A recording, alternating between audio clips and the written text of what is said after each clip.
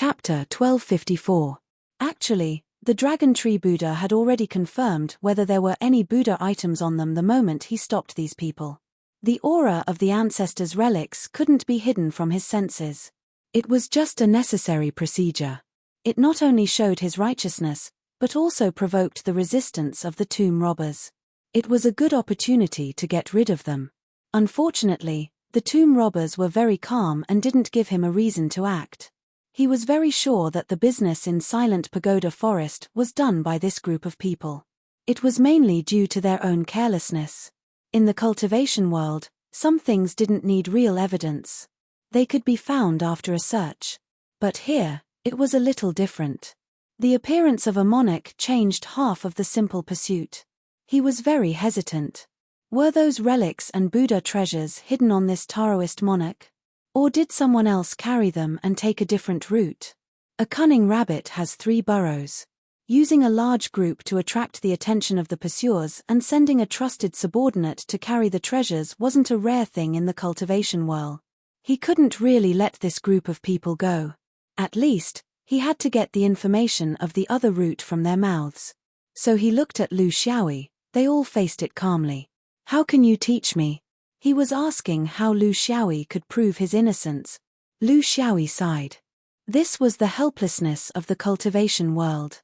When you really didn't want to cause more trouble, trouble wouldn't give you a chance to get rid of it.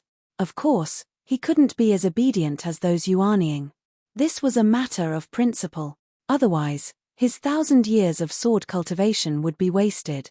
And even if he could prove his innocence, this monk would still find other reasons to make things difficult for them until he achieved his goal. Actually, he didn't have many choices to respond.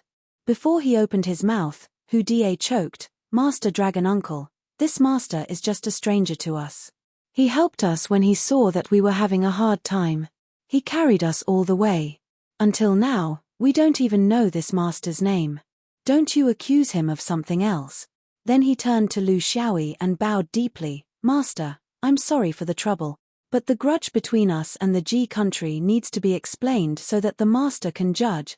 The reason why the Buddhists in the Ji country think that we are the culprits is because we have a grudge against each other, so we are the most suspicious. I'm not going to waste my breath. We're just a small sect. Because we couldn't hold our ground in the Ji country, we were chased out by the Buddhists. So, the Buddhists thought that we had a grudge against them and were waiting for a chance to take revenge. Therefore, everything has its origin. We are not the tomb robbers that everybody in the cultivation world hates." What Hu Da said was a lot of information. In fact, the reason behind it was not clear. It took a slap to make a sound, and a fly would not bite a seamless egg. At the very least, one bullied others with power, while the other dug up your ancestral roots. Each had their own ruthlessness. However, these small forces could only flee in panic after being ruthless. This was the fate of the weak. Uncle Long thought he was just talking nonsense. He looked at Lu Xiaoyi. His meaning was clear. "How can you prove that you have nothing to do with this?" Lu Xiaoyi really couldn't prove it. At the very least, it was impossible for him to accept the method of proof. "I've cultivated for 1,000 years, but I've never been searched before. Why, does the Ji country's Buddhists want to set a precedent here?" Long Shu refused to budge. "Everything has a beginning. Our Ji country's Buddhists are not unreasonable. If you want to blame someone, blame yourself for getting involved with these people. You're traveling alone. Do we have to find trouble with you, a perfected monarch?" Lu Xiaoyi spread his hands. "Then there's nothing to talk about. I have to continue traveling. The old rules of the cultivation world. If you can stop me, then stop me. If you can't, then go back and ask for help." He was too lazy to say anything more. He turned and left. This was actually giving Hu Da and the rest a chance. If these people still didn't know how to take the chance to escape, then they really couldn't be saved. He left without hesitation.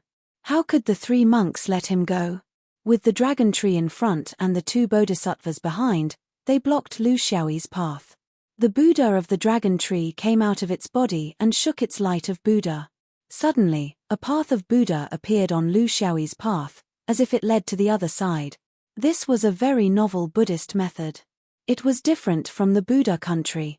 There was no Vajra Dharma, but it fully expressed the true meaning of Buddhism. It was Long Shu's best skill, Nirvana Buddha aura. If one continued to walk until the end of the path, then the person would also reach the end. They would either submit to Buddhism or die. However, there wasn't a trace of smoke or fire. It was as if the cultivator's life was integrated into this Buddhist path. It was really a brilliant application of the Nirvana Tao. The beginning of the path was the beginning of life, the end of the path was the end of life. As for the application of the Tao state, the two bodhisattvas behind him were full of praises. Draconic Tree's Nirvana light was famous even in the G country. Even the great Buddha of the Sun God was full of praises for it. In fact, it was the most suitable method at the moment. It not only gave the Daoist a chance to turn back, but also clearly informed him of the consequences of being stubborn. It wasn't that they were afraid of killing, but they still wanted to know the specific whereabouts of the Buddhist treasures from him. G country's Buddhism placed great importance on chasing down this group of tomb robbers. Therefore, although they only sent 3 of them, in terms of strength, the 2 of them were actually enough to wipe out this small force that didn't know when to advance or retreat. This wasn't arrogance, but because they knew each other very well after interacting with each other for a long time. Now that martial uncle Long Shu was in charge, there was even less to worry. They were both guardian monks who had dealt with all kinds of disputes outside for a long time. They were very experienced in facing enemies. In fact, they knew very well that the best strategy now was to let Long Shu deal with this strange Daoist alone. The 2 of them should focus on the 10 Yuanying to prevent them from escaping. However, it was also because of their rich battle experience that they noticed that this Daoist was different from the others. It was a feeling of extreme danger that they rarely encountered in their lives. Because the 2 of them were also existences who could fight against ordinary perfected lords alone, but now, even they felt danger from this Daoist. This was actually just because Lu Xiaoyi had just become a perfected lord and couldn't perfectly conceal his aura. A swordsman who could make others feel danger wasn't a good swordsman. The best swordsman should be the kind that even the enemy would feel like they were bathing in the spring breeze. It was because they felt the danger from this Daoist that the 2 bodhisattvas followed far behind their martial uncle. In their opinion, with the strength of these tomb robbers, even if they let them go for a period of time, they wouldn't be able to escape. The key was that this perfected lord was the key to solving the problem. In their eyes, martial uncle Long Shu stood at the head of the path of Nirvana in the Buddha's light while the Daoist ran on the path of Buddha as if he didn't feel anything. It formed a beautiful picture as if a Daoist was running into the arms of Buddha. It was very meaningful. This was the true Buddhist Dharma.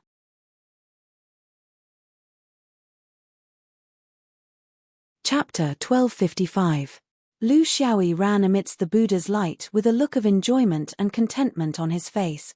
It was as if he did not know that his final destination was in the depths of the Buddha's path. He ran and ran like an idiot. But the more he ran, the more surprised the dragon tree who was standing at the end of the path. Because he realized that this guy seemed to have almost run out of the Buddha's path, but he did not seem to have done so. It was a very strange feeling. The path to the Nirvana realm was only a relative term. In reality, whether it was Lu Xiaoyi who was running wildly, the dragon tree who was not in a hurry, or the 2 bodhisattvas who were far behind, they were all moving at lightning speed. Running out of the Buddha's path was just a feeling. In fact, the Buddha's path itself was a feeling, and it did not refer to the actual path. The dragon tree Buddha's Dharma did not take much time. He did not really need to run to the end of the world. In his feeling, once you ran to the end of the path, that was the end.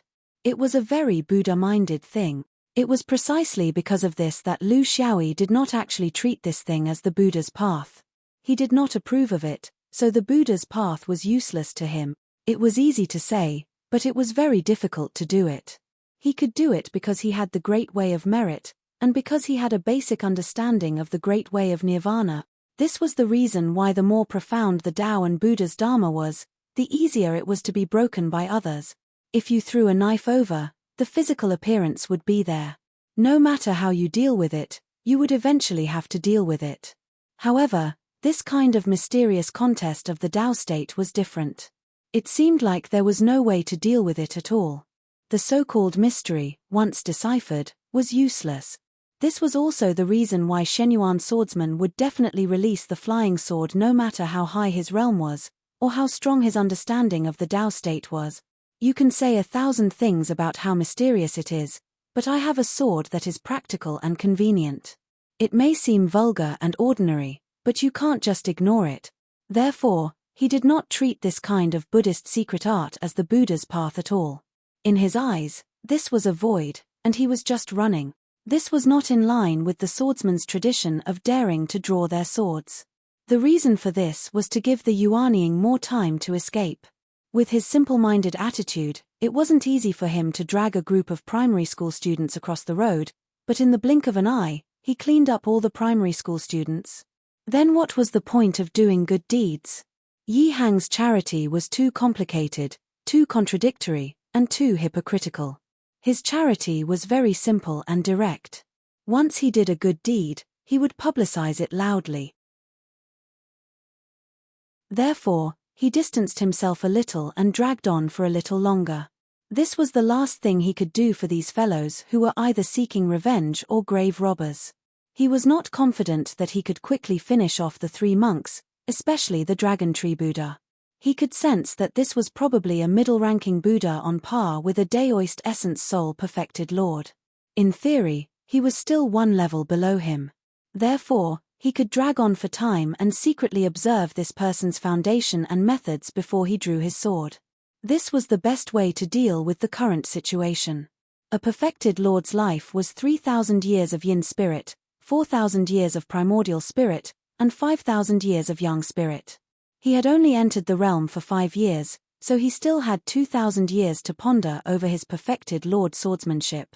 It was too arrogant to say that he could instantly kill a primordial spirit perfected Lord. The dragon tree finally felt that something was wrong.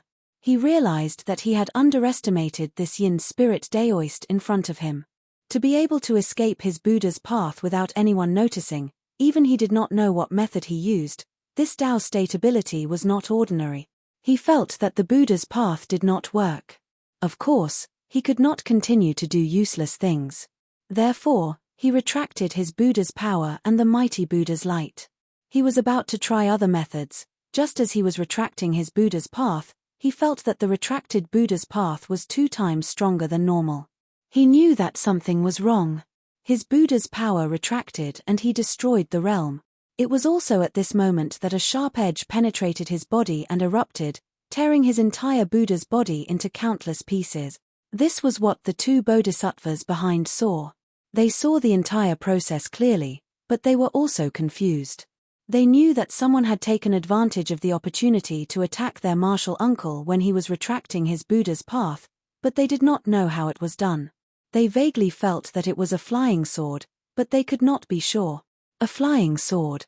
They knew that they were in big trouble.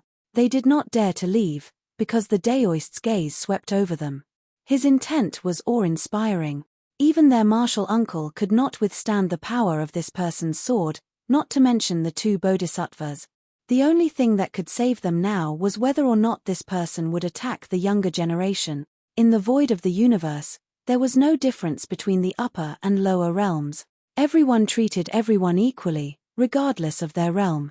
However, there were some ancient orthodoxies that still abided by their ancient traditions and did not attack those of lower realms. Such orthodoxies were rare, especially in the era of the collapse of the Great Tao. However, if there were any, the proud orthodoxy of the sword vein would definitely be among them. This was their only chance of survival. The Daoist shrugged. Your master is not dead. He just died once. So, do you still want to search my body to prove my innocence? The 2 bodhisattvas smiled bitterly. They had no choice but to bow under the eaves. Even if they were proud and did not back down when facing a Daoist perfected monarch, there were still people in this world who were prouder than them. It was not embarrassing to bow down to a perfected monarch of the sword vein. This was a common understanding among Buddhists. We have eyes but failed to recognize the spirited mountain. Since you are an expert of the sword vein, You will not participate in such filthy matters. Actually, if you had revealed your identity earlier, my martial uncle would have known that this was just a coincidence the moment you drew your sword. Lu Xiaoyi smiled. Since you know about the sword vein, you should know the swordsman's way of doing things. If he did not kill, why would he draw his sword? As for me, first of all, I wanted to help those little Yuanying. I have killed countless people in my life and have not done many good deeds. Now that I have done a good deed, you should let them spread it around for me. Otherwise, wouldn't I have done it for nothing? Moreover, your family's adults are quite capable and have made my heart itch. So, I will let you follow me for a while to give those little Yuanying a chance to escape. You will fulfill my wish, right? His words were all true, but the two bodhisattvas broke out in cold sweat after hearing it. This was the most standard swordsman, the most simple reason. It couldn't be any more straightforward. To be able to speak of shamelessness in such an open manner, to be able to speak of bloodthirstiness in such a matter-of-fact manner, there seemed to be no other swordsman in this world. The worst thing was that they were very clear that there was no such tyrannical swordsman in the Heaven's Choice continent. Although there were some people who were imitating swordsmen, they could not emulate the charm of a real swordsman. He was not a swordsman of the Heaven's Choice continent, and he was wandering around the Heaven's Choice continent as if he was taking a stroll in front of his own home. Then, thinking about how the Heaven's Choice cultivators had been preventing certain orthodoxies from getting close to a certain domain for the past few hundred years, this person's roots were on the verge of being revealed. It was not that they were afraid of the enemy, but in the Heaven's Choice continent, who was not afraid of this orthodoxy? So be it if they followed. On the bright side, this orthodoxy was the most trustworthy. They did not have to worry about their lives. Buddha bless them.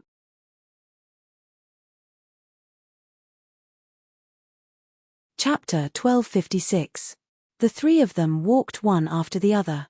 Lu Xiaoyi did not force them, but the two bodhisattvas did not dare to have the slightest disloyalty. They knew very well that nothing would happen if they were obedient, but if they dared to do anything, they would regret it. Do you think I'm bullying the weak, ignoring the concept of right and wrong, and condoning tomb robbing? Lu Xiaoyi joked. It seemed that he had not fully adapted to his role, and had not yet cultivated the aura of an elder in front of Yuanying. The two bodhisattvas did not want to answer, but they did not dare not to. Was there a need to answer such a simple question? I think you have your considerations, but in the world of cultivation, such behavior violates the bottom line. Lu Xiaoyi shook his head. Everyone's considerations are from their own point of view. I've lived for more than 1,000 years, but I've never seen the so-called thinking from another's point of view. Thinking from one's own point of view, that's what a person is. He looked at the two. He was not born to like preaching, but he was very wary of Buddhism. This came from his judgment of the general trend of the universe. In terms of the realm, there was the possibility of Heaven's Choice, Juzian, or other powerful realms stirring up trouble, but in the context of the universe, the chaos of several realms was really nothing. In his opinion, the competition between orthodoxies was more dangerous than the war between realms. That was the true nature of the universe, and no one was spared. And in the orthodoxies, one could never bypass the hurdle of Buddhism. The sword vein, ancient beasts, and innate spiritual treasures were certainly threats, but because of the size of each, in the future of the new era, they could only change the situation a little. Specifically, in terms of Tao, there might only be one or two changes, such as the sword Tao tablet. When all kinds of threats were exaggerated to the extreme, it was as if everyone's eyes were on a certain sword lunatic from 10,000 years ago, on the body vein that had always been unwilling to give up, on the path of faith that was ready to stir, and on the innate spiritual treasures that had always stood aloof from worldly affairs. However, he had forgotten that the most likely event in the future would be a simple challenge between number 2 and number 2. That was the essence of it. However, this eternal number 2 seemed to be especially quiet before the big change. It was as if they were already used to this position and didn't want to make any changes. Was it because there was no hope for the number 1 position, or was it because the number 2 position was very stable? Lu Xiaoyi didn't think so. However, his trip to the Heaven's Choice continent this time around was limited by his cultivation level and the fact that he had more important upper realm requirements. He had basically gained nothing from coming into contact with the Heaven's Choice Buddhist sect. But the next time he came here, he wouldn't do this again. Therefore, he chatted with these little monks, not because he really wanted to learn something from them, because they themselves might not know anything. He just wanted to use them as a catalyst, a way to pull out a thread. It might be useful, but it might not be useful. Since flying was lonely and he had nothing to do, he wouldn't feel tired even if he chatted a bit more. Your hatred comes from the theft of the pagoda forest of the ancestors. Their anger came from the oppression of their living space. To you, the solitary country doesn't tolerate any orthodoxies other than the Tao of Nirvana. To them, why should their ancestral land be occupied by others?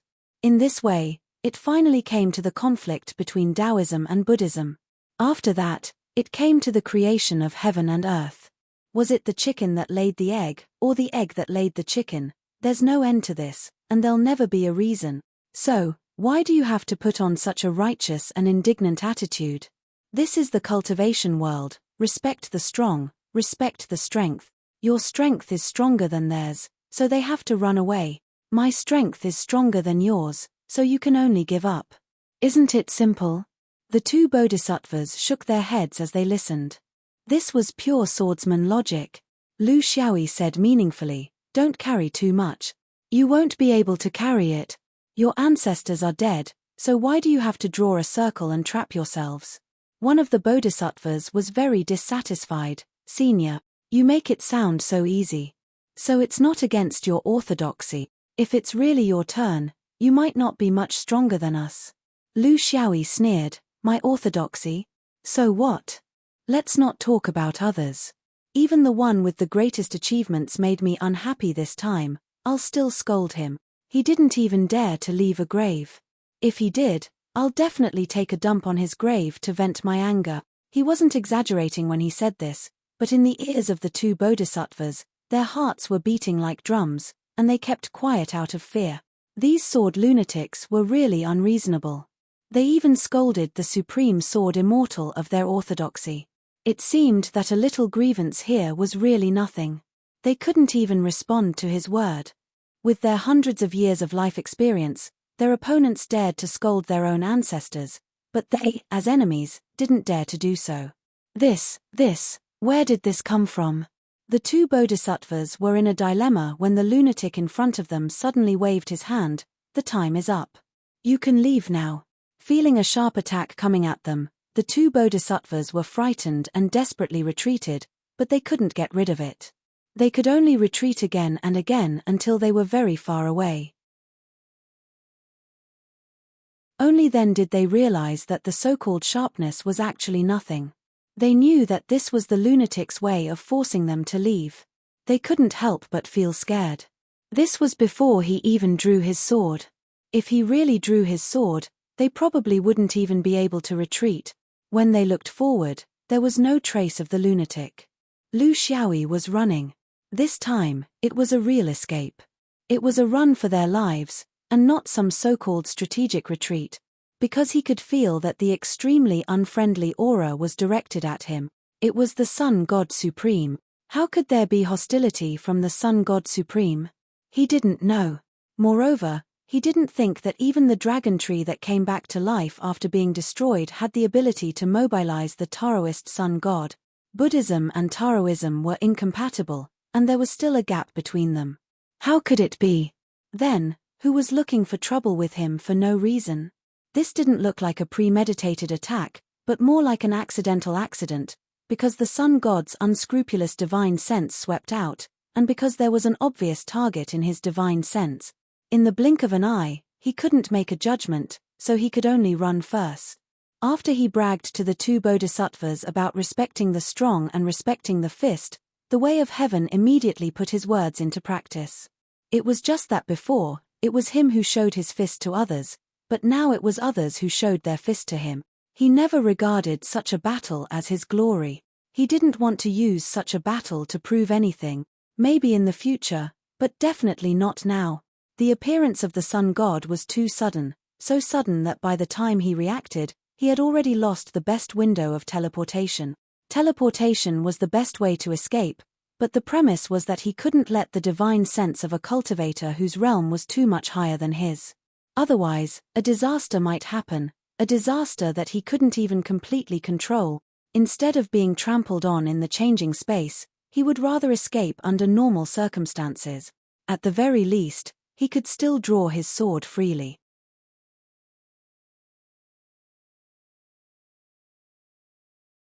Chapter 1257. The distance between the two of them was rapidly closing. In the void of the universe, the distance between two cultivators was determined by the discovery of their divine senses, the locking of their divine senses, the attack range, and the line of sight. Because of the difference in realm, when he discovered the sun god, the other party had already locked onto him with his divine senses. This meant that when he used teleportation, it was possible to interfere with or even defeat his teleportation. The key was that his mastery of the Tao of space was still very limited. Therefore, he couldn't counterattack. In terms of attack range, he couldn't make the first move. Even though his flying sword was famous for its long-range attack, there was still a gap between him and an experienced yang spirit with his new yin spirit ability. Therefore, when the other party could beat him up, his short hands couldn't reach the other party. He was helpless, but this was the gap between them. If the sun god was determined to beat him up, he really couldn't do anything. Of course, because the distance was too far, the sun god's attack might not be able to exert its full power. There was no communication.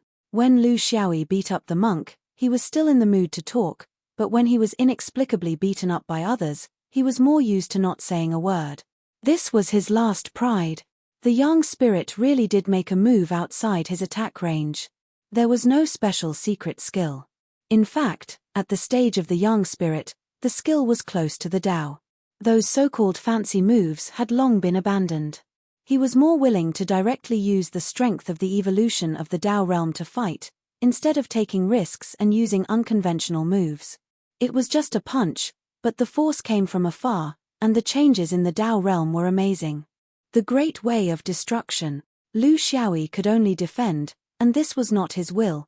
The flying sword left his body and split into nearly 1,000,000 rays.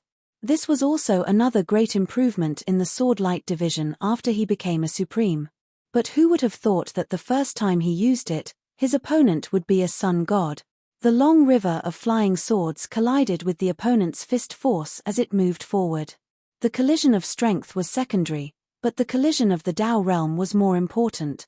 What should he use to deal with the great way of destruction? The standard answer was that any innate great way would do. As long as one's comprehension of the great way was no less than that of the sun god, this answer was meaningless. In terms of targeting, Tai Chi, creation, and nirvana were all extremely targeted and could achieve twice the result with half the effort.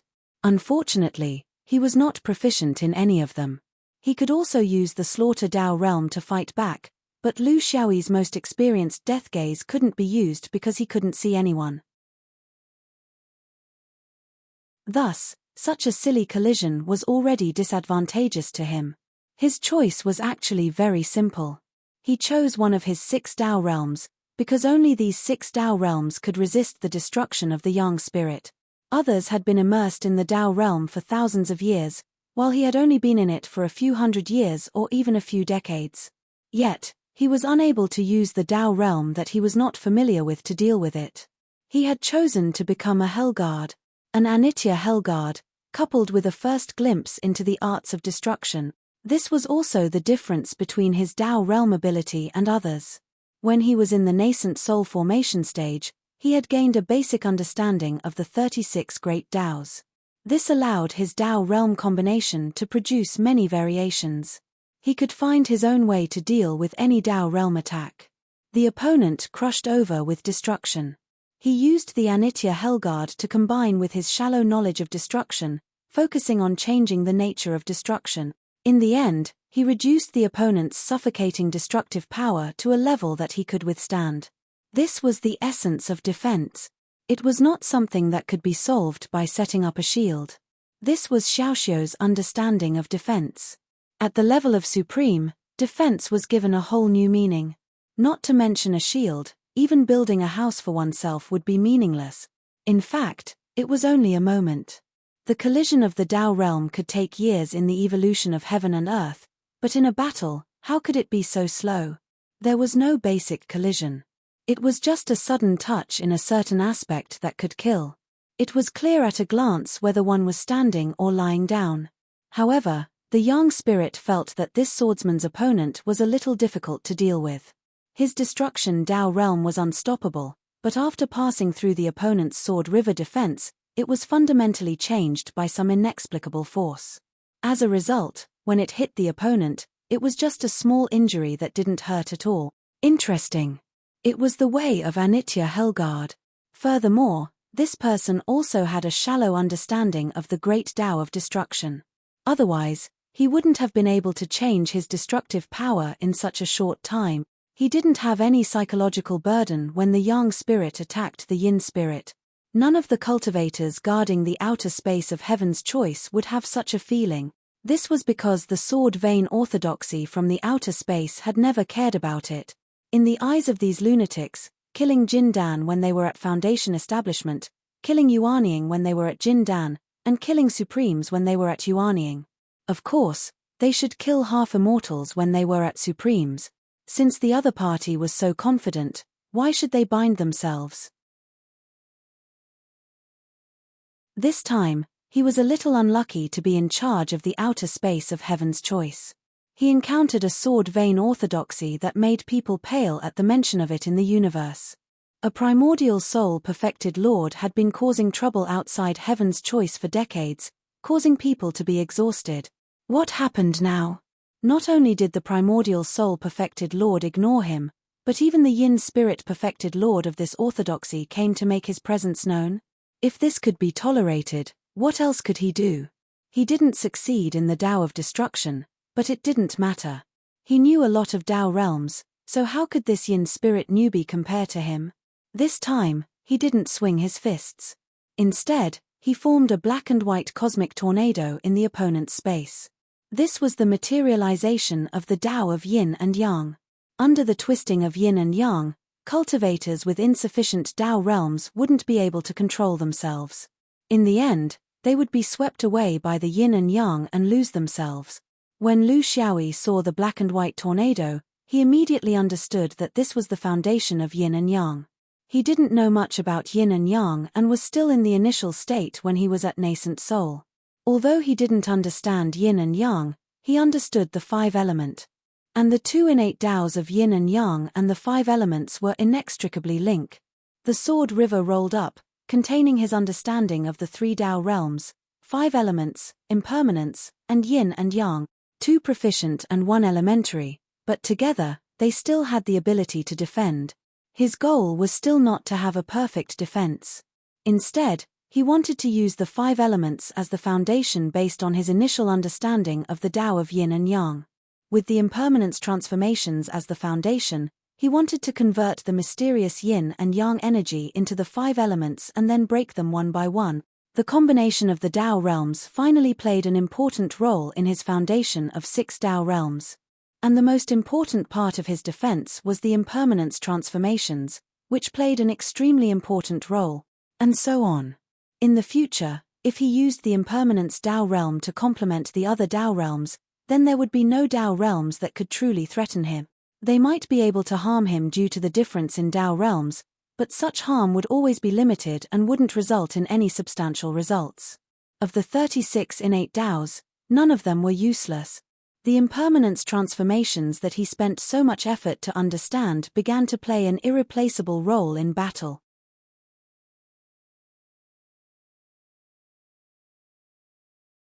Chapter 1258.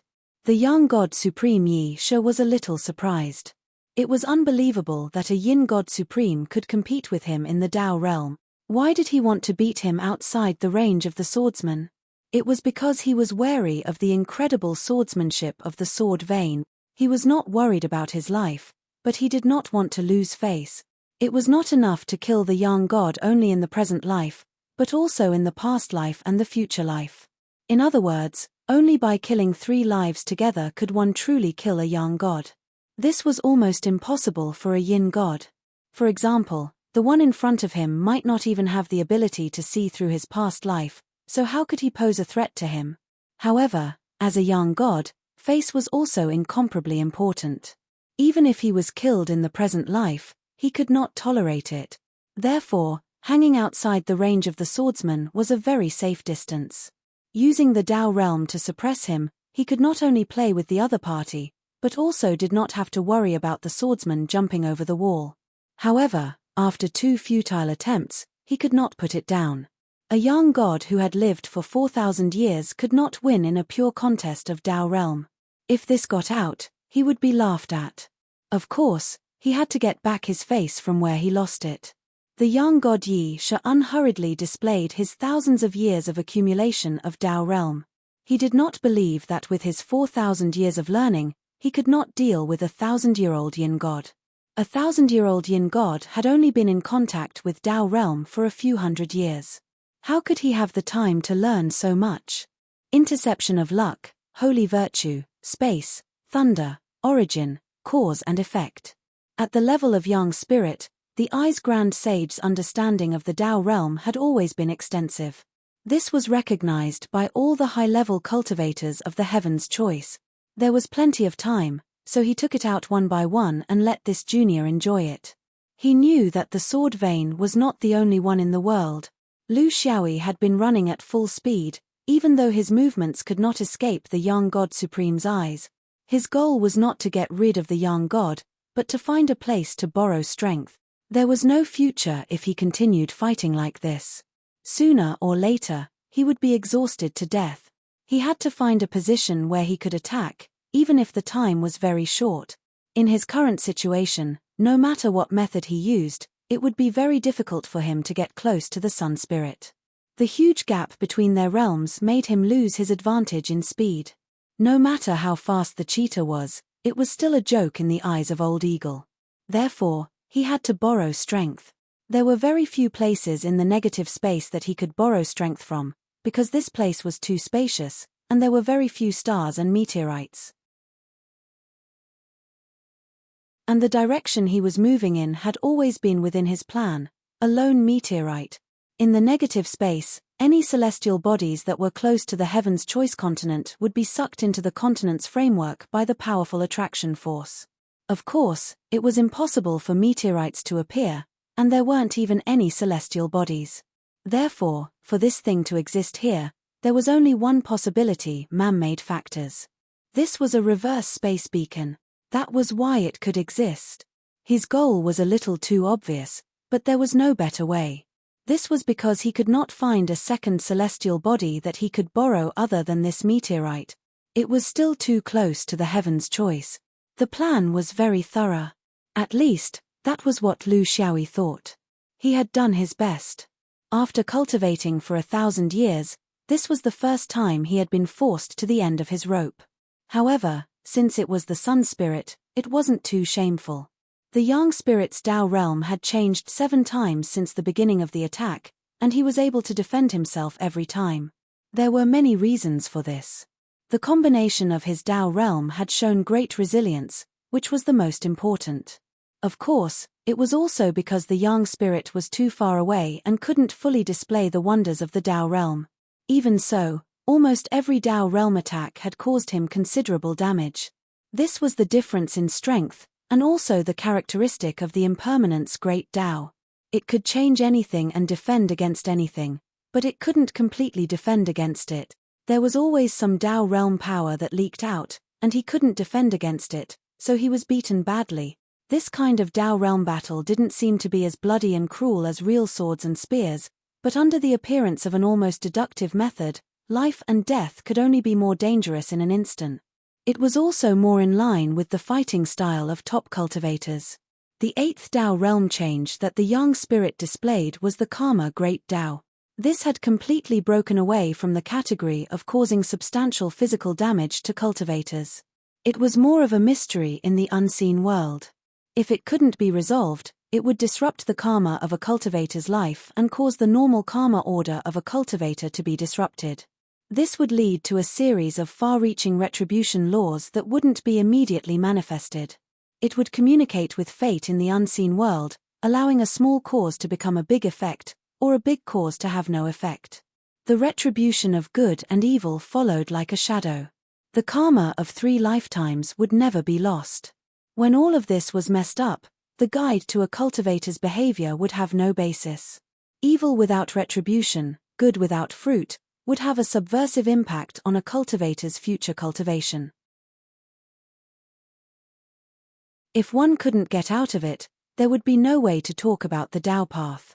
Lu Xiaoyi didn't use his sword, and this wasn't something that could be solved by using his sword. The karma duel between the two was more like a discussion of the Tao.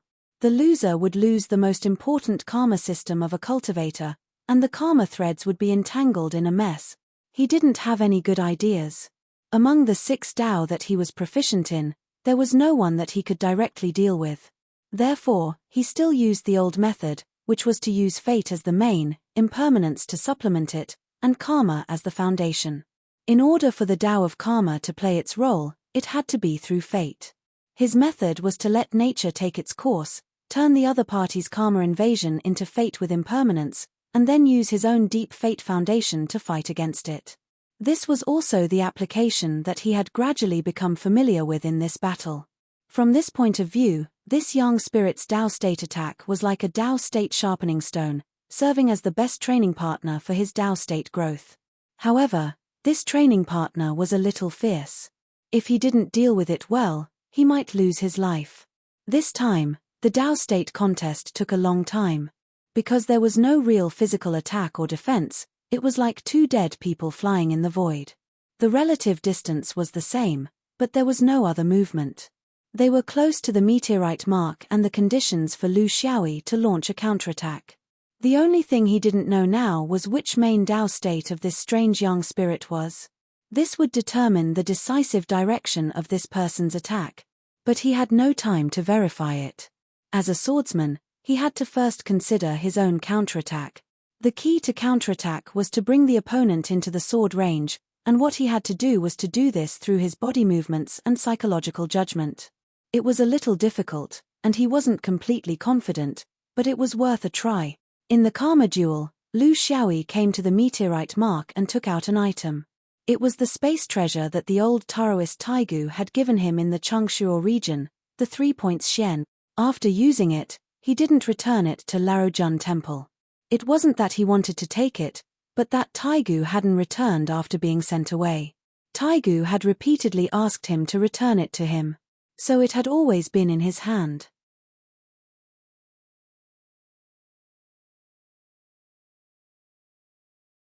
Chapter 1259. 3-point Xian could create an independent space. Of course, whether or not it could avoid the perception of the other party's young god depended on the level of their spatial Tao realm. No matter what, this was indeed a spatial treasure. Lu Xiaoyi's spatial ability was only at the entry level, but now that he had become a monarch and used this thing again, with the bonus of the treasure, it was worth looking forward to whether or not he could contend against the young god.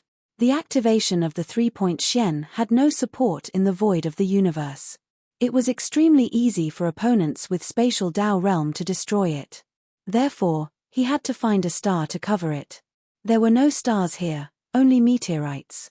In the application of the spatial Tao realm, it was very important to have such a physical barrier. The key was that Lu Xiaoyi did not immediately use the 3-point hyacinth. He had only activated it and placed it here as a backup. Therefore, he needed a meteorite. This was the consequence of not having enough understanding of spatial Tao realm. He could not do as he pleased. He put down the 3-point Xian and drew a sky, especially when there was a road sign hidden in the meteorite beside him. This was what he had done in the Changshuo realm. He had once sent a large number of void beast. Now, he was very familiar with doing it. It was also his chance to turn the tables. The time had come. He no longer hesitated. He did not care that the spatial passage drawn by the 3-point Xian behind him had begun to take shape. With a flash of his body, he had already disappeared from his original spot. The next moment, he had already entered the range of the young god's flying sword. This was the enhanced version of teleportation. It was a comprehensive application of swordsmanship and spatial teleportation. The advantage was that it was farther than teleportation, and it also had an extremely short stiffening time. As soon as he appeared, the flying sword shot out, heading straight for the young god who was still out of his sight. But his efforts were destined to be in vain. This time, he did not enter the area where he could not escape. It was like a missile that had been locked on and fired. If the other party turned around, he could still fly out of the missile's range. As soon as he approached, Yisai immediately sensed it and had expected it. He was just curious why the swordsman had only started to fight to the death now. He smiled and even had the time to dust his sleeves. He deliberately waited for the flying sword to attack before he leaped back. The young spirit's ability to escape was no small matter. It was not something that Lu Xiaoyi could compare with. His body moved with the space, and his figure was like a shadow. With just this jump, he immediately escaped out of the range of the flying sword. It was not that he thought that he was really in danger, but that he was completely confident that he could solve the problem from a distance. Then, why did he give the swordsman a stage? These hateful Shenyuan sword cultivators' favorite method was to force their opponents to the point where they couldn't even use their trump cards. Today, he was going to give them a taste of their own medicine. This was also a psychological battle of wits and courage. Lu Xiaoyi was not surprised at all. How could he approach a young spirit in such a simple way? It was not swordsman the flying sword Xian, the flying Xian, the swordsman, the Xian. This time, it was a super long-distance sword Xian. He relied on the flying sword that he had buried near the meteorite to measure himself back. Then, he plunged headfirst into the already prepared 3-minute profound space. Yisai's reaction was very fast, but before he could react, there were two variables that he could not ignore. One was the space passage that the opponent had secretly set up behind the meteorite. Of course, such a small action could not be hidden from his perception. In fact, from the moment the Yin god cut open the space, he knew it in his heart. Of course, Lu Xiaoyi did not know which Yisai's main Dao realm was, because his main Dao realm was actually the space Dao realm. This was a trap. He had been beating the swordsman and deliberately distancing himself. In fact, he wanted the swordsman to lose his patience and then use the space Dao realm to leave or approach. Then, when the swordsman used the space Dao realm, he would use the space ability that he was best at to deal with him. Now it seemed that the first approach was to force him to distance himself, and then return to enter the space passage to leave. It was also a very good tactic. He was sure that because the swordsman had been running all this time, the final escape was also in line with his personality. Another variable was that, in his perception, another sharp aura was rapidly approaching him. This aura was so familiar, because he had been fighting with this lunatic in this space for dozens of years. He was different from the Yin god swordsman in front of him. This one was the Real young god swordsman, an existence like him. To him, he had suffered a lot from this fellow all these years. He was very clear about the difference in strength between them. Perhaps the difference in their cultivation level was not big, but if they really fought, he would definitely not be a match for him. After dozens of years of encirclement, they, the heaven's chosen cultivators, were unable to do anything to this Shenyuan swordsman. This was a fact. Now, after beating the young one, the old one must be coming for revenge. In an instant, Yisha made a decision. He had to prioritize things. This was the basic quality of a great cultivator. Otherwise, if he did not prioritize things, there would be endless trouble in the future.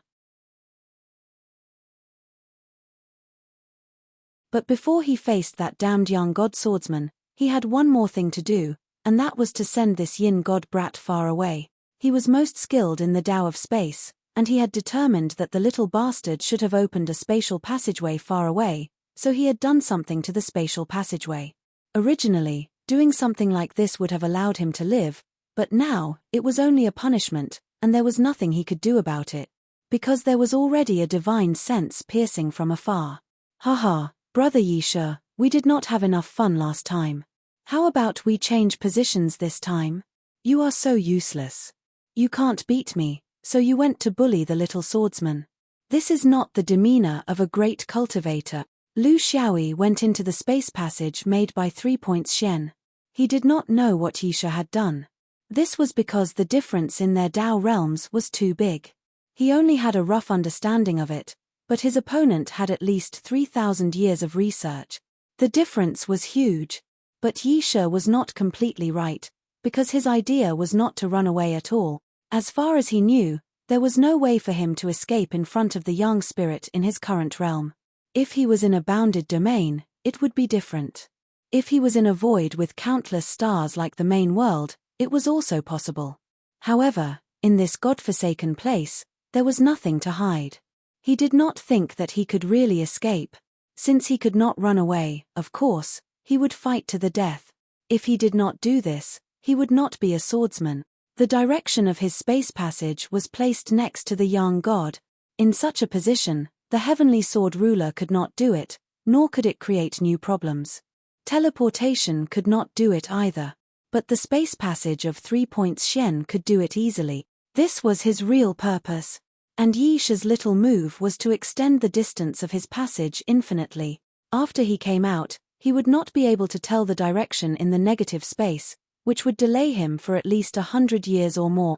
It was not that Yi Shi did not want to do something big, but first, it was a long distance and difficult to control. Second, it was easy to be discovered by others. It was better to just extend the distance without anyone knowing. When the brat came out, he would know that he had been sent to a completely unfamiliar place in the negative space. Find the way. You are courting death.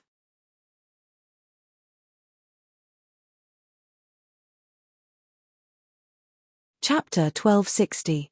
P.S. First of all, thank you to Milky Way Alliance Orange Fruit 2021 for your support.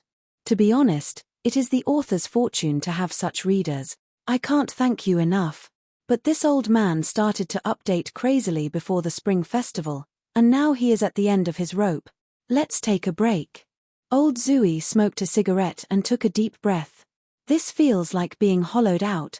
Lu Xiaoyi traveled through the space tunnel, prepared to fight to the death. He had just become a monarch, and he was about to die, but that did not make him feel much emotional. He had been waiting for this day for a long time, but he did not expect it to be like this. He vaguely knew that to kill the sun god, he had to kill its 3 lives. But he was a little confused as to how to kill it. Then in this fight, if he could not kill its 3 lives, would he be able to kill its present life? That was what he wanted to know the most. He had only cultivated for 1,000 years, and he had already promoted his opponent to the sun god. Was this ability to attract hatred innate? Let's do it. He could see that in this life, he could no longer be as low-key and reliable as a normal cultivator. He wanted to be a riceworm, but he became a pest. He wanted to be a spell cultivator, but he became a swordsman. He finally knew what kind of mentality those so-called trendsetters in history had. That was when thousands of people were watching the tide of Qiantang, some unlucky person fell into the sea, and then he became the trendsetter in everyone's heart. Get a hammer. It was all for the sake of his dog life. There was light in front of the tunnel. Although it was his first time entering the space tunnel, and there were many places he was not familiar with, at least he knew that this was the end. It was time to see the result. The flying sword rushed out, and stopped in front of him. This was the advantage of using the space tunnel. It was not like teleportation, where there would be a short moment of distraction. The position he had set was the position of the sun god. Of course, it was impossible to coincide with hundreds of thousands of miles of space, but there was still hope for him to be included in the flying sword's reign. In the life of a swordsman, this was often helplessness. Other than fighting with your life, what else could you do? The swamp of peace was filled with poisonous fog, poisonous insects, and countless traps. This was not a place where mortals or beasts could enter. Even beasts with lower cultivation levels did not dare to approach. However, this was nothing to the gifted immemorial beasts. In the center of the swamp, there was a square building that was several hundred feet tall built with beast bones. To humans, it was very crude, but to demonic beasts, it was the most suitable altar in their hearts. This was the Northern Territory, the northernmost piece of land in the heavenly Grace mainland. Although it was called the Northern Territory, it actually occupied close to 30% of the Heavenly Choice mainland surface area. On one hand, it was because of the terrifying strength of the masters here. On the other hand, It was also a principle of the relationship between humans and taigu beast. If the place was big enough, they shouldn't come out to stir up trouble in the human world. Otherwise, when the humans turned out in full force, even immemorial beasts would be wiped out. This was the world of the ancient beast. Beside the altar of peace, big and small, fat and skinny, beautiful and ugly, flying and crawling, thousands of ancient beasts were gathered together, staring at the altar as if they were waiting for something. In the history of the heavenly choice mainland, this was the place where the ancient beasts would worship. However, most of the time, only half-immortal level ancient beasts could participate in the worship. Then, a few hundred years ago, all the half-immortal old ancestors were captured and sent to an unspeakable place. Now, it was these true monarch-level taigu beasts' turn to make the decision. To the ancient beasts, there was no such thing as yin spirit, yuan spirit, or yang spirit. They were not separated as clearly as humans, and only had a rough understanding of the realms. For example, there were a few hundred true monarch-level beasts and thousands of yuanying beasts standing here, but they would only call each other senior monarch or junior monarch. There was a reason for this. Only demonic beasts with ancient bloodlines could be called monarchs. Those with mixed bloodlines that were not noble enough could not be called monarchs, no matter what realm they were in. Actually, the so-called mixed bloodlines were just the product of these ancient beasts being bored and energetic during their daily lives with other ordinary beasts. After millions of years, their bloodlines had long been mixed together, so how could it be clear? However, those who participated in the worship had to have pure bloodlines, and could not be careless. Because they were worshipping the ancestors of the ancient beast. Previously, it was half-immortal ancient beasts worshipping immortal beasts. Now, it was normal ancient beasts worshipping half-immortal beasts. To the ancient beasts, the people they worshipped were also divided into different levels, and could not be surpassed. Worship was a type of religious activity, and originated from the belief of harmony between heaven and earth. Religion was also divided into the belief of heaven and earth and the belief of their ancestors. Humans would place more emphasis on the belief of heaven and earth. As for the demonic beasts, they did not think so much. Of course, they would place more emphasis on the belief of their ancestors. The two words worship focused on reporting to the ancestors and heaven and earth. Worship focused on hoping that the ancestors of heaven and earth would give them new guidance, teachings, and inspiration for their future work. In the upper half of the worship, the left side was a beast, the right side was a hand, and below was God. In worship, the left side was God, and the right side was Sai. There was an inherent difference. Compared to today's worship in the Swamp of Peace, the main purpose was to worship. They wanted to ask their half-immortal ancestors about the future development of their clan, the changes in the trend, and the direction of their action. Under the collapse of the Great Tao, even the usually calm and intelligent humans could not remain calm, not to mention them who were born with heaven and earth. They were even more uncertain. In the new era, as long as it was an intelligent creature, they would consider their position and future in the future world. This was inevitable. Did they need to leave Heaven's choice continent? Did they need to join hands with Heaven's choice continent to attack the origin world? If they did not leave and stayed in the empty Heaven's choice continent, where would the future of the ancient beasts be? Following the crowd was not only an old problem of humans, it was also an old problem of demonic beast. When the people beside you raised their heads to look at the sky, if you did not look, you would feel that you would lose something. Even if there was nothing in the sky, only a few pieces of bird poop. Actually, a few hundred years ago, when those half-immortal ancestors left, which one of them did not give advice to the younger generation in the clan? But advice was one thing, it could not go against the changes in the environment. Seeing the Great Tao collapsing one after another, it would be nonsense to say that they were not anxious. What was worse were those human neighbors. They were restless. All kinds of preparations, countless connections, and the visit of the great world of the origin world, as well as the rarely seen Heaven's Choice cultivators starting to fortify the outer space of Heaven's Choice continent to prevent unrelated spies from sneaking in, all of this showed what it meant. Although after millions of years, humans and primordial beasts never saw eye to eye with each other. Humans despised the primordial beasts for being crude and barbaric, while the primordial beasts despised humans for being cunning and treacherous. But privately, the primordial beasts were still convinced by the intelligence of humans. Humans were the rulers of the immortal court. Even so many humans had started to raise their heads to look at the sky, then as ancient beasts, it shouldn't be a problem to occasionally look at the sky, right? Even if a meat pie dropped, they could still take a bite out of it. They could not let the humans take all the advantages, right? Unable to make a suitable decision, they could only worship their ancestors and hope to receive some advice from them. This was the reason why the ancient beasts in the Heaven's Choice continent were getting more and more frequent.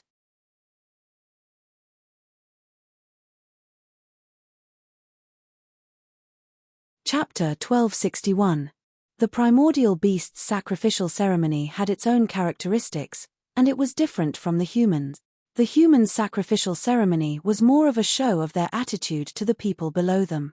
In fact, they didn't really care whether the ancestors of heaven and earth said anything or not. Even if they did, they would suspect that something was behind it to confuse the public. The primordial beast's sacrificial ceremony was much more practical. They really showed signs, but they didn't show any signs. Usually, the good ones didn't show up, while the bad ones did. This was because in the long process of fighting against the humans, they were often played in the palms of the humans due to their inferior intelligence. Of course, the primordial beasts wouldn't admit this. They always hoped that their ancestors would give them some kind of revelation to light up their future path. The primordial beasts' practicality was also reflected in their sacrificial ceremony. They put in a lot of effort and used the power of their bloodline that humans didn't have. In this aspect, humans were indeed incomparable, because their bloodlines were more mixed. Humans evolved through mixing, while primordial beasts relied on purity to continue their strength. This was the fundamental difference. This sacrificial ceremony had been going on for a long time. Firstly, the primordial beasts were very sincere. The procedures were very complicated, and they weren't willing to cut corners. Secondly, because there were too many ancestors, it was very time-consuming to perform them one by one.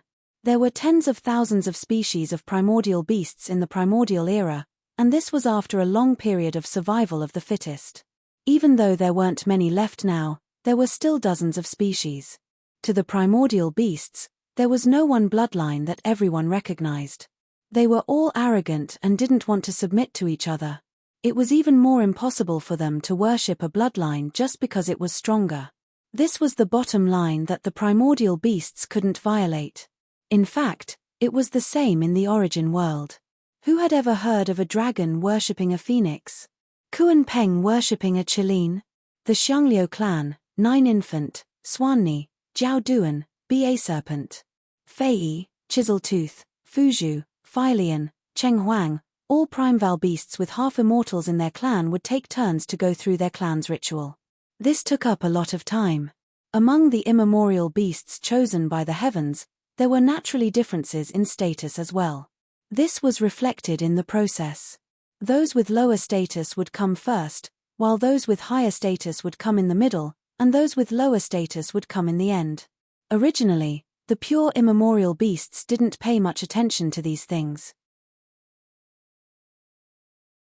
They were all immemorial beasts, but after being influenced by humans for a long time, they didn't learn much about the good things, but they did learn a lot about these fake and stupid rules.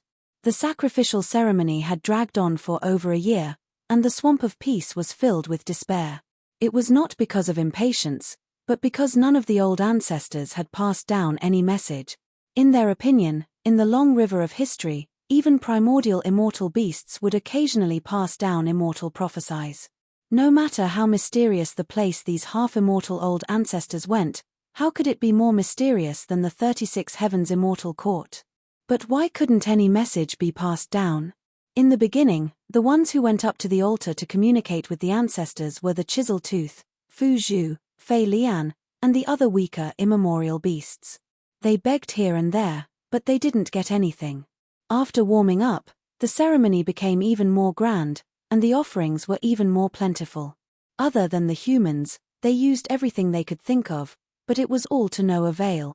Ba Shi, Jiao Duan, Bian, Zhu Ying, Xiong Liu, these noble races went up one by one, but they all failed on the verge of success. They already had a premonition that this large-scale sacrificial ceremony would end in failure. This kind of ending had happened many times in the past few hundred years, and this made the immemorial beasts who were always passionate about this kind of ceremony lose their spirits, and were extremely disappointed. In the end, there were only 2 clans left, but almost no immemorial beasts held any hope, and thus, they seemed to be somewhat lacking. Cheng Huang and Fei Yi were these 2 clans. In the sacrificial ceremony of the heavens chosen ancient races, the positions of the other clans would always change according to the increase and decrease of their strength. Only these 2 clans were fixed as the leader and vice-leader, forever chasing ducks, fixed as the tail. They were never valued, and sometimes, the sacrificial ceremony of these 2 clans would even be skipped. There was a historical reason for this. Because 10,000 years ago, these 2 clans colluded with other clans, their conduct was improper, and they betrayed their own clans. They were condemned by thousands of beasts, and their positions were low, never to rise again. Clans with a stain on their history were the labels of these 2 clans. Fat Cattle and Egg Yolk looked left and right timidly. According to the order, it was their turn to go up for the sacrificial ceremony. However, the rules of 10,000 years had been passed down, and their clans were dispensable, so they still had to ask the high-ranking immemorial beasts if they wanted to go up. No one had set such a rule, but it was an unspoken rule. 10,000 years of experience of being suppressed had already taught them how to survive in adversity. Fat Cattle was now the leader of the Fei Yi clan, and Egg Yolk was the elder of the Cheng Huang clan. They were now the representatives of their respective clans, and when it was their turn, they had to show their attitude. Whether they wanted to sacrifice or not, it was up to them. However, this process had to be done. If you kept pretending to be dead, you would also be accused of being disrespectful. When they reached the area of the high-ranking immemorial beasts, Fat Cattle carefully opened his mouth. Fellow Grand Monarchs, do you think it's time to clean up the sacrificial altar? Actually, he wasn't asking if they wanted to clean up the sacrificial altar, but if they still wanted to go up. He was being more tactful, as he was afraid of provoking these Grand Monarchs who were obviously in a bad mood. The immemorial beasts didn't say anything, and one of them, a Xiong Liu, shook his head impatiently. Since the start of the sacrificial ceremony, there have been 400 days and 4 days. This number isn't auspicious, so both of your clans will go up together for 2 days. The process will be simple, and it will suffice. The 2 beasts nodded and bowed submissively. Other people sacrificed to pray for their ancestors to open their eyes, but for them, it was just to make up the numbers. There was nothing to be dissatisfied about. After 10,000 years, they were already used to all this. Moreover, to be honest, the number of half-immortal old ancestors of their clans in the unspeakable place was indeed pitifully few. It could be assumed that they had a hard time in that place. Other beasts couldn't even ask for a trace of them, so they naturally couldn't ask for one. Anyway, it was just for show, so it didn't matter. Although it was very awkward, they couldn't show it on their faces. They had to act as if they were overwhelmed by the favor. 4 immemorial beasts, it wasn't easy to do this. However, the Fei Yi and Cheng Huang, these 2 immemorial beasts, were the most patient among the immemorial beasts. Their minds were also the most flexible. After being educated for 10,000 years, they were very familiar with doing all this. The 2 immemorial beasts climbed up the sacrificial altar and moved quickly, starting to set up the sacrificial ceremony that belonged to the 2 clans. Although they were all immemorial beasts, the habits of each clan were still different, and there were always subtle differences. For example, the Grand Monarch's food preferences. Some like to eat live, some like to nibble on braised food, some like to eat meat, and some like to drink water. For example, the Grand Monarchs of these 2 clans both liked to eat places with muscles and brains. This was also one of the reasons why other beasts didn't like them. They didn't have the temperament of immemorial beasts at all. Instead, they learned some strange habits from humans. Soon, the ceremony was done. The 2 immemorial beasts knelt in front of the altar. Fat Cow opened his mouth, and countless grievances poured out. Uncle Di, after you leave, we have no one to rely on. Our lives are getting more and more difficult.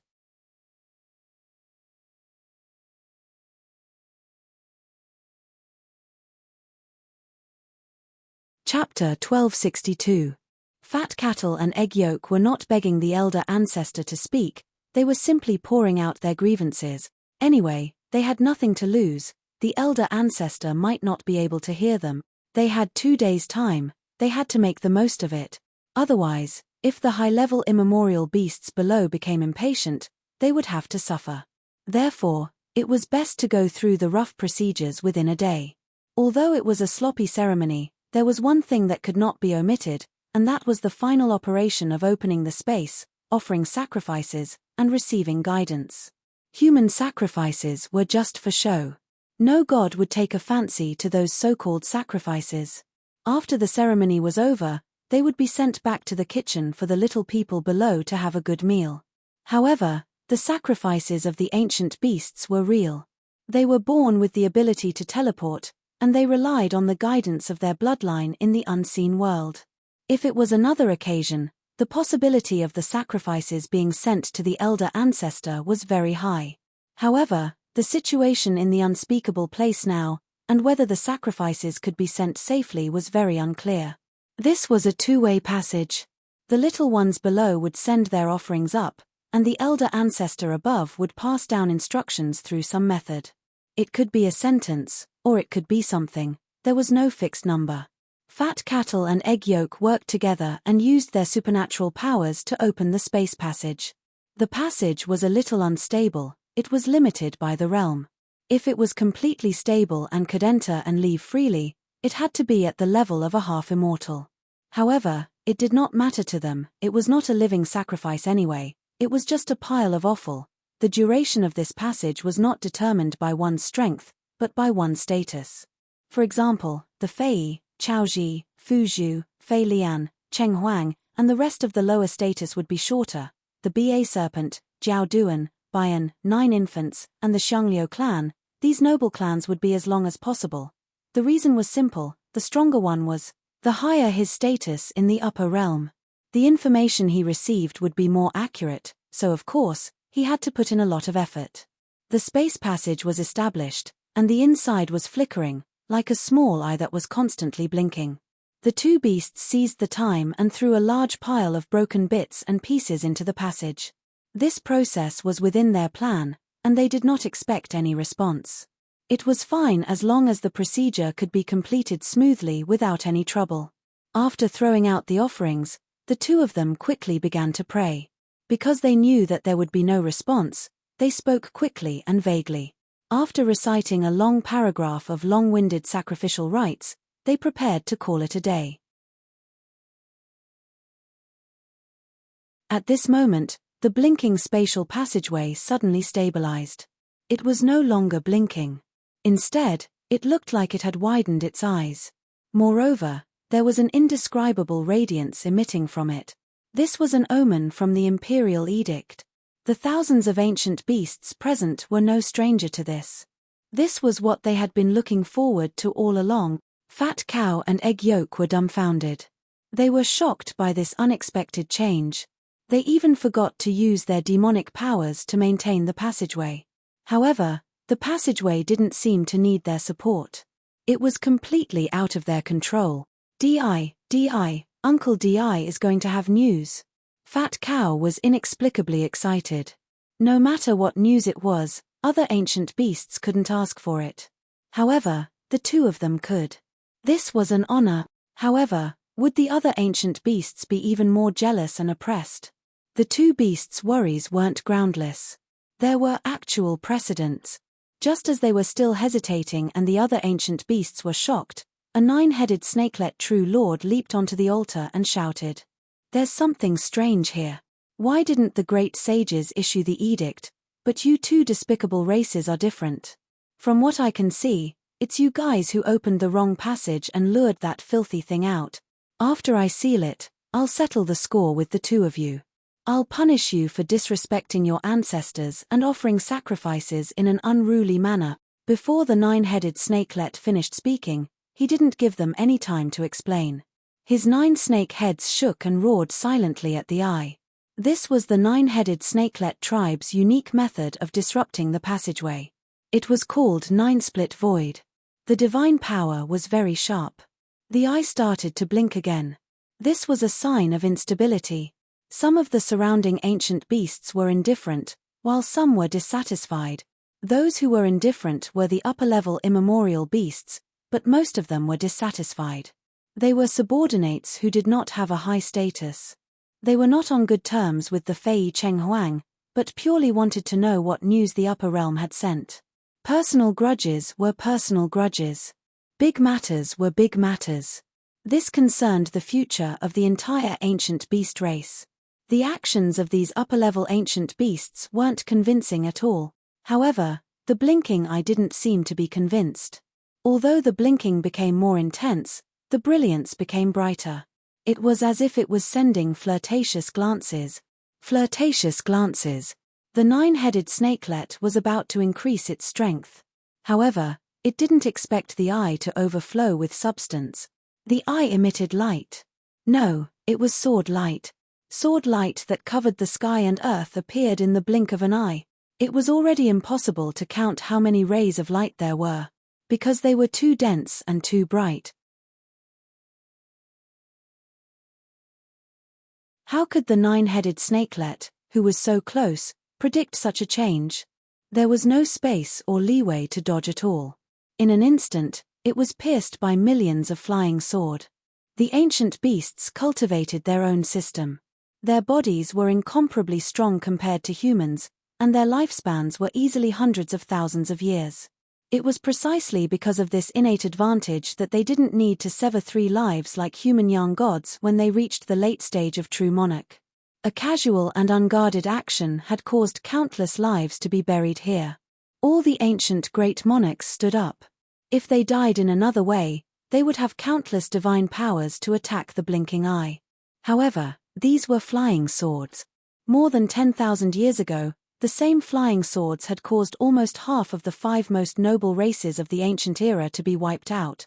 Even now, they still hadn't recovered. And this was under the situation where they immediately lowered their heads and admitted defeat. Now, this happened again. Because of their endless lifespan, these ancient beasts' strength increased very slowly. 10,000 years ago, they were basically true monarchs. 10,000 years later, they would still be true monarchs. What didn't change wasn't only their realm cultivation, but also their past memories. This was something they couldn't forget for the rest of their lives. What was vexing was that the heavens seemed to be afraid they wouldn't remember it well, so they helped them remember it again to deepen their impressions. Therefore, even if the most noble nine-headed snakelet clan leader was killed, because they remembered the shame and fear of the past, no ancient beast dared to act impulsively. This was because the significance of the sword light was too frightening. This was because human cultivators had spread a rumor that the master of the sword Steely was the founder of the universe's new era, and also the gravedigger of the old era. Although they didn't quite believe such an exaggeration and could still suppress the 2 ancient bugs like before, when the sword light truly appeared before their eyes, fear far surpassed their instinct. Even if it wasn't that person's Tao legacy had once left them with unforgettable memories, and not just one. Damn it, it was a nest.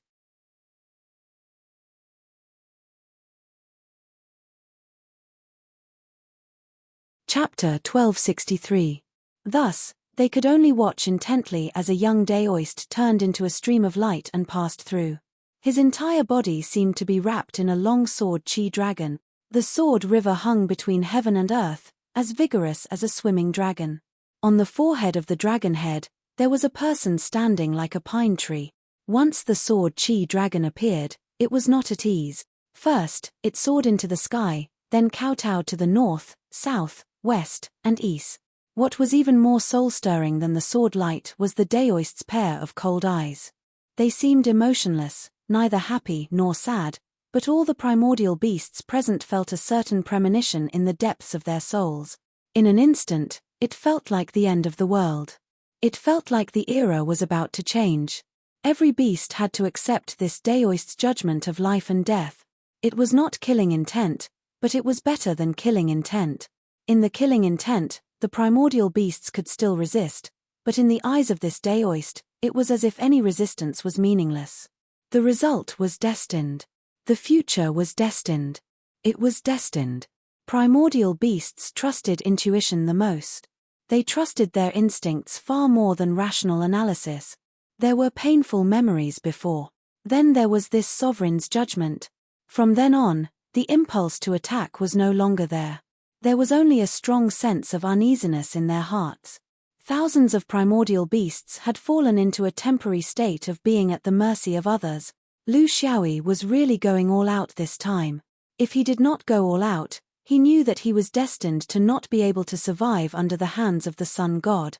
Therefore, he was gradually accumulating power in the spatial passage, striving to be able to bloom with the brilliance that belonged to the swordsman at the end of his life. He was not greedy. Even if he could not kill the Sun God, he would kill him once and let him know that even the Yin God swordsman could not be underestimated by any Sun God. This kind of accumulation was sublimated once again when he reached the end of the spatial passage.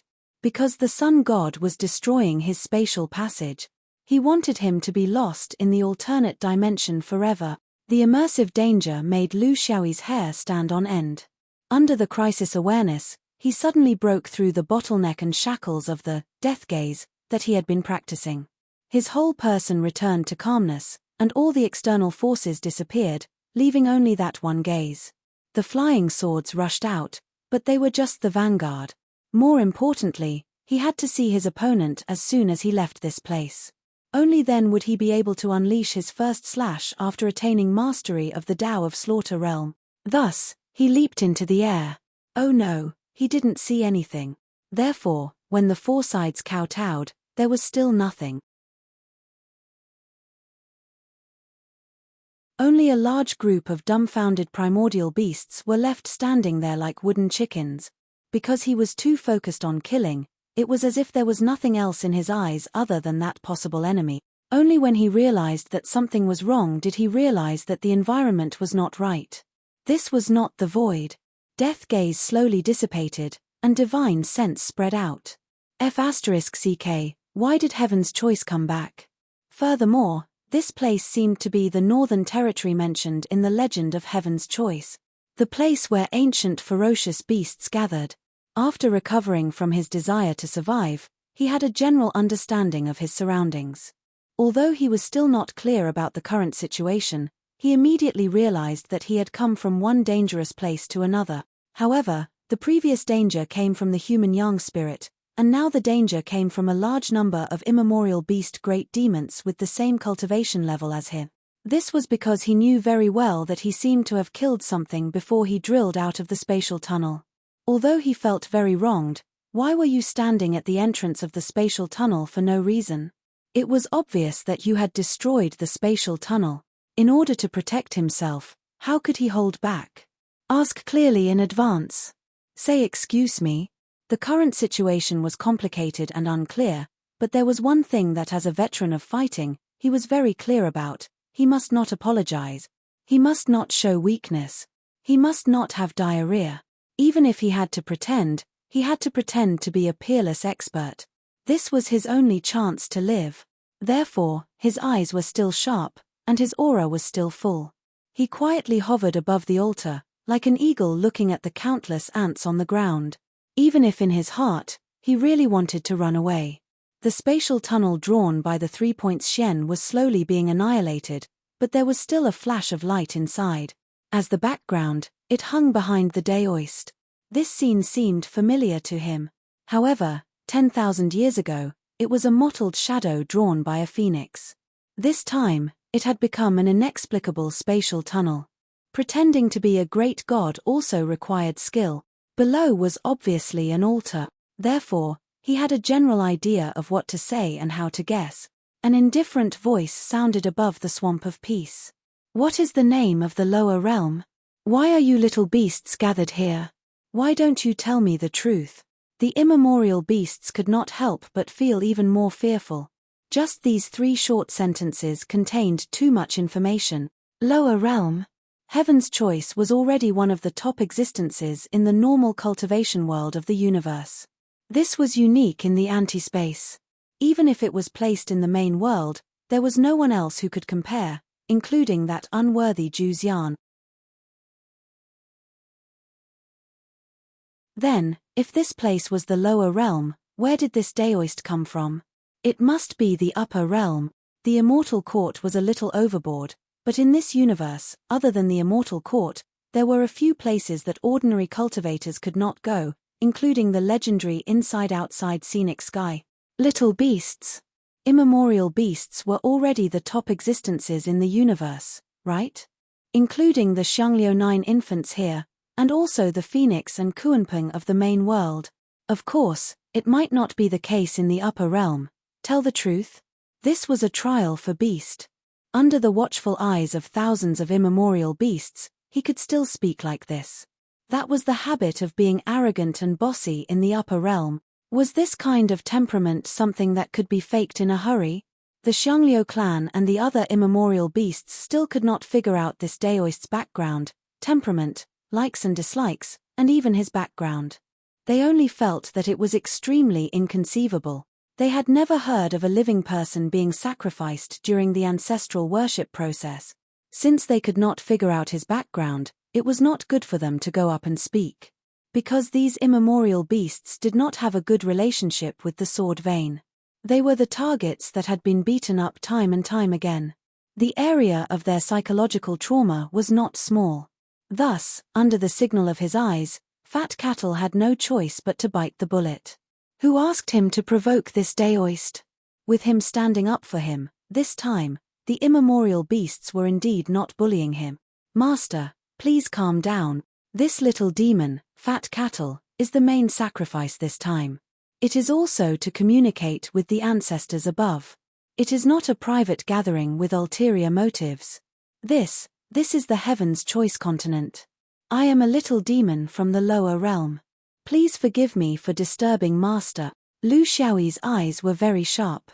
With just a glance, he could tell that this two-bodied demon was special. It was actually of the same species as the one he met in the void.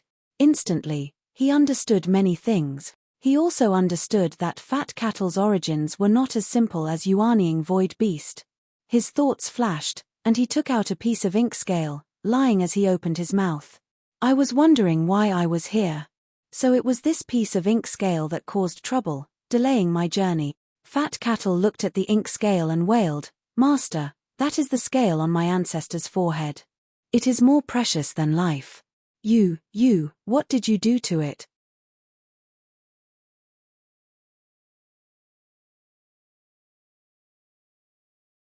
Chapter 1264. There were only 3 strange scales on the Fei's forehead. They were very mysterious and were unique to every immemorial beast. As long as they were still alive, they would not lose them. Of course, this kind of uniqueness was different for different immemorial beasts. For example, Cheng Huang had the 4 hairs under its abdomen, Zhu Ying had the tailbell, and so on. What did it mean for such a treasure to fall into his hands? Fat Ox trembled when he thought about it. Even if he had been bullied for 10,000 years and lost most of his temper, he still had a trace of courage in his blood. However, his emotional changes could not be hidden from the immemorial beasts around him. A Xiong Liu patted his body and warned him with his divine sense. Fat Ox, if you dare to make a scene, there's no need for Master to make a move. I'll deal with you first. Including your entire Fei clan. Ask carefully, don't be so impulsive. Didn't we endure when Zhu Ying clan leader was killed just now? These immemorial beasts saw clearly that the ink scales were indeed the few remaining half-immortal beasts of the Fei clan and Cheng Huang clan. The aura of the items on Fat Di's body was not wrong. All immemorial beasts had such confidence. They did not care whether Fat Di was dead or not. If that old guy did not hide in the negative space, he would have died long ago. What they really cared about was that since he could hold Fat Di's treasure, needless to say, this Daoist must be someone who came down from the unspeakable place. In other words, this guy was pretending to be weak, but he was actually a half-immortal, As for why all the half-immortals were taken to the unspeakable place and why this person could sneak down, this was not something they could guess. Humans were the best at exploiting loopholes. There were no loopholes in the rules that they could not find.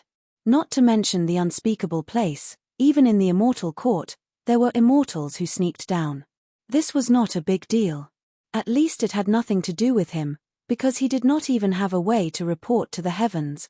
He only knew that he could not offend this Daoist. He could not ruin the future of the entire heaven's choice immemorial beasts just because of the impulsiveness of the Fae clan. He still had to hold on to him and see if he could get some information from the heavens. Perhaps this was the reason why he came down.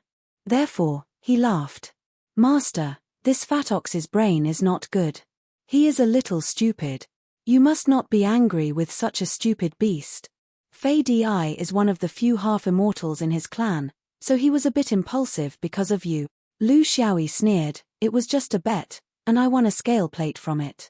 You think too much. If I had really killed it, I wouldn't have just one, but 3. He pretended to be calm and collected, thinking that he had made the right choice.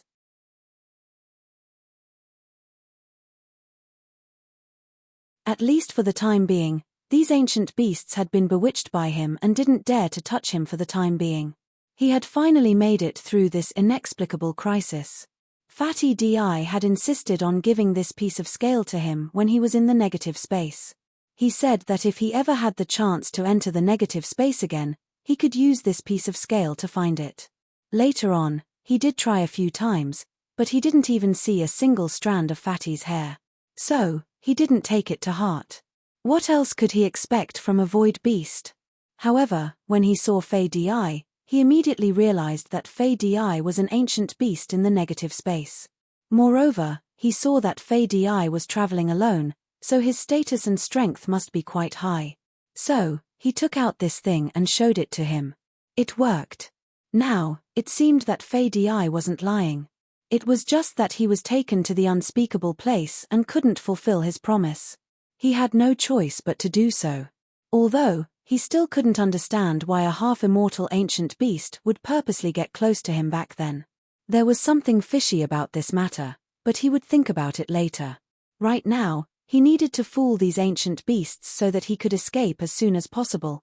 Xiangliu clan and the upper-level ancient beasts discussed for a while and came to a decision. The whole thing was very strange, and they couldn't make an accurate judgment. They were all ancient beasts that had lived for tens of thousands of years. With their cultivation, they couldn't possibly be stupid. For example, how did this Daoist come out of the sacrificial passage? This wasn't within the capabilities of a true Lord ancient beast. In fact, many half-immortal ancient beasts couldn't do it, just like that Fei Di. The swordsman's sword was indeed very sharp and hard to block. However, he was still at the level of a true lord. Looking at his cultivation, he was just a yin master true lord. Other than that terrifying look when he first appeared, there was nothing else that could prove that this Daoist was a half-immortal human. Did he hide his cultivation? Perhaps he could hide from these ancient beasts, but how did he hide from the heavenly Tao? This wasn't a suspicion. There were many proofs, such as the scale plate. However, there were also many strange things that needed time to prove. It wasn't that they didn't care that the Juying tribe leader was killed. However, before they could determine this Daoist's background, they couldn't act rashly. The memories from 10,000 years ago were too deep. They didn't dare to forget. Therefore, the best way was to ask for advice. Master, we've been waiting in the lower realm for a long time. We've been hoping that the upper realm would bring us some news and help us through these difficult times. Please give us a clear indication on behalf of Brother Juying tribe leader who sacrificed himself to welcome you. Xiong Liu was very shrewd. If he refused, it would immediately arouse suspicion. The future development of the situation would be unpredictable. The problem was that he had suffered heavy injuries in the battle with the human young god.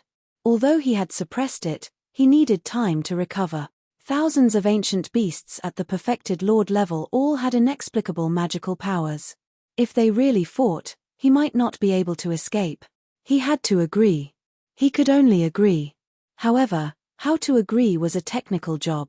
Hence, he swept his gaze across the primordial beasts and said slowly, "That's right. Your brother Ju Ying tribe leader? He deserves to die. According to the rules of the cultivation world, those who block the tunnel entrance and set up roadblocks will be killed in vain. Moreover, he might not be here to welcome me, right? As for a clear indication? No. Even the immortals of the immortal court didn't give any indication of the future, let alone us. Yes, Fei Di asked me to explain to his tribesmen. If you're interested, you can come over and listen. However, I can't guarantee that I can answer you all. If you don't know, I won't answer. If it violates the heavenly secrets, I won't answer. If it involves the secrets of mankind, I won't answer. If it's related to me, I won't answer. If the wine isn't good, I won't answer. If the meat isn't fragrant, I won't answer. If the service isn't attentive, I won't answer even if I'm in a bad mood. This is my 7 no answers. Do you have any objections? The Xiangliu clan and the other upper-level ancient beasts bowed respectfully to express their understanding. Intelligent creatures were just so despicable, especially those like the ancient beasts who were imitating humans. If he spoke nicely, they would be suspicious. However, if he scolded them, they would feel better. This wasn't just an art of language. It was also a psychological contest. Since that was the case, it would be a waste not to scold them.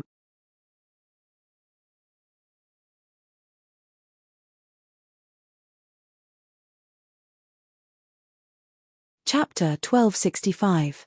Lu Xiaoyi settled down in the depths of the Northern Territory. Since he had made a sufficient gesture, as the saying goes, the Tao cannot be easily passed down. Of course, he had to put on a good show. Good food, good drink, and good shelter, but the immemorial female beast really couldn't stand it. Even if his taste was heavy, he could only give up.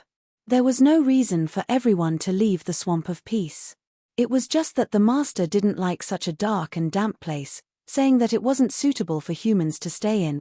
The immemorial beasts understood very well, so they found a cultivation immortal scenery in the Northern Territory that was most suitable for humans to appreciate. There was sunlight, fresh flowers, green plants, and streams. They even found a group of the most gentle beasts to be auspicious beasts. Humans just loved this kind of atmosphere. Of course, they actually didn't know what kind of place the unspeakable place was. Presumably, it was a real immortal realm, right? Wine, it was really the best immortal wine in the Northern Territory. It was purely brewed naturally. Of course, there were also top-grade wines obtained from humans. Meat, in terms of raw materials, was the freshest, softest, and most delicious part. Of course, the culinary skills were very ordinary, so they could only make do with it. The immemorial beasts were very patient. They were all at the level of supremes, so they didn't lack these few days of delay. They were great cultivators from the upper realm, so it was normal for them to pay attention to various aspects. It was human nature to put on airs, so they were already used to it. After recuperating like this for more than 10 days, Lu Xiaoyi's injuries were more or less healed. Originally, in his current state, even if he left directly, there might not be any beasts here that could really stop him. Of course, there were many immemorial beasts here who were at the level of Sun God, but there was still a gap between them and the human Sun God. He had this confidence. The reason why he didn't leave was that he suddenly felt that this kind of opportunity was actually very rare. If he could fool these immemorial beasts on the big picture, wouldn't he have an additional huge force to support him in the Heaven's Choice continent? If he just ran away like this, then he wouldn't get anything. Instead, he would attract the hostility and pursuit of the immemorial beasts. It wasn't worth it. When it came to fooling and talking about some twisted logic, he still had a lot of experience. Thus, he was happy and content, and his attitude was relaxed, causing the ancient beasts to trust him even more. On this day, in the middle of a sea of bamboo, a bed was suspended in the air. A daoist was reclining on it lazily and contentedly. This was Lu Xiaoyi's mischievous hobby from his previous life. He always felt that the sea of bamboo was particularly sentimental and could cultivate one's temperament. It was especially suitable for a person of his temperament. There were a few large jade plates floating on top of the bed. There were fruits, vegetables and peaches, fine wine, and barbecued meat and fish soup. It was so carefree and happy. In the bamboo forest, a group of bamboo snakes were dancing, a few old crows were singing loudly, and a group of giant toads were beating drums. Although the performance was not in line with the preferences of humans, it won in the local flavor, with a primitive wildness, very natural. Forget it, I'll just treat it as a mole cricket squawking. His hands were tapping the beat, and he was closing his eyes to take a nap when he felt a few figures slowly floating over. He knew that it was the Xiangliu clan and a few other great demons who came to drink with him. He was very clear about the true intentions of these ancient beasts. It had been more than 10 days, and they had put on enough airs. Their temperaments had been worn down, and it was time for them to show their true colors. The so-called exalted immortal's temperament was the most taboo. He did not open his eyes, and only gave a faint order. Sigh. The suffering of the lower realm, without immortal pills to eat, without fine wine to drink, without music to enjoy, without the shape of a beautiful woman, it's so tasteless, it's really. Forget it, seeing that all of you have done your best, I'll summon all of you here. I'll enlighten all of you on the bed. The ancient beasts were overjoyed when they heard that. They had waited for so many days, wasn't it all for this day? This Daoist was also a loner. He was pretentious and had a lot of nonsense, but at least he still remembered the important matter.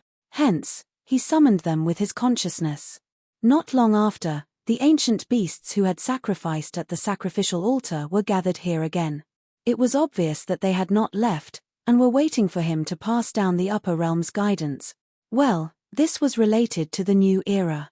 Ancient beasts like them had to pass through this hurdle in terms of lifespan, so who would not take it to heart? Seeing that all the clans had gathered, he started to pretend that his head was hurting again, and his expression was displeased. There are too many beasts. Too many. Techniques can't be passed down easily, and Tao can't enter 6 ears. There are so many of you, where is the slightest bit of respect for the great Tao?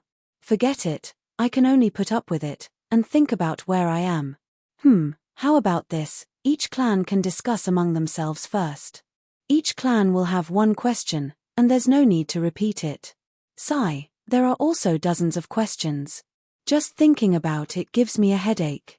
It's not good for me to think too much. Once I think too much, I'll feel dizzy. If there's no spiritual opportunity to replenish, I'll feel sleepy.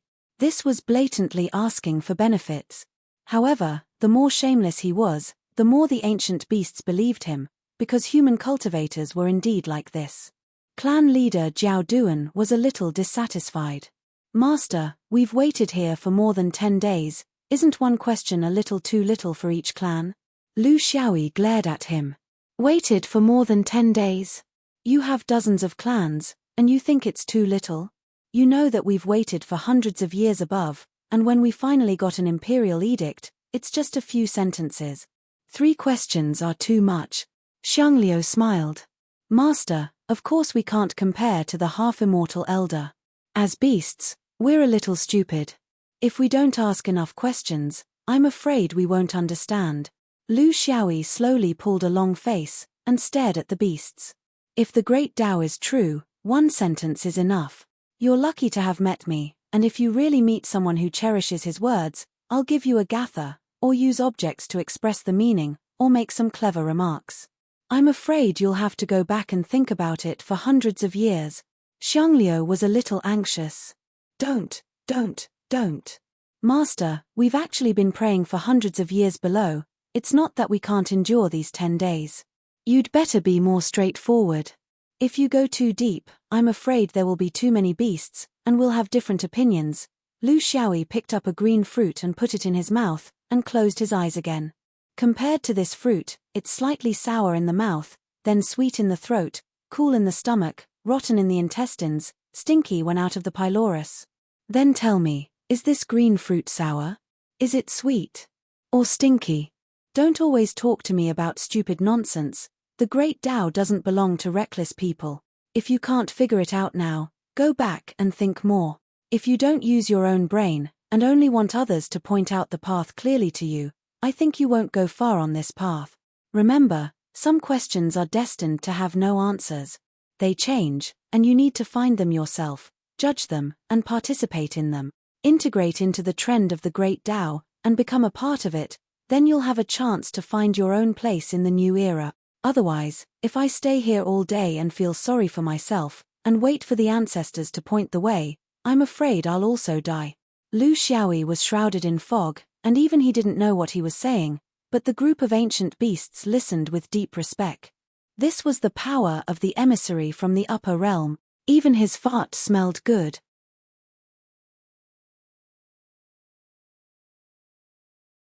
Chapter 1266. However, this bullshit was still very useful. Realizing that the information from the upper realm might be scarce and vague, the immemorial beasts were very serious. Not only were each clan discussing what questions they needed to ask the most, but there was also communication between the clans, trying to solve all the doubts in one go so that everyone would have a clearer direction. They were all old demons that were tens of thousands or even hundreds of thousands of years old. Although they lived in a remote corner and rarely came into contact with others, they had their own way of inheriting immemorial beasts. It was an instinctive way that might not form a system, but it could often lead to the core. The more Lu Xiaoyi said this, the more they believed in him. If the Daoist took on everything and spoke on behalf of the heavens, they would have been suspicious long ago. Lu Xiaoyi made a sufficient gesture, and the immemorial beasts gradually came to an agreement. Abayan was the first to speak. Exalted Master, how will the world change when the era restarts? Lu Xiaoyi acted as if he did not hear it.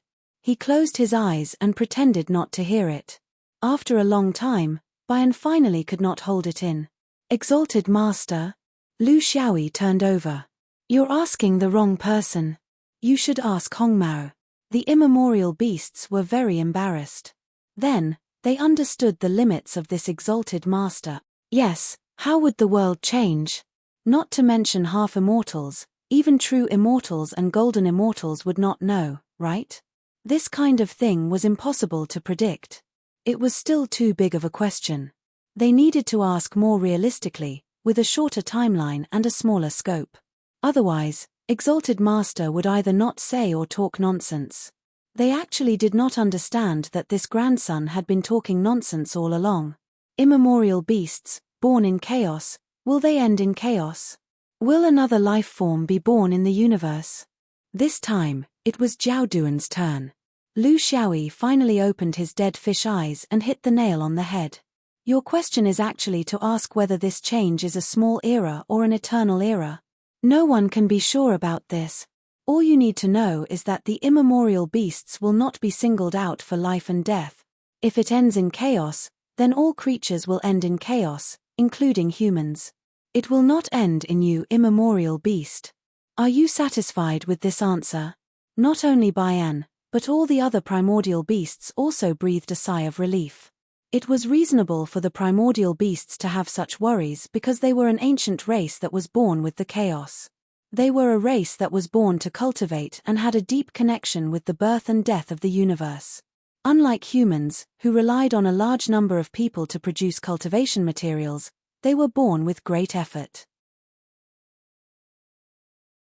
Primordial beasts like them were especially sensitive to the changes in the universe. Of course, Lu Xiaoyi's answer was watertight.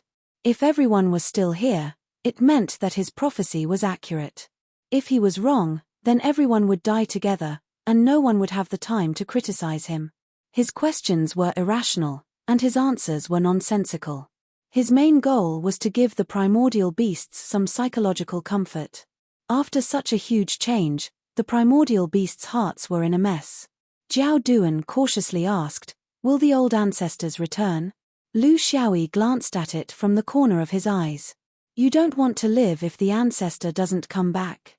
Immortals have their troubles, half-immortals have their helplessness, and you have your own cultivation. You haven't weaned. Old ancestor, old ancestor, old ancestor. When will you forget about the old ancestors? Perhaps you'll have a better future. Zhao Duan was stunned for a long time. Then, he bowed and retreated. His master's mouth was foul, But every word he said was thought-provoking. A 9 neonate cautiously said, "We understand Master's meaning. He wants us to pay attention to our own cultivation and not place our hopes on finding a safe path. But, my primordial race has a long lifespan. Comparatively speaking, the upper realms are very slow. Those of us here will probably endure until that day, and there won't be any fundamental changes in our realms. Then, should we just sit here and watch the winds and clouds, staying out of this?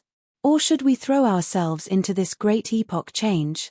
Which method is more beneficial to the primordial race?" He finally asked a meaningful question. Lu Xiaoyi thought for a while and answered, "Yes, I did. When the earth split apart, cows, sheep, donkeys, and horses didn't enter the pen.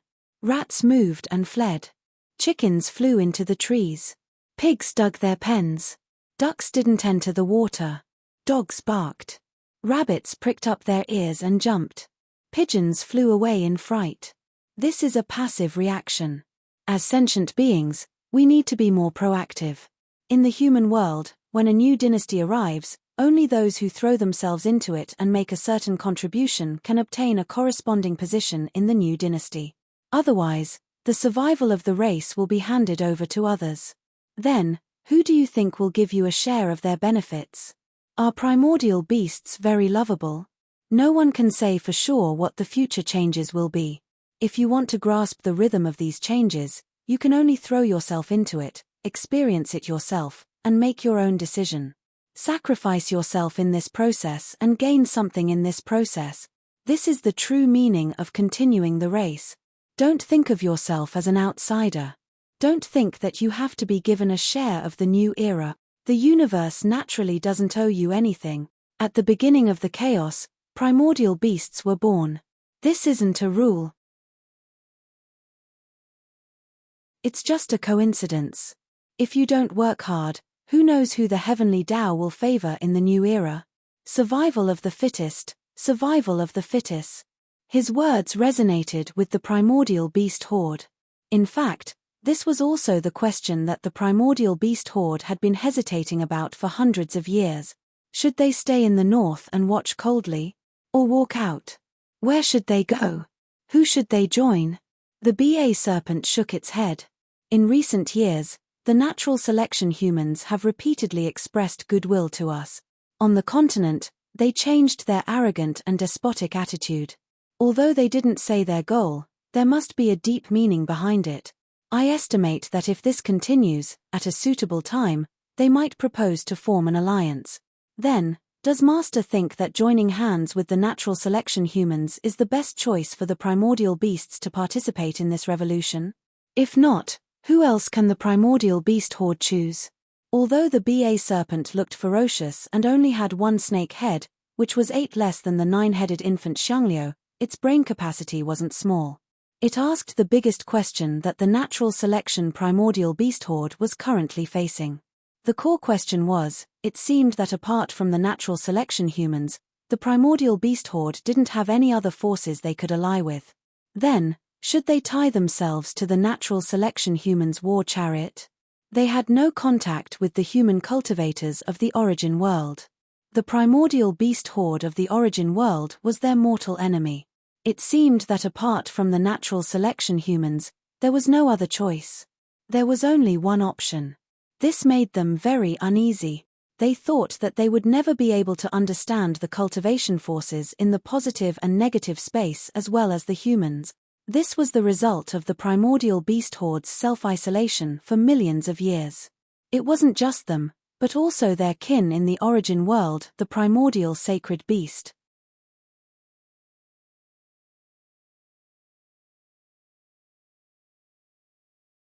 Chapter 1267. Lu Xiaoyi didn't answer immediately. Instead, he turned over tiredly, looking a little tired. Of course, a cultivator like him would never get tired. She understood the situation and went forward, taking out some things. I don't have much savings. Master, please use these. They should be able to relieve some of your fatigue. Lu Xiaoyi took a glance and saw that the 500 ziching were neatly arranged. He was still refusing. What are you doing? My purpose for coming here is to instruct the immemorial beasts. It's also the request of many immemorial friends. Why would I come here for the spiritual vigor? Can the secrets of the great Tao be exchanged with spiritual vigor? Under Ba Shi's insistence, the master reluctantly accepted the Ziching and looked at the other beasts solemnly. There can't be a next time. Lu Xiaoyi sorted out his thoughts. The heavens' chosen human cultivation force? Yes, they definitely can't sit still. Let me ask you. Based on your feelings, is the Daoist sect more anxious? Or is the Buddhist sect more sincere? The few immemorial beasts looked at each other. Ba Shi said, Master, your question is sharp. Both of them are half concealed. In terms of progress, they're about the same. But from the perspective of us who are being roped in, the Buddhist sect seems to be more sincere. Lu Xiaoyi sighed in his heart. It was indeed so. The Buddhist sect was very careful in their work, and their concealment skills were very good. This made it very difficult for him to find out any specific information from Zhu Xian or the Heavens Chosen. But no matter how careful they were, they couldn't just do nothing. There would always be some foreshadowing going on secretly, just like with the immemorial beast. The immemorial beast's feelings wouldn't be wrong. They were a race that relied on their instincts to survive. For them to have such feelings, they must have felt it through the Buddhist sect's secret efforts. This was also the Buddhist sect's goal. When they really needed it, the immemorial beasts would consider left and right. It was very likely that they would sit on the Buddhist sect's side. This was something he had worked hard to find out for hundreds of years. He never thought that he would receive confirmation from the Heaven's Choice archaic beasts. It was still a little vague, but he had a general direction. The next problem was how to make it more detailed. However, he reckoned that the immemorial beasts would only know their final destination at the very last moment, or even after they had left for the void of the universe.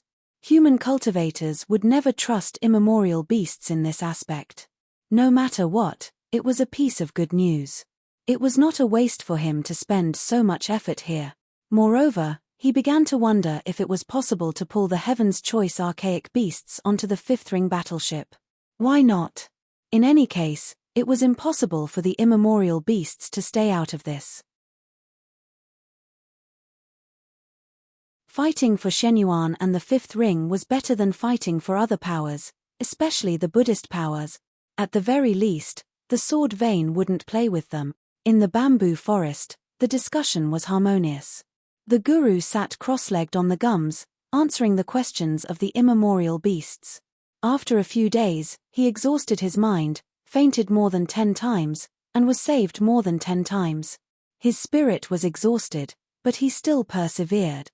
Not all the questions had answers. More than half of the questions were refused by the guru. The remaining questions were ambiguous, specious, and distorted the truth. In fact, there were only a few who could give accurate answers. Just this kind of irresponsible answer earned him tens of thousands of strands of Ziching. Don't say it was too easy. It was a coincidence of various conditions, a contest of wits, and a grasp of propriety. Moreover, although the number of strands of Ziching seemed to be quite large, if they were distributed among dozens of immemorial beasts, it should be said that he had restrained himself very much. This was also because he had the intention of winning over the immemorial beasts. Otherwise, if he fainted a few more times, he might be able to double the number. This was the difference between a long-term plan and a one-time deal. After a few days, Lu Xiaoyi fainted completely and no longer received Ziching treatment. Thus, the immemorial beasts knew that this was their master's order to chase them away. Although the guru from the upper realm didn't pass down any earth-shattering theories or some kind of prediction that subverted common sense, and didn't seem to have said much substantial things, even if it was only a small part that was useful, it was enough for them to think for a long time. Moreover, subversive things didn't sound so good. It was better to come steadily. No bad news was good news. Most of the immemorial beasts had already left, but 5 families, after leaving with the crowd, came back while the sky was dark. The Xiangliu family, Zhu Ying, Dao Wu, Zhao Duan, and Ba Shi. As the strongest and most knowledgeable among the immemorial beasts, they had their own opinions about this Taoist. It wasn't that they were suspicious. If this visitor from the upper realm was really selfless, open, and honest, and answered all questions, they would really be suspicious. How could there be such a human? He wasn't greedy for benefits, didn't touch meat, didn't put on airs, didn't use emotions, didn't hide secrets, and didn't have ulterior motives. Was he still human? Therefore, this so-called guru's performance didn't make them suspicious at all. Putting aside the matter of how he came down, which upper realm he mentioned wasn't important. Whether he had any contact with their half-immortal ancestors was also unknown. Since this guru might have come down to the lower realm without permission, naturally, they didn't know when he would be taken back by the higher-up. In fact, they also vaguely knew that the quality of life in the so-called upper realm was very poor. This came from their half-immortal ancestors' occasional idle chatter. Therefore, it was normal for this daoist to be greedy for pleasure. After being suppressed for hundreds or thousands of years, it was normal to come down and enjoy the taste of food. This was Lu Xiaoyi's unintentional action, but it coincided with the immemorial beast's rich imagination. What they were thinking now was that before this guy was taken back, they would try their best to dig out the secret hidden by this person. There must be something. After being with humans for such a long time, they knew the nature of humans too well. They must have a trump card, a secret, and something to hide, as long as you were willing to pay the price. Just like in novels, what you heard in public was one thing, and what you heard in the secret room in the backyard was another. It was different. It just depended on whether you had the ability to understand. The Xiangliu family was very perceptive. He keenly noticed that the guru's posture was different from before when he was pretending to be asleep. There were two differences.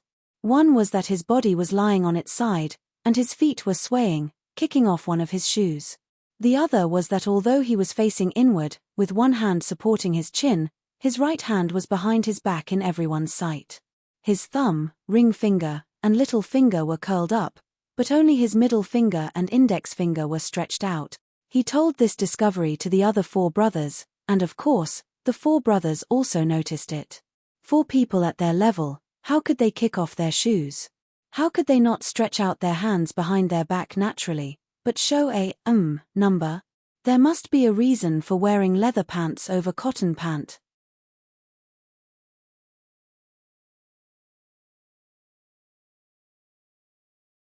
Chapter 1268. Kick off his shoes. Walking with his shoes on and going to bed with his shoes off. To humans, does this mean the sky is dark? Master wants us to come back after dark. She was indeed the most intelligent of the 5 clans. His analysis was meticulous. The other 4 beasts nodded. That was it. There could be no other explanation. The 5 beasts were excited. They were going to be given special treatment. It could be Master's idea, or it could be the request of their ancestors in the upper realm. It made sense when he thought about it. The strength of the 5 clans far surpassed the other Primeval Beast clans, and they could practically represent more than half of the Primeval Beast clan's strength. So, why should they listen to the imperial edict with those fellows that were inferior? The cultivation world did not care about equality between beasts. This was a place where strength mattered. Jiao Duan did not want to be left behind. His right hand's gesture should not be some kind of hand spell. There's no need for that. Under such circumstances, the key is to be clear and concise. Humans have countless hand spells, and the same gesture can be divided into countless parts. How can we, immemorial beasts, understand? Master is well aware of this, so what I mean is, that is a simple word. Is this referring to the second night watch? That made sense. However, Bau, who was the most straightforward among the 5 clans, had a different opinion. Maybe he wants 20,000 purple purity. This High Master is dead. Xiangliu clapped and laughed. Brother Ba, you're very insightful. We can't rule out this possibility. We're not afraid that he wants it, we're afraid that he doesn't want it. Our 5 clans have been saving for millions of years. Although we don't have many opportunities to go out into the universe, we can still take out 20,000 purple purity. Why don't we take 20,000 purple purity to visit Master at the second night watch? We'll see if we can take the purple purity. What if the master is a man of noble character? Zhu Ying, who had been silent all this time, suddenly had a thought. Don't you think that the Daoist's right hand is behind his back? It's on the strong acupoint of Bau. This position is the anus, and there's feces in the anus. He placed 2 words beside the feces. Could it be that he means 200,000 purple purity? Xiangliu staggered and glared at him. I think you've eaten too much feces. The buttocks are the whitest part of the human body. According to your logic, shouldn't you give him 2 million purple? The 5 beasts had reached an agreement. Of course, they would not tell the other beasts, but each of the 5 families had gathered 4,000 purple primordial beasts. The primordial beasts did not need such things for their cultivation, and they were also too lazy to venture out into the universe. Therefore, to be honest, they did not have much accumulation. The 4,000 purple primordial beasts were also the foundation of their race. They were not as rich as they had imagined. Therefore, Zhu Ying's words had really incurred the wrath of everyone. In the second night watch period, the 5 big beasts quietly came back. In the depths of the bamboo forest, the master was still sleeping soundly. How could a cultivator truly sleep when they reached such a realm? The movements of the 5 beasts could be clearly seen from afar. The reason why they were sleeping soundly was because they didn't want to wake up. Why? Of course it was because the conditions weren't good enough. The 5 beasts looked at each other helplessly. As expected, it was a stubborn spirit. Let's hope that it was 20,000 purple primordial beasts, and not 200,000 purple primordial beasts. Guess. Xiangliu stepped forward gently and placed the storage ring filled with purple primordial beasts at the corner of their gums. Although they did not need the purple primordial beasts, they could use the purple primordial beasts to exchange for useful items with human cultivators. It would be a lie to say that they did not feel the pinch. They just wanted to see if the master's advice was worth it. If it wasn't, did he really think that the primordial beasts of the north were easy to bully? He went back and waited quietly. Sure enough, not long after, the master stretched lazily, yawned, and woke up. He had smelled the scent of purple primordial beast. The 5 beasts thought maliciously. Seeing the 5 primordial beasts, he was very surprised. You all are. Xiangliu did not mention a word about the purple primordial beasts. They were all supremes, and the master must have known about the connection between their consciousness. It was not appropriate for him to mention the gift. This was the rule. If he said it clearly, there would be no tacit understanding. It would be very awkward, and the gift would not be too clear. It would be twice the effort for half the result. Master, we still have some small problems that we have not figured out, so we came back to ask for more guidance. We didn't disturb your rest, did we? Lu Xiaoyi smiled. No. I'm just a person who is awake in the middle of the night and sleepy during the day. You all came at the right time to relieve my boredom. After achieving a certain goal, of course, he could not keep people 1,000 miles away. It had to be said that this cultivator's brain was very good. He had copied the plot of old Mr. Wu's novel for fun, but the primordial beasts saw through it immediately. This was also a reminder to him that he should not casually play with them. Otherwise, if he suffered a backlash, at least he would not be able to stay in Heaven's Choice. Of course, beasts were still beasts. They could see, but they could not see far. They could only understand 20,000 purple primordial beasts, but not 200,000 purple primordial beasts. However, he was not a greedy person. 200,000 purple primordial beasts was a bit of a joke. The primordial beasts, who had always been extravagant, might not be able to take it out. His mentality had always been a win-win situation, but he was not willing to force others into a corner. To Lu Xiaoyi, he would never presume to be enemies. His habit was to treat everyone as friends. Unless he was forced to a certain point, he was always willing to leave people with a lifeline. As for the primordial beasts of Heaven's Choice, he felt that they were a cultivation force that could not be ignored. When the demigods retreated from the stage of cultivation in the universe, they would be of greater use. All of his considerations were based on Shenyuan, because the sword vein was an elite force. They were good at surprise attacks. What they hated were formations and formations. What they lacked was a large group of cannon fodder level cultivator creatures who were not afraid of death. From this point of view, the swordsman and the primordial beasts of Heaven's Choice were a good match. They had similar characteristics and complementary combat attributes. Moreover, they were both trustworthy. If they were put together, the swordsman would be at the forefront and the primordial beasts would be at the forefront. Both sides had the genes of not being afraid of death, not being willing to compromise, and not being afraid of difficulties. If they were put together in a possible interstellar war in the future, they would become a terrifying force. On the contrary, if the primordial beasts of Heaven's Choice were on the opposing side, how much of the precious sword Vane's strength would be lost when the two sides clashed? The changes in the universe and the changes in the eras did not depend on how strong an individual was, but on how many friends you had. When you raised your arms and shouted, would you be able to make everyone listen to you? He did not know if his understanding of power was the same as his master's. However, from the moment he was an infant soul, he had been increasing his own strength and influence at the same time, just like the 13 ancestors that Martial Uncle Mi spoke of. No matter how powerful they were, what use were they? Even after they became immortals, weren't they still forced to self-destruct and scheme for 10,000 years? He would not make such a long-term plan. He only looked at the present, and only looked at the present. No matter how strong an individual was, he could not lack friends. If there really came a day when he went up against a certain great power, he would be able to form his own team.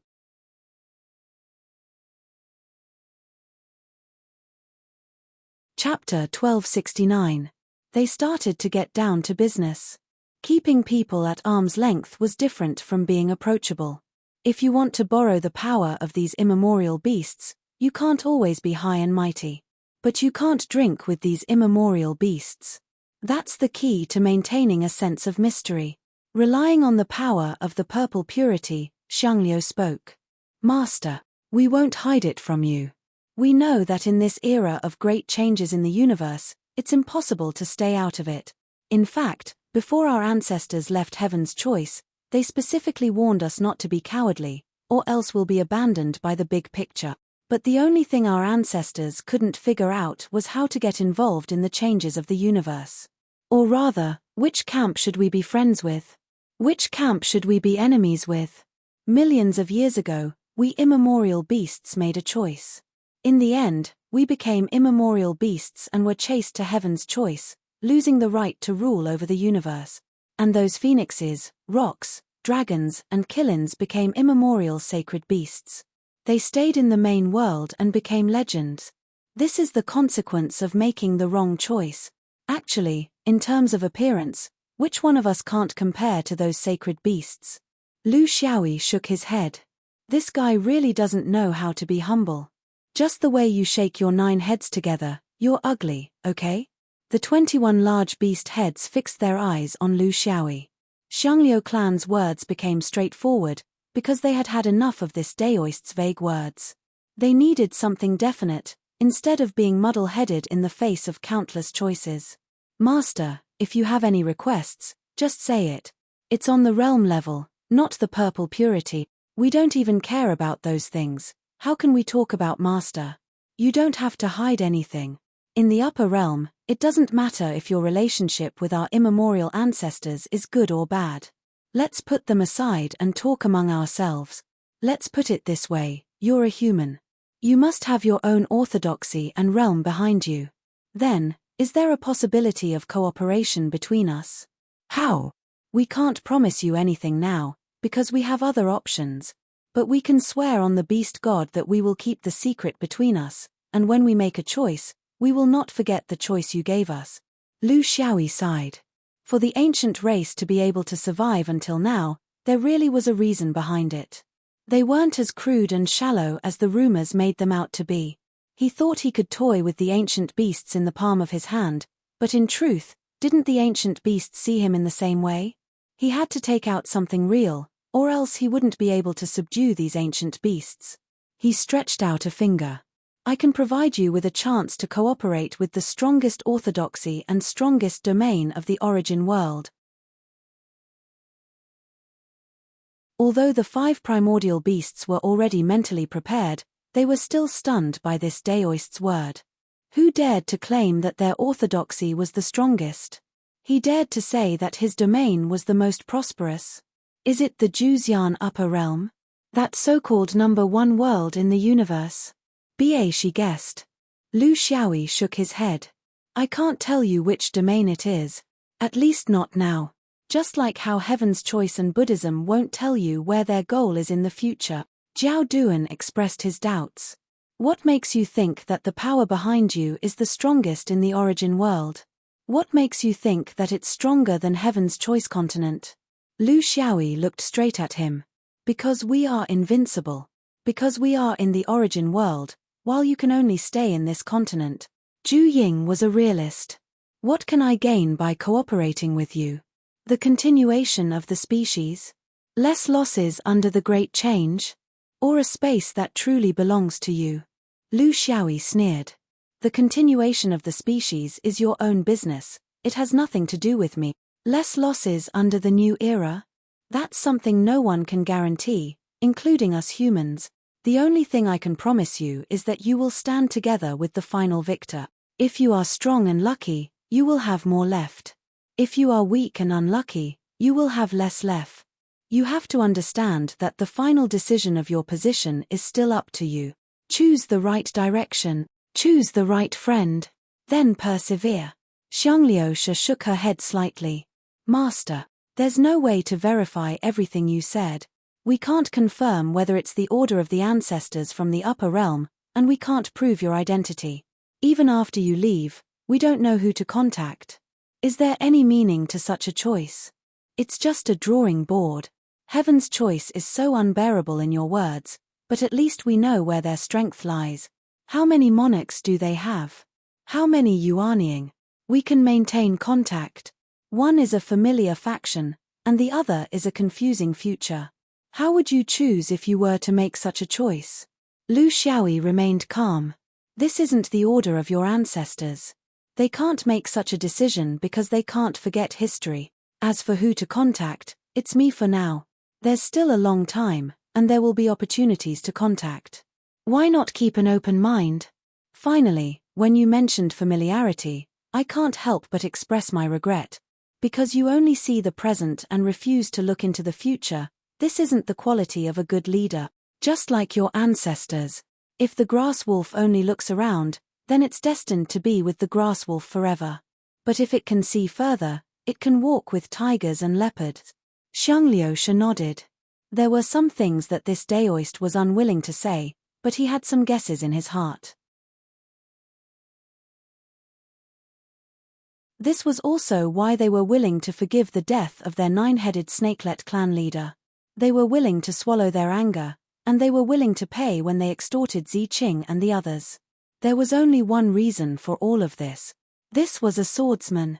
Their greatest fear, which was buried deep in their hearts, was also their greatest desire. If this Daoist said that he came from Shenyuan, then there was no need to say anything. The immemorial beasts never lacked the courage to bet everything they had.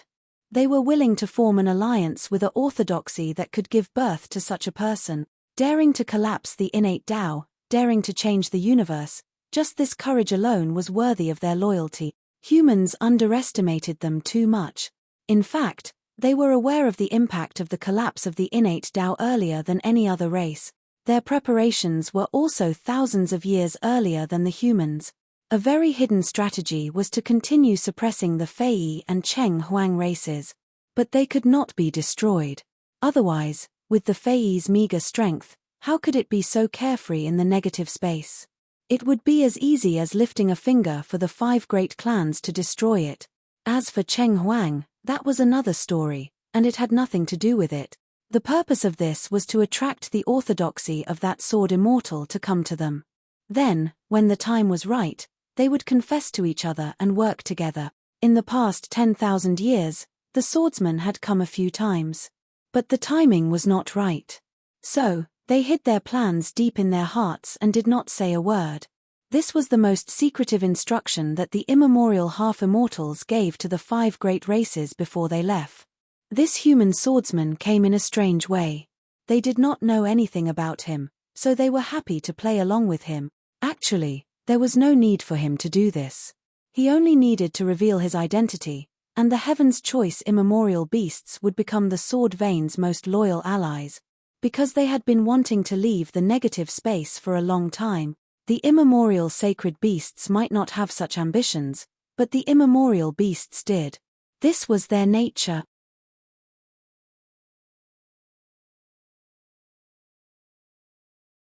Chapter 1270. But the Xiangliu clan also understood the swordsman's cautiousness. An alliance like this should not be formed unless it was absolutely necessary, because it would easily incur the jealousy of the heaven. It would attract the collective pressure of other cultivators. Just like how they had encountered several powerful Shenyuan half-immortals over the past 10,000 years, they would rather be beaten than reveal anything, all because the timing was not right. This swordsman must be thinking the same thing now. Therefore, the more mysterious and nonsensical the swordsman was, the more they believed him. This person must have come from that place. Everyone, let's put on this show together and see the final outcome. They were all old monsters who had lived for thousands of years, so who could possibly deceive each other? Lu Xiaoyi also felt that something was amiss. As a veteran great hoodwinker, he inexplicably felt a sense of vigilance when things progressed so smoothly. Would it be so easy to deceive others? Even selling a crutch would take a lot of effort, let alone selling the survival and future of an entire tribe here.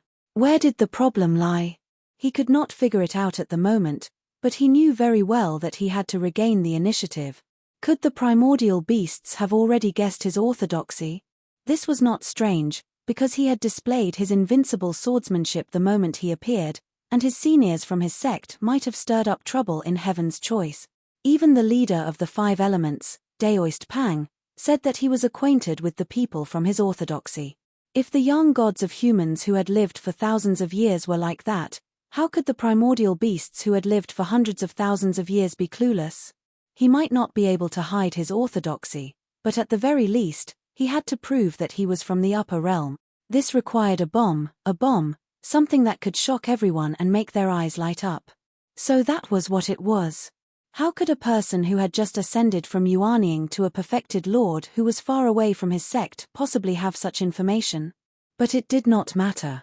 The great hoodwinker was never one to be boastful. Even if he did not have information, he would still make it up, right? In the hundreds of years since the changes in the Great Tao, he had made countless guesses about the changes in the new era based on the changes in his own little universe. Among them, he picked out one of the more shocking ones. The essence of bluffing is that once you start, you can't stop. This was a process of probing each other, suspecting each other, and understanding each other. They had to remain calm and not show any urgency. Only then would they be able to reel in the large fish that was the archaic beast horde. Both sides probed each other cautiously, until the Xiangliu clan raised another seemingly unsolvable question. When the universe was first formed, primordial beasts were born. At this time, the group of immemorial beasts was like a big family. Not only were there phoenixes, kunpengs, and kirins, but there were also Xiangliu, Juying, and Juying. The reason why they were divided into 2 camps was that they each had their own position in the immemorial cultivation war and had their own supporters. The winner was the king, and the loser was the bandit. That was why there were immemorial sacred beasts in the main world and immemorial ferocious beasts who fled to the negative space. Everyone had the same origin, so how could there be a real distinction between sacred beasts and fierce beasts? Then the question is, since Master encouraged us to go out of the negative space and go to the main world to find someone to rely on, then do you have a plan to deal with those so-called ancient sacred beasts? Among us ancient beasts, saints and ferocious beasts are sworn enemies. If we go to the origin world, we will be challenging their bottom line. The human cultivation world in the main world has always been on good terms with the ancient sacred beasts. Now that we go, how can we balance things out? How can we resolve the dispute? Or should we just ignore it and let the group of immemorial beasts have an internal fight to the death? While we're at it, we can also remove the biggest hidden danger for the human cultivation world. This question was very critical. In fact, It was asking him if this was a plot by the humans to weaken the group of immemorial beasts. There were many camps in the cultivation world of the universe, and no one could really differentiate them. There was the battle of orthodoxies, the battle of the positive and negative space, the battle of the realms, and the battle of the races. If they couldn't resolve the internal conflict of the group of immemorial beasts, as long as the fierce beasts walked out, they would definitely be attacked by the sacred beast. This was actually the reason why the Heaven's Choice group of immemorial beasts had always been hesitant. For tens of thousands of years, they had been waiting for a solution. Unfortunately, they couldn't get what they wanted. Lu Xiaoyi's expression didn't change. It was time to release the thunder. The internal conflict of the immemorial beasts, the grudges of millions of years. If anyone says that they can resolve it, then they are lying. If I can't resolve it, the power behind me can't resolve it either. You immemorial beasts can only resolve it among yourselves. We can only say that we are willing to mediate, provide a certain opportunity, and create certain conditions. That's all.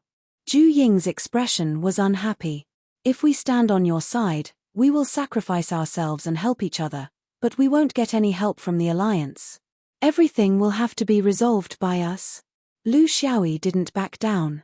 You have to remember one principle. It's not about what you do for us. It's about what you do for yourselves. Won't you have to pay any losses if you stand on the other side?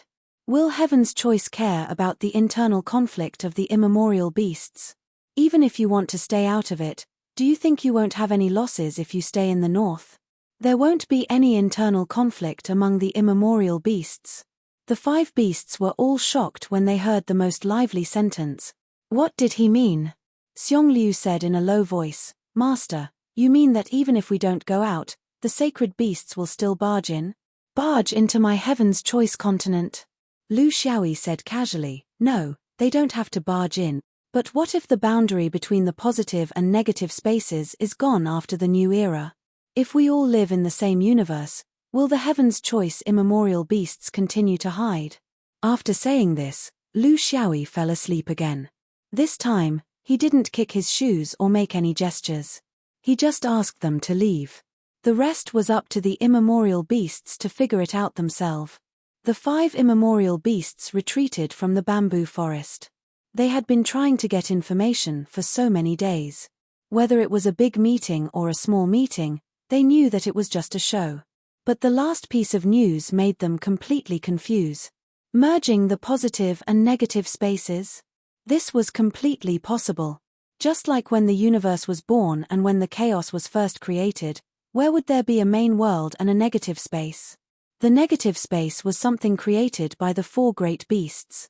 If the new era wanted to reset the rules of heaven and earth and reopen the Carnate Great Tao, it would be equivalent to rebooting the universe.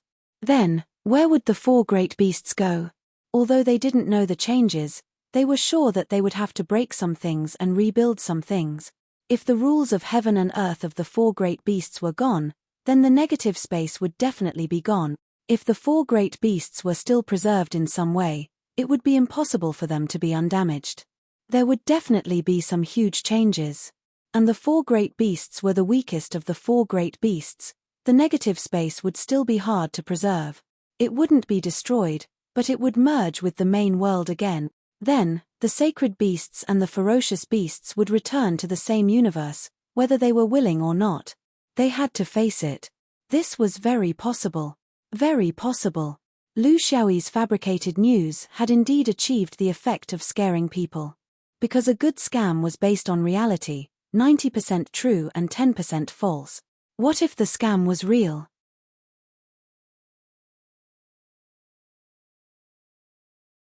Chapter 1271. P.S. Old Fallen surrenders. I've put up the battle exemption sign. I really can't add any more. The power of capital is too terrifying, directly crushing my old waste. This is the last update for today. Tomorrow, I'll update 3 or 4 times a day, depending on the writing situation. Warm reminder, for the next 3 months, please pay attention to the reward leader. I might not be able to update you in time, sorry. My hemorrhoids are acting up, I have to find someone to rub them. Lu Xiaoyi opened his mouth wide. Who cares if you die? The positive-negative space fusion theory was based on his own body. In view of the special intuition of his body, which was reconstructed from a small universe, he blindly figured it out. He didn't mention it to anyone, it was too sudden and too shocking. In the current state of the universe's cultivation world, once this news spread out, the Heaven's Choice continent would explode. The scale of the Heaven's Choice continent's cultivators exploding would no longer be as gentle and hesitant as it was now. It would form a tide of beasts and people, vast and mighty, surging violently. No one could pull the reins, and it would inevitably bring a huge disaster to the countless domains of the Heaven's Choice continent. He couldn't bear this kind of karma, but he still took the risk, because the race of ancient beasts was the most tight-lipped of all the cultivation creatures. Even so, he didn't mention it at the meeting, but mentioned it to the 5 clan leaders in a small meeting. Moreover, he didn't mention it in detail, and it was ambiguous. Imagine it yourself. He was just afraid that these 5 guys would supplement too much. They would make him crazy. He needed to think about his current situation. How did he get to this place? He had already realized that there was a problem with the space passage. He was still a little immature under the hands of the top human sun gods. The gap in the Tao of space wasn't ordinary, so the other party had prepared a backup plan, but he barged in without knowing anything. What he was puzzled about now was whether this action was intentional or an unintentional coincidence. If it was intentional, what was the purpose of this sun god? He was more inclined to believe that it was an unintentional coincidence, because the direction in which he built the space passage was facing that sun god, which was also facing the Heaven's Choice continent. Moreover, no one came to find him after such a long time, which also meant something. He wanted to risk his life, but didn't succeed. He didn't know if he was lucky or unlucky. Plans were always unable to keep up with changes. If this was really just a coincidence, then his goal was just right for him to sneak in without anyone knowing. Xian Liuzi had once said that cultivators would be left with some kind of mysterious imprint after entering Heaven's Choice, and it would only disappear after leaving.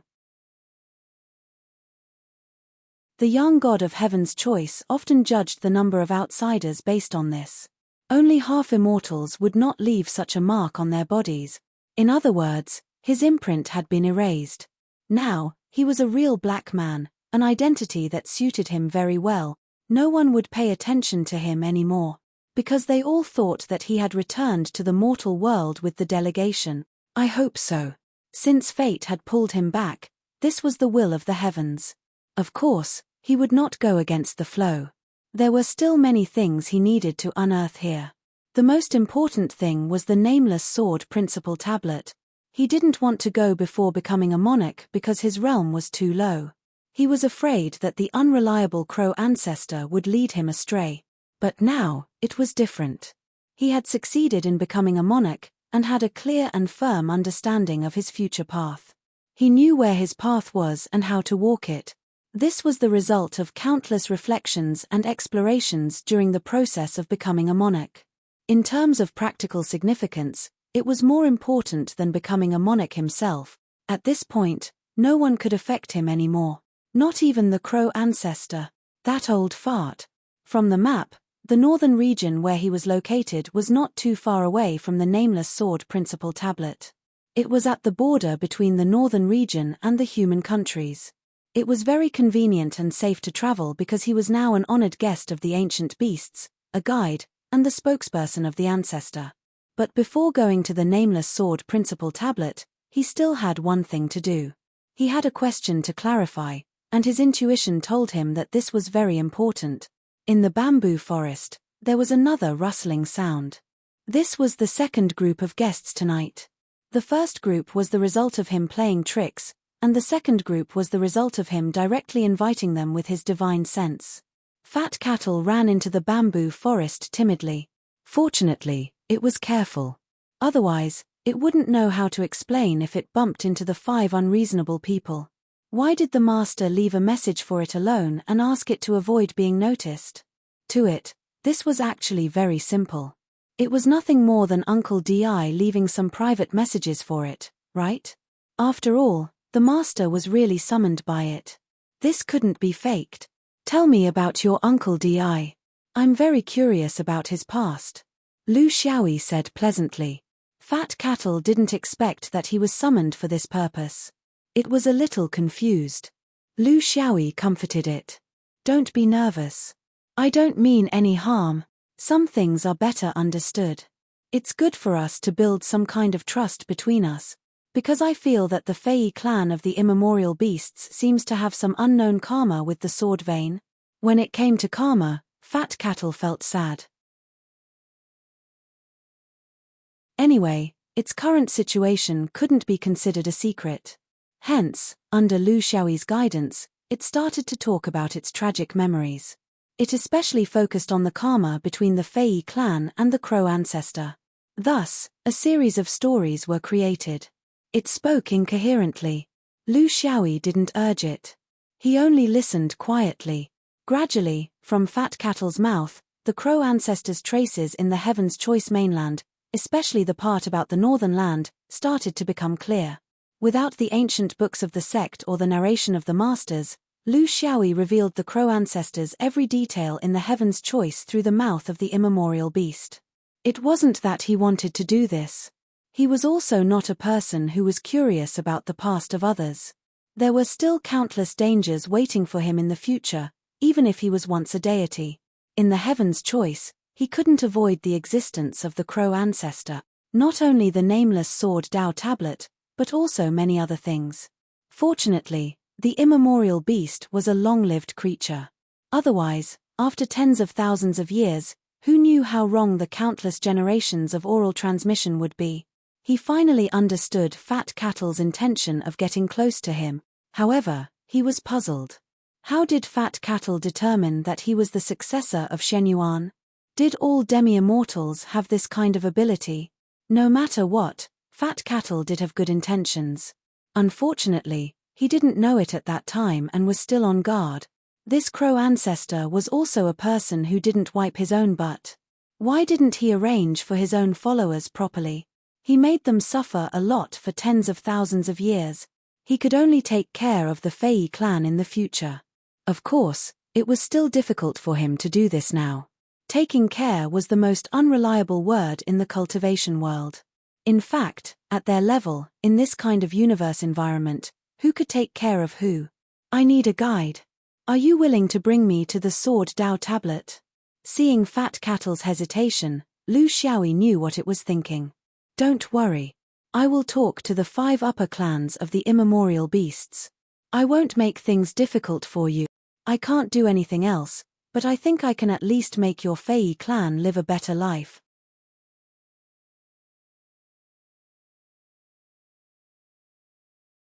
Chapter 1272. What surprised Lu Xiaoyi was that the 5 families of the immemorial beasts agreed to his request without any hesitation. It was as if they already knew this would happen.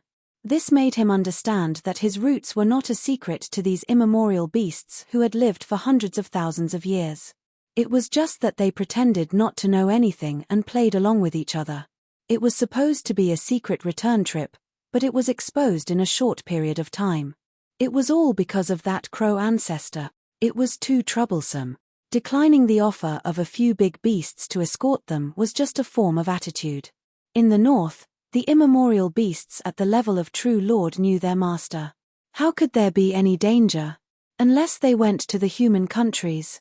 Fat Cattle was very responsible as a guide. He was even a little servile. In fact, in terms of realm, he had been a true lord for tens of thousands of years. However, Lu Xiaoyi's time of becoming a true lord could only be measured by the heavens. This was the difference between humans and beasts. It was also the difference in status. It was also the embodiment of the 10,000 years of suppression that had distorted his character to a certain extent. He was very grateful to this human because just before they left, the Fei clan was sent back to their ancestral land, the place where they lived 10,000 years ago. Head south from here. In about 2 to 3 months, you will reach Willow Sea. Beside Willow Sea is the location of the Nameless Sword Path Monument. Lu Xiaoyi's sleeves fluttered. Now, he finally had the temperament of a great cultivator. He even had an immemorial beast as his follower. If he was willing, there could be more. In the Heaven's Choice continent, There were countless human cultivators and hundreds of sun spirits. However, there was really no one who could be as ostentatious as him. Is there the power of an immemorial beast in Willow Sea? Fat Cattle did not react for a moment. Willow Sea is the border between the north and the human countries. There are no subordinates there. In theory, there shouldn't be any traces of immemorial beast activity there. It's the same for humans. Master, what do you mean? Of course, Lu Xiaoyi could not say that there might be people waiting to ambush him there. It was not that he was worried about the risk. He just wanted to delay the news of his return as long as possible. He did not even worry about these so-called enemies when he was in Yuanying, let alone now that he had succeeded in becoming a true lord. He needed some time to see if he could find out more about the movements of the Buddhists. Although Taoists did everything in a hurry, they were not afraid. What they were really afraid of was a dog that did not bark. In the Yuanying realm, if everyone followed the rules, there was nothing for him to be afraid of. However, now that he was a perfected lord, his opponents would naturally be promoted to the perfected lord level. No bodhisattva would attack him anymore. In the future, he would have to face a group of Buddhas, or even great Buddhas. Therefore, he still had to hide his tracks as much as possible. This was the awkwardness of a person facing a world and a region alone. It was as if he was always in the state of a rat crossing the street. Previously, it was Zhu Xian. Now, it was heaven's choice. In troubled times, people's hearts are unpredictable. Fat Cattle, can you inform the primordial beasts near the Willow Sea to scout the situation near the Sword Dao Stele? Although Fat Cattle was a little wretched, he wasn't stupid. He immediately understood what his master meant. Good. 10 days before we get close to the Willow Sea, I will inform the nearby primordial beast hordes to investigate the situation. To us, this doesn't mean much. If there is a need, we can create a small beast tide near the Willow Sea. You can take advantage of the tide and enter, then you won't leave any traces. Lu Xiaoyi nodded with satisfaction. Fat Cattle was very talented. He liked to create beast tides just like his ancestor. It was also inherited. Along the way, with Fat Cattle and the encounter at the Swamp of Peace, no primordial beasts came to disturb them. It was a pure journey. 5 rings, dome. Yang Quan flew all the way and entered when Guangfeng's territory. Master's uncle was looking after the Soul Hall, so he came out to do some things. One of them was that senior brother Yang Bo had come out of seclusion. He needed to go over and comfort him. At the same time, senior brother gave him a mission. Senior sister Yang Cheng was the one who got the news, but senior brother was the one who got it. He flew slowly and tried his best not to create any sword momentum. This was not because he was afraid of the inner sword territory, but because he respected his friend. This time, senior brother didn't succeed in breaking through. Yuanying to become a true monarch was very difficult. It was a big hurdle because a cultivator's lifespan would increase from a few thousand to 3,000. Since he stole such a long lifespan from the heavenly Tao, then it was inevitable that there was a limit to the number of people who could reach the upper realm, even if the heavenly Tao's restrictions were much looser than before. It was understandable, but when this kind of thing happened to him, he felt sad. He himself had no hope of becoming a true monarch and didn't even have the chance to try. However, a talented cultivator like senior brother Yang Bo still failed. He couldn't help but sigh. The path to the upper realm was really full of difficulties. Thousands of soldiers and horses were crossing a single log bridge. Who would have the confidence to succeed? After failing once in the upper realm, the chances of succeeding in the future would be even lower than the previous one. This was the iron law of the cultivation world. The majority of cultivators would walk on the path of no return after their first failure. This was the cruel reality. Did he need to comfort senior brother? It seemed like he didn't need to. Fortunately, he had other news to hide his purpose. The more arrogant a person was, the more they wouldn't accept other people's comfort. In the dome, which swordsman wasn't arrogant? When he came to senior brother's cave, he knocked on the array and asked, but there was no response. Either the master wasn't here, or he didn't want to see guests. Under normal circumstances, if the guests knew the rules, They should just leave and not cause trouble.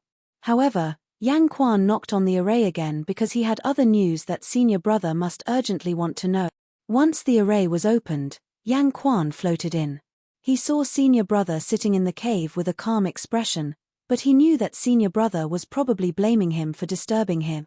He didn't mention the upper realm and went straight to the point. Senior brother, I have some news about senior brother cigarette butt situation that you asked me to pay attention to. It's a big change. Even I, the guardian of the soul hall, who is used to seeing life and death, can't figure it out. As expected, this sentence immediately attracted Yang Bo's attention, and his calm expression changed. When I came out, I received senior sister's message and knew that something happened to that guy. What, is there a change? Then it must be a good change, right? Why can't I figure it out? Yang Quan smiled bitterly. Senior brother, you can't play with people like this. That senior brother cigarette butt of ours is just playing with his soul lamp. 20 years ago, senior brother cigarette butt's soul lamp was extinguished. Senior sister was also present at that time. Later, in order to find out what happened, she went to the Blue Sky Sec. Just 10 days ago, before senior brother came out, I received good news. Senior brother cigarette butt's soul lamp was reignited, and it was even better than before. That fire seedling was burning. Needless to say, he succeeded in becoming a monarch. In the end, I was only happy for a few days. Just yesterday, that fire seedling was extinguished. I reported it to the Sword Chi Rushing Heaven Pavilion. Guess what True Lord Rui said? He said, just throw away that guy's soul lamp. Giving birth is not giving birth. Are you trying to scare people?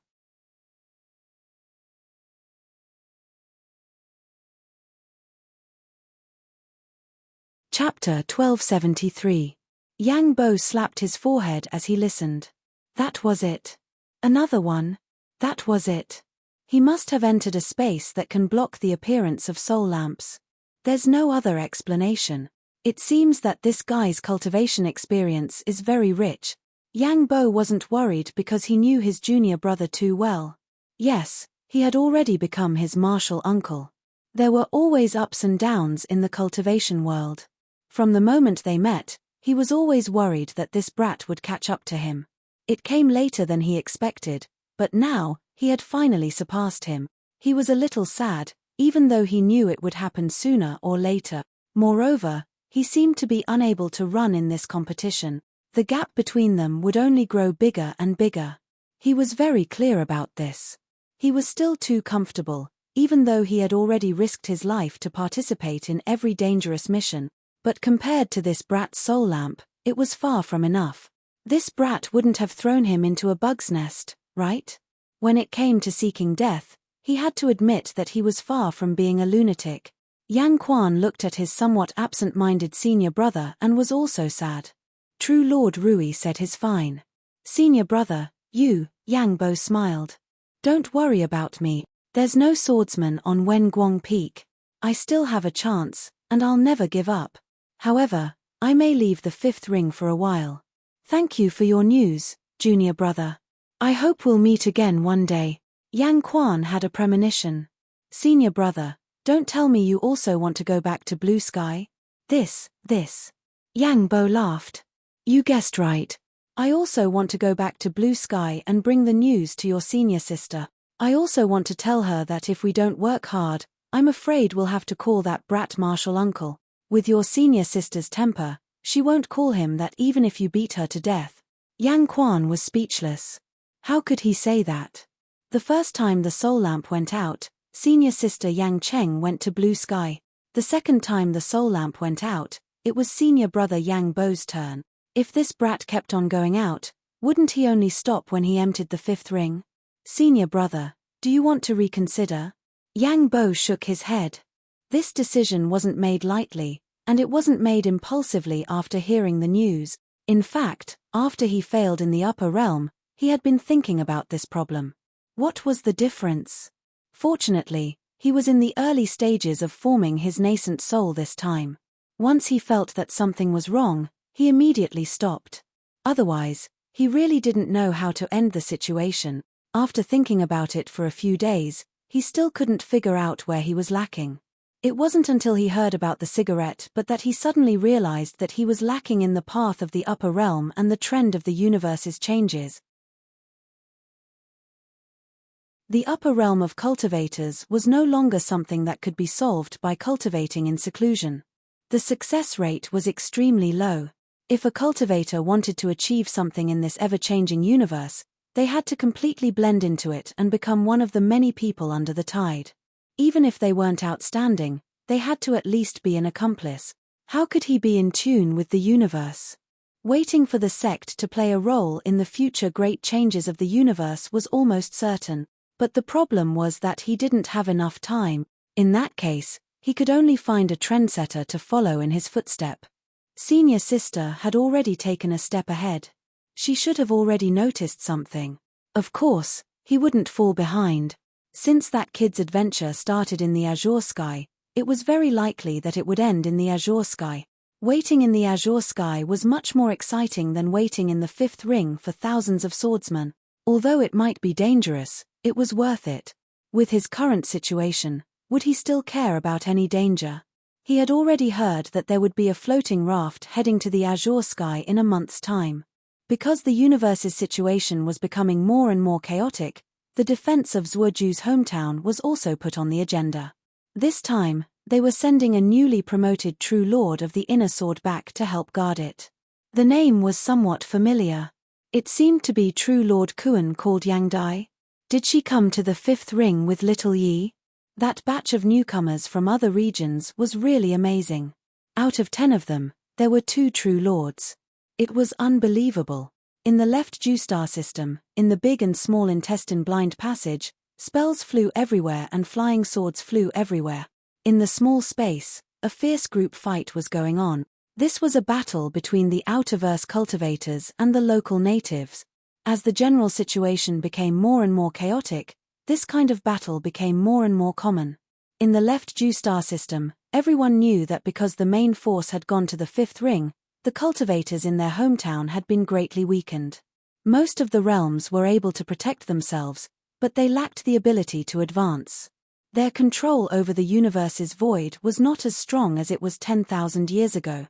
However, there were still some who had no scruples in the left Dew Star system. For example, a certain sword vein in a certain realm. In the group fight, the 4 swordsmen quickly gained the upper hand. Even though the opponent had 7 swordsmen and one of them was a true lord, they were still completely suppressed by the 4 swordsmen. Gradually, casualties began to appear. 4 Yuanying swordsmen, 2 inner swordsmen, and 2 outer swordsmen. They cooperated well and fought fiercely. Among them, there were even 2 tigress. They were quite fierce, and their strength was even above the 2 male cultivators.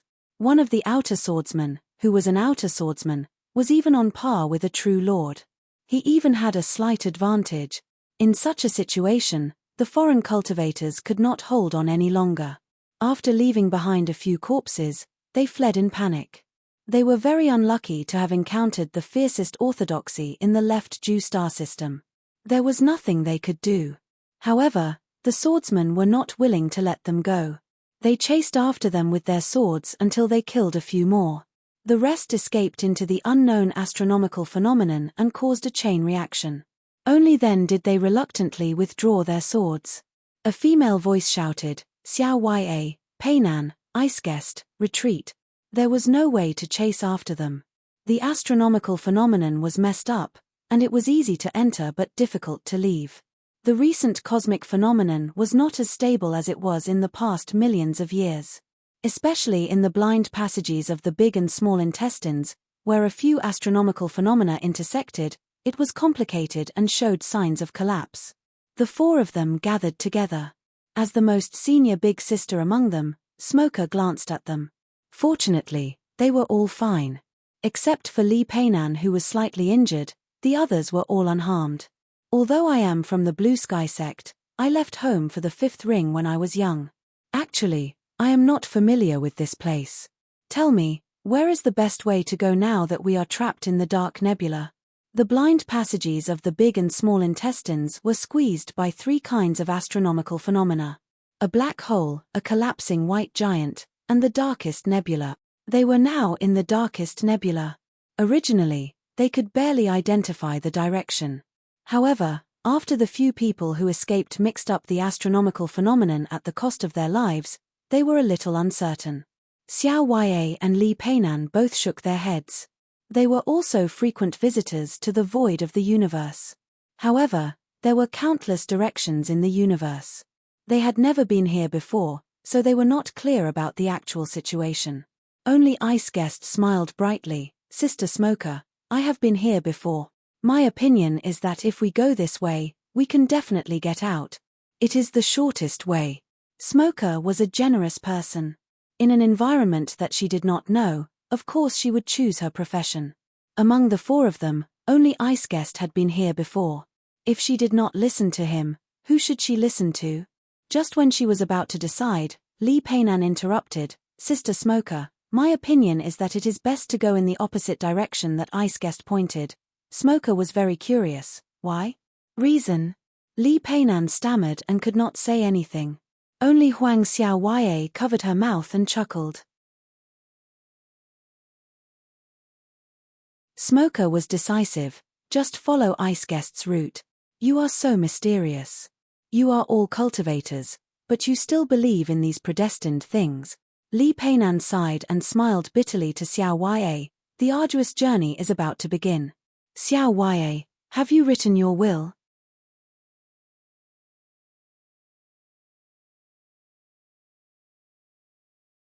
Chapter 1274.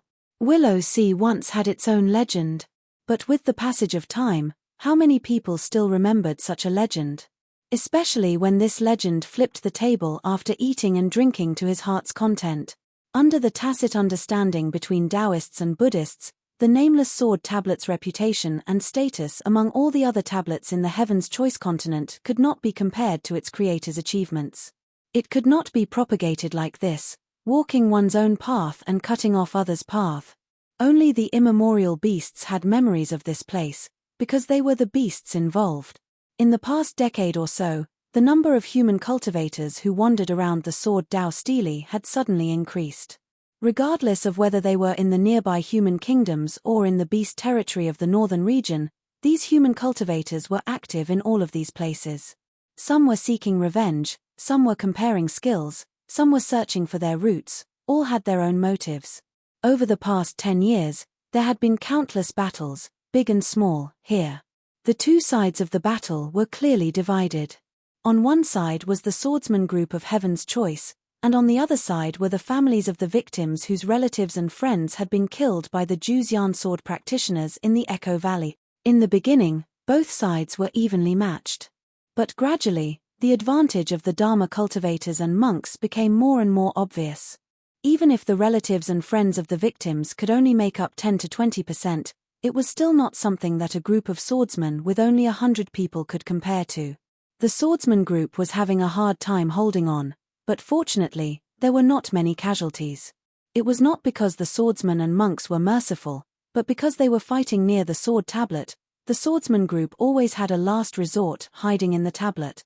Not only could the swordsmen enter the tablet, cultivators from other orthodoxies and even Buddhist monks could enter as well. But who would run into the sword tablet and fight with the swordsmen? Were they tired of living? This was the orthodoxy left behind by a deity. This situation lasted for more than 10 years. Lu Xiaoyi wandered around the continent and then stayed in Jiao country as a doorman. He did not know that there were two groups of people fighting for him. This situation changed after Zhu Xian's diplomatic mission left. Xian Liuzi was very cunning. In fact, Lu Xiaoyi wasn't the only one who didn't return on time. There were several, including Yuanying perfected monarch. No one knew why they couldn't return on time. It was probably because they lost track of time in the Great Tao Tablet, they were harmed by others, or they couldn't leave. As the leader of the team, Shan Liuzi had to consider the safety of the team and not a few reckless fellows. Therefore, he had to leave on time. The only thing he could do was to put everyone into the floating raft and announce that everyone was present. Then, they would return home. This kind of measure could be hidden from most sects, but it could not be hidden from those who had the sun spirit. As long as they wanted to know, they could judge based on the imprints left behind by the people of Juzian when they entered the natural selection continent. This was the only thing they could do. A group of cultivators outside the Sword Dao tablet left, but most of them did not. This was because they found out through various sources that although Juzian's diplomatic mission left, the swordsman did not leave. As long as he didn't leave, he would definitely come to the Sword Dao tablet. They believed this without a doubt. However, a few months ago, the cultivators began to leave in large numbers. This was because there was conclusive news that the swordsman had really left. This cowardly rat was so scared that he didn't even dare to return to the Sword Vein's supreme inheritance to take a look at the Sword Dao tablet. In a foreign land, scholars didn't dare to go to the academy, officials didn't dare to greet their colleagues, and guests didn't dare to go to the brothel. If he wasn't a rat, then what was he? Although they despised him, what was done could not be undone. Since he had already left, who could really chase after him? Only a few people with deep hatred and stubbornness were still lingering here. They probably wouldn't be able to hold on for long. However, they were not the ones who were the most disappointed. The most disappointed were another group of people, the swordsman group. The Heaven's Choice swordsman really wanted to communicate with this Juzian and learn the truth about the Sword Dao tablet. Now that the main character had left, it made them feel uneasy. There were those who were disdainful. They thought that the swordsman's reputation was undeserved and that his actual performance in the Impermanence Dao tablet was completely inconsistent with his performance in the Impermanence Dao tablet. Of course, this was only a minority. To most people, they understood the swordsman's situation in the Heaven's Choice. With so many monks obstructing him, it was very difficult for a stranger to come alone without being disturbed. He was a Yuaniing, not a young spirit. There were also those who left for personal matters. Since the main character had left, there was no need for them to continue staying here. They still had to continue cultivating. This was life. However, there were still nearly half of the swordsmen who stayed. Usually, they were all in different places and cultivated on their own. They didn't have a fixed place to gather. Since they had all rushed here, it was also a good opportunity to communicate with each other. More than 50 swordsmen either entered the Sword Dao tablet to comprehend or competed outside the tablet. This place had finally returned to the past and became a paradise for swordsmen. Huang Nian was a little unhappy. He was full of enthusiasm and waited wholeheartedly, but he had wasted more than 10 years.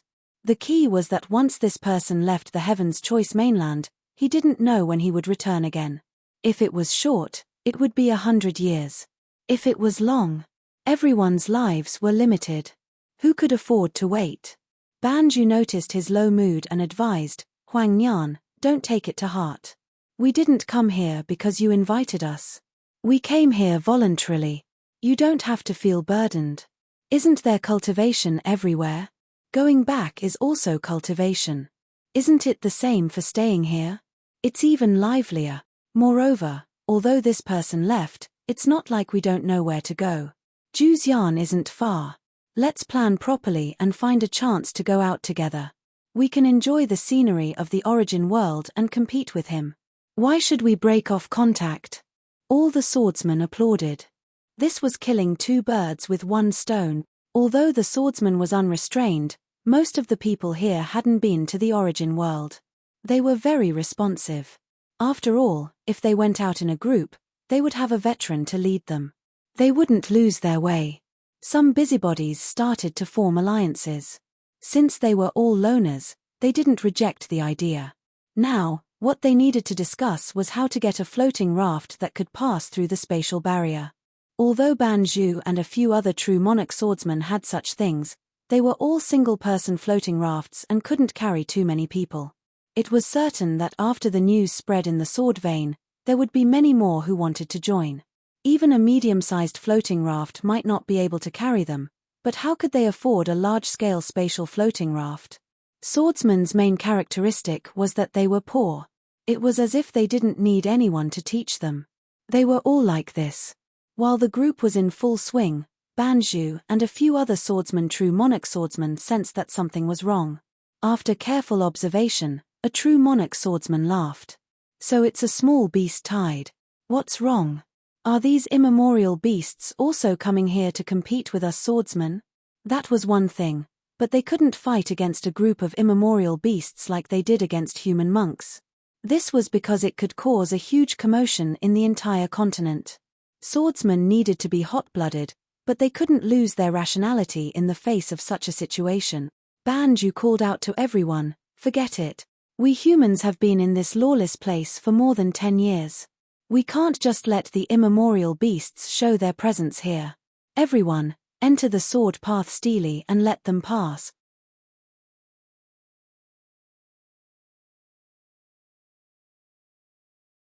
Chapter 1275. Hundreds of primordial beasts of various sizes rushed over.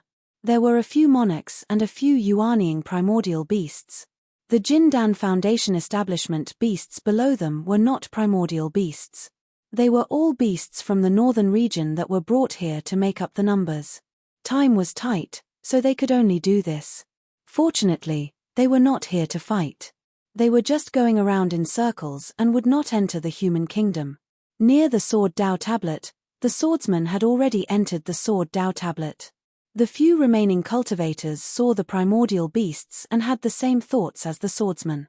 They did not want to provoke these primordial beasts, especially in the current situation. The primordial beasts could be said to be a decisive force. The higher-ups had already ordered them not to provoke them. Now that they saw them, they naturally avoided them. Who would pay attention to a human lying on the back of one of the primordial beasts? Seeing that they were nearing the Sword Dao tablet, Lu Xiaoyi was still a little excited. This person was like a god in the Shenyuan sword sect. This person dared to overturn the order of the universe and start over again. This person was a character that the entire cultivation world of the universe would tremble at the mention of. The Sword Dao tablet set up by such a person was still very exciting. Although he had some complaints about this person's morals, he did not seem to be much better than himself. "Fat cattle, after I leave, you guys go back on your own. Don't cause trouble, and don't stay here to wait for me. It will only make people suspicious. I don't know when the tablet will appear, so don't worry about it." Fat Cattle flew past the Sword Dao tablet. When he appeared again, his back was empty. The small primordial beasts flew forward for a while, showing off their strength. This was also in line with the characteristics of the primordial beasts. Then, under the watchful eyes of the human cultivators, they turned around and left. In the end, they did not enter the human kingdom, which was a relief. It was just a strange action by the primordial beasts. It was very likely that it was because the human cultivators had been causing too much trouble in the Willow Sea recently. This place had no owner, or it could be said that it was owned by both parties. These rude primordial beasts must have come to warn the humans because of this reason. Ignorant beast. As soon as Lu Xiaoyi entered the Sword Dao steely, he immediately understood the rules. This was because the owner was clearly a simple and crude person, but he didn't have so many Daoist twists and turns. The entire steely was simple, direct, and clear. The tablet was divided into 9 realms, and he took his seat accordingly. They were the Foundation Realm, Advanced Realm, Green Netherworld Realm, Reigning Realm, Game Realm, Triple Birth Realm, Dao Realm, Heavenly Phenomenon Realm, and Sword Disciple Realm. With just a slight rotation of his divine sense, most of the content of the realm could not escape his perception. Obviously, the owner of the monument didn't bother to hide it. He clearly told you what this place was. If you think you have the ability, then come in and try. The foundation stage was the foundation stage, and what was displayed was the foundation of the sword. The next level was the Jindan realm, where one could bring about momentum.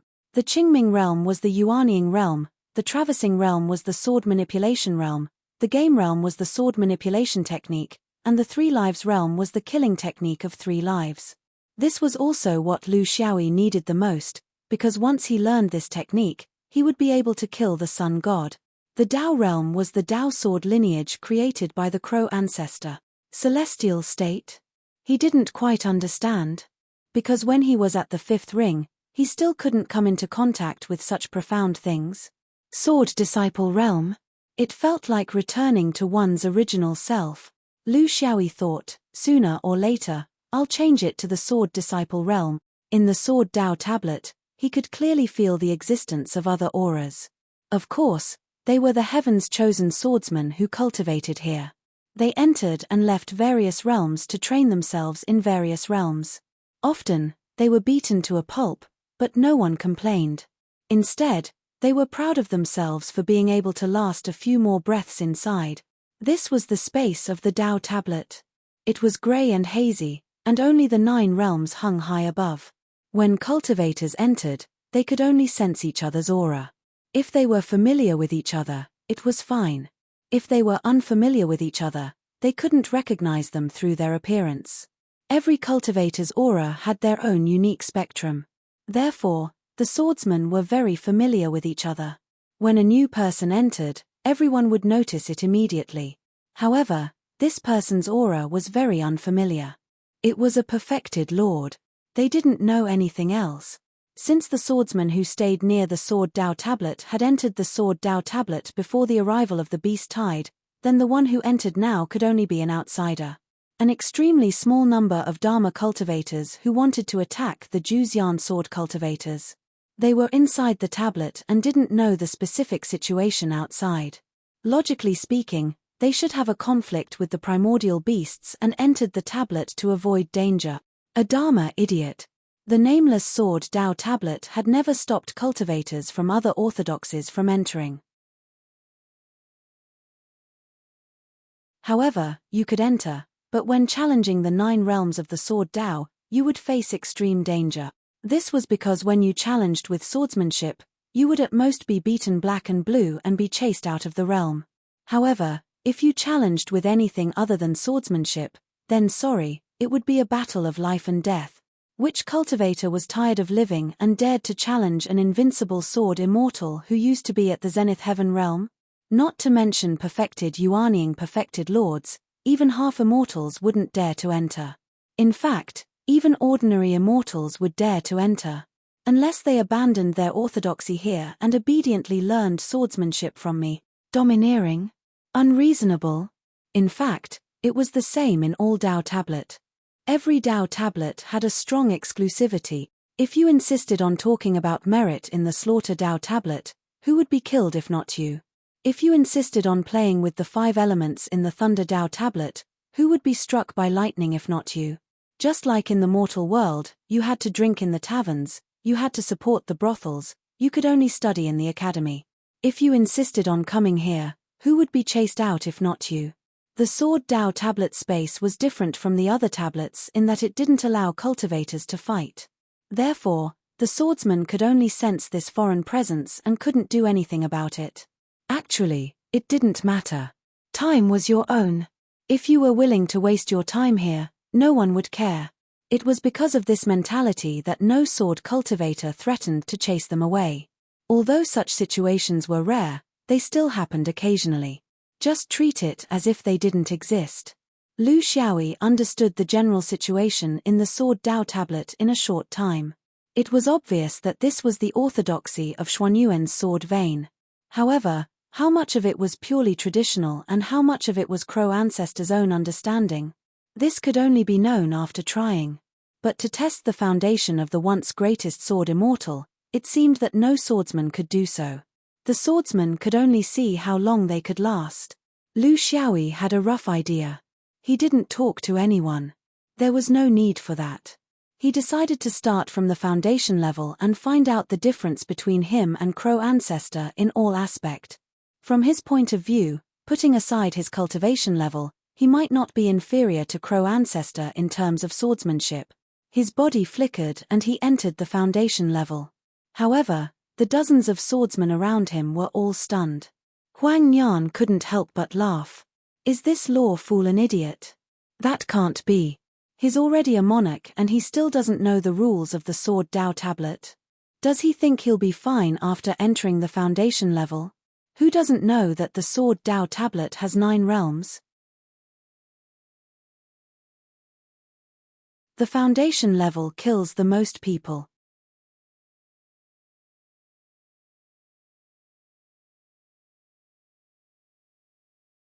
Chapter 1276. P.S. Orange Fruit 2021 said to start from the Golden Alliance, then Old Fallen will start from the Golden Alliance. Of course, Orange Fruit 2022's Milky Way Alliance still hasn't been repaid, and Big Brother's insult has yet to be repaid. I can only push it back. It's not easy to fool everyone when it comes to writing. I have to guarantee the quality. I really don't know when I can finish repaying. Thank you everyone for your support. Old Fallen is convinced. Lu Xiaoyi entered the Foundation realm and immediately sensed that there was a lump in front of him. It was neither real nor virtual, neither shadow nor illusion. It should be the sword wish left by the Crow ancestor. It was just that it was done in a more straightforward manner. It didn't care if the characters were similar, but only about the sword. Usually, under such circumstances, Orthodox Taoists were the most particular. They would definitely portray their original appearance vividly and strive for accuracy. That was because demeanor and temperament were also part of Orthodox Taoists. Unlike here, it was a lump that was neither human nor ghost. It didn't even have a basic human form.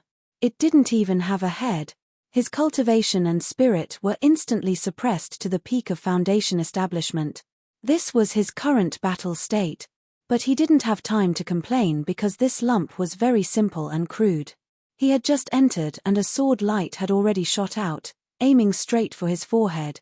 Lu Xiaoyi subconsciously sent out a sword beam to block it, but before he could do anything else, the opponent's next sword beam had already arrived at him.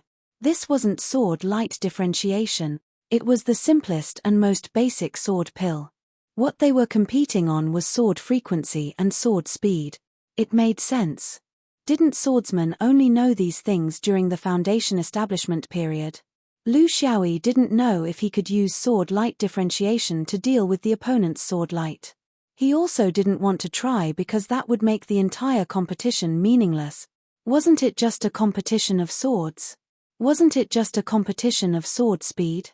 Thinking back to when Lu Xiaoyi was at the fifth ring, he relied on sword speed and sword frequency to defeat the invincible inner and outer sword vein, conquering the entire fifth ring and dominating the entire fifth ring.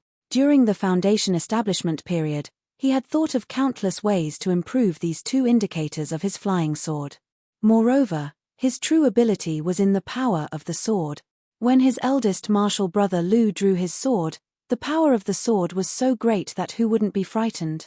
Furthermore, he had the inner sword's quick attack and the outer sword's long-range attack.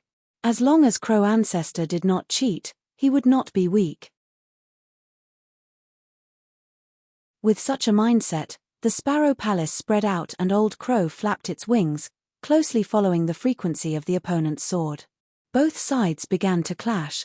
From several swords per breath to 10 swords per breath, then dozens of swords per breath. The speed of his sword had long surpassed the limits of the sword chi thunderous sound.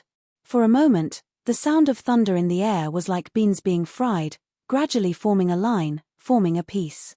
The two silhouettes were no longer stationary. Instead, they were flying up and down. In the time it took for a spark to fly off a flint, they displayed their evading forms to the extreme. This was an overclocking attack while moving at high speed.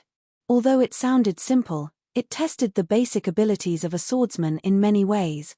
Your speed, your flexibility, your judgment, your ability to grasp the position of both sides, your ability to predict, and the ability to perfectly combine the evading forms and the sword traces.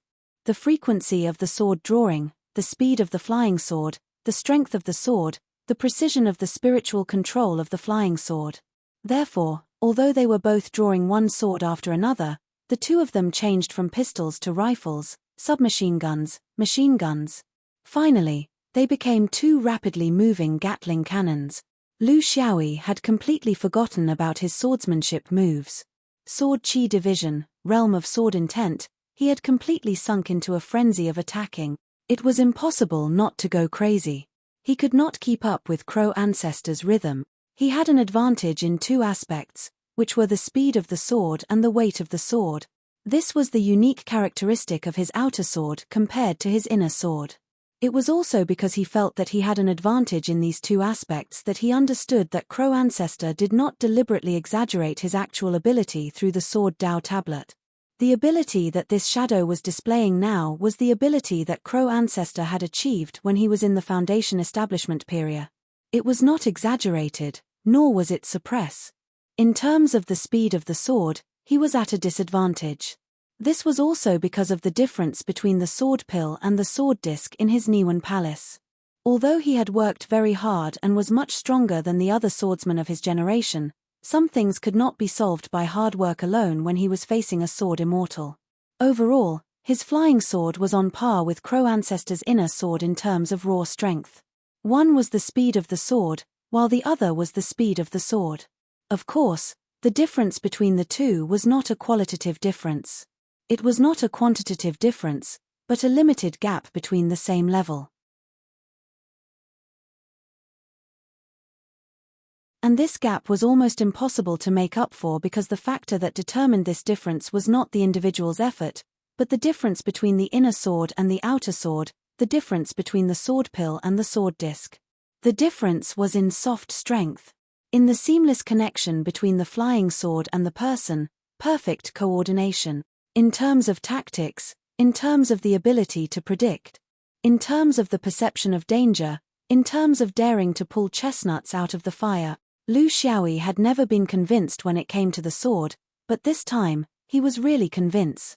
Crow ancestor had used the spirit of the Foundation establishment period and a completely offensive swordsmanship without a trace of Shangxian means to defeat him fair and square. It was not because Crow ancestor's sword wish was a virtual entity. He knew very well that if he could really go back in time and put him at the peak of the fish leaping peak when he was in the Foundation establishment period with Crow ancestor at the same time, he would still be defeated.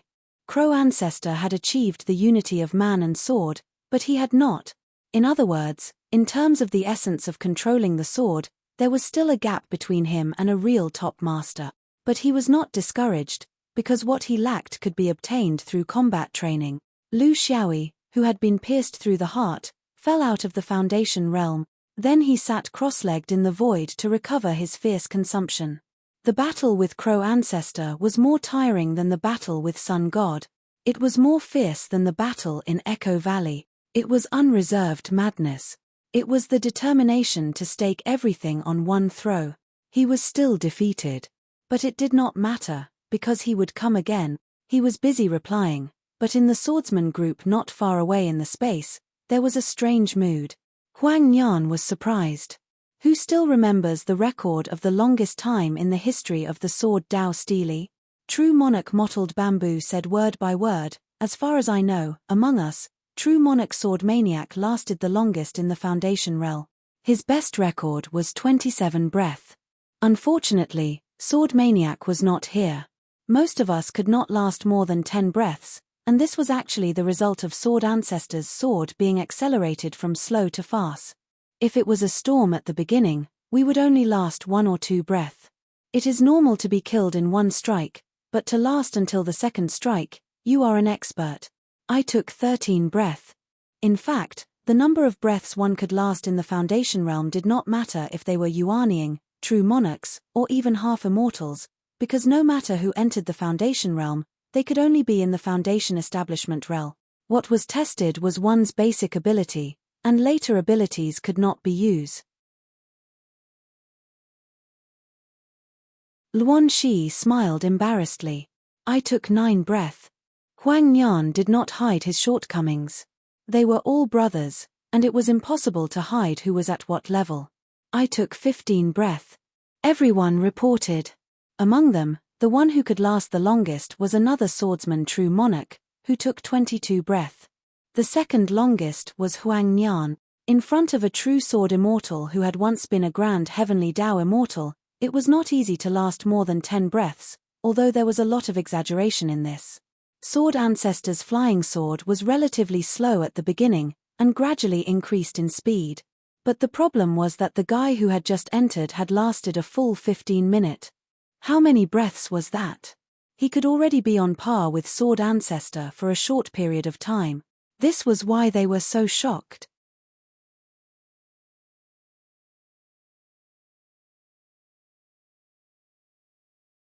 Chapter 1277. 15 minutes was basically a stalemate for swordsmen, which was a fast way to determine victory. Who could hold their own against the sword ancestor at Foundation establishment? It was impossible. With this kind of ability, how could he possibly be unknown to the public? This was especially true for the orthodoxy of swordsmanship, where skills were honed through battles, not something that could be figured out in the depths of the mountains and forest. Was it a cultivator from outside the continent? But their only hope, Zhu Xian, had already left. Huang Nian clenched his teeth. Fine, I'll go in again and see if the difficulty of Foundation establishment has been lowered. Huang Nian did as he said and charged into Foundation establishment. 14 breaths later, he fell out with a face covered in dirt. My head was cut off. Perfected Lord Banju was speechless. Your attitude is wrong. You're too eager to succeed. But your results are worse than before. Luan Shi volunteered. My heart is big. I'll go in. 10 breaths later, Luan Shi fell out, but his face was still full of pride. I was stabbed into a sieve. But I lasted 10 breaths. That's an improvement. I won't compete with the sword ancestor. I'll compete with old Ninth Huang. I'll catch up to you sooner or later. A few more sword cultivators did not believe it and began to challenge the foundation level that they had challenged countless times before. The result was, without exception, the same result. The result was very clear that the sword ancestor's foundation level did not reduce the difficulty. In other words, that perfected Lord Swordsman, everyone was wondering who this person was. Such powerful strength made them feel unworthy, and they were a little embarrassed to step forward and speak. While the swordsmen were still whispering, that perfected Lord Swordsman had recovered his strength and entered Foundation establishment again. Again? There's no need, right? He's already proven himself. He can definitely challenge higher steelies. Luan Shi was puzzled. Huang Nian shook his head. How can a sparrow know the ambition of a swan? For us, progress is measured in breath. For him, I'm afraid his demands are measured in minute. The sword Dao Steely has 9 levels, and there's a reward for each level. Although I don't know what level you have to reach to get the reward, I think he's aiming for it. Banju nodded. What Huang Nian said is correct. That's how it is. Based on my judgment, I should be able to last a certain amount of time in the Foundation realm to pass. I just don't know how long this period is. 20 minutes. 45 minutes. 2 hours. Or do I have to defeat the Crow ancestor? In the space inside the monolith, at the entrance of every monolith realm, there was a huge gem-like eye. In the eye of the eye, there was a huge, grey word award. To the cultivators, this wasn't difficult to understand. Pass, the reward word lit up, and the prize was issued. In the world of cultivation, senior masters often proposed such rewards in the space they set up to stimulate the younger disciples. Especially in the orthodox Taoist sect, the Taoist sect made it more grand, immortal, and very pretentious, unlike the sword master, who was straightforward and rude and even engraved the word reward. Did he think that everyone was a naughty child? But what was the prize? I'm really looking forward to it. Ever since the sword Dao Steely was established, no one had ever obtained a reward in any of the realms. At least, they didn't know. Could it be an immortal technique? A peerless sword art? Or some other immortal item? But no matter what it was, the reward of a sword immortal who used to be a Zenith Heaven immortal was enough to make people yearn for it. Lu Xiaoyi's heart was as calm as water. He didn't come here to die, but to defeat the Crow ancestor. To others, this was arrogant, but to him, it was not a dream. In terms of hardware, he was confident that he wasn't inferior to the Crow ancestor. What he needed to improve was his soft strength, the compatibility between him and the sword, the adaptation of judgment and action, the familiarity of movement and attack, and the effectiveness of battle tactic. It was the problem of how to display his sword skills and avoid being entangled in sword frequency and sword speed, and how to play to his strengths and avoid his weaknesses. There was no other way to improve other than to continue to fight. As soon as he entered, the battle began immediately. Close combat. More than 15 minutes later, Lu Xiaoyi fell out of the monolith realm again and continued to recover in silence. The Crow ancestor could defeat him physically, but he couldn't conquer his heart. In Lu Xiaoyi's heart, there was no such thing as blind worship. Especially in terms of sword skills, he didn't submit to anyone. 15 minutes and 100 breath. He improved by 100 breath. Huang Nian murmured. At this time, the swordsman group had completely given up on their own cultivation. They just watched from the side because they knew the goal of this powerful monarch swordsman. Compared to the time they wasted, it was more important to pay attention to this historical moment. Unfortunately, they couldn't see the scene of this person breaking through in the Foundation realm. This made everyone itch. The swordsman group watched for 3 whole years. They counted the time and number of times this swordsman entered. Until now, the longest time he lasted was more than 2 hours, and the number of times he tried to break through had reached a total of 1,402 times. Now, they didn't only admire this person's strength, but also his perseverance. With such perseverance, what couldn't he do? The general didn't die after 100 battles, and he rode his horse with his sword in hand. At first glance, this person's aura made people feel that there was not the slightest bit of iron-blooded generosity. However, his actions made people feel the indomitable spirit of a sword cultivator in their heart.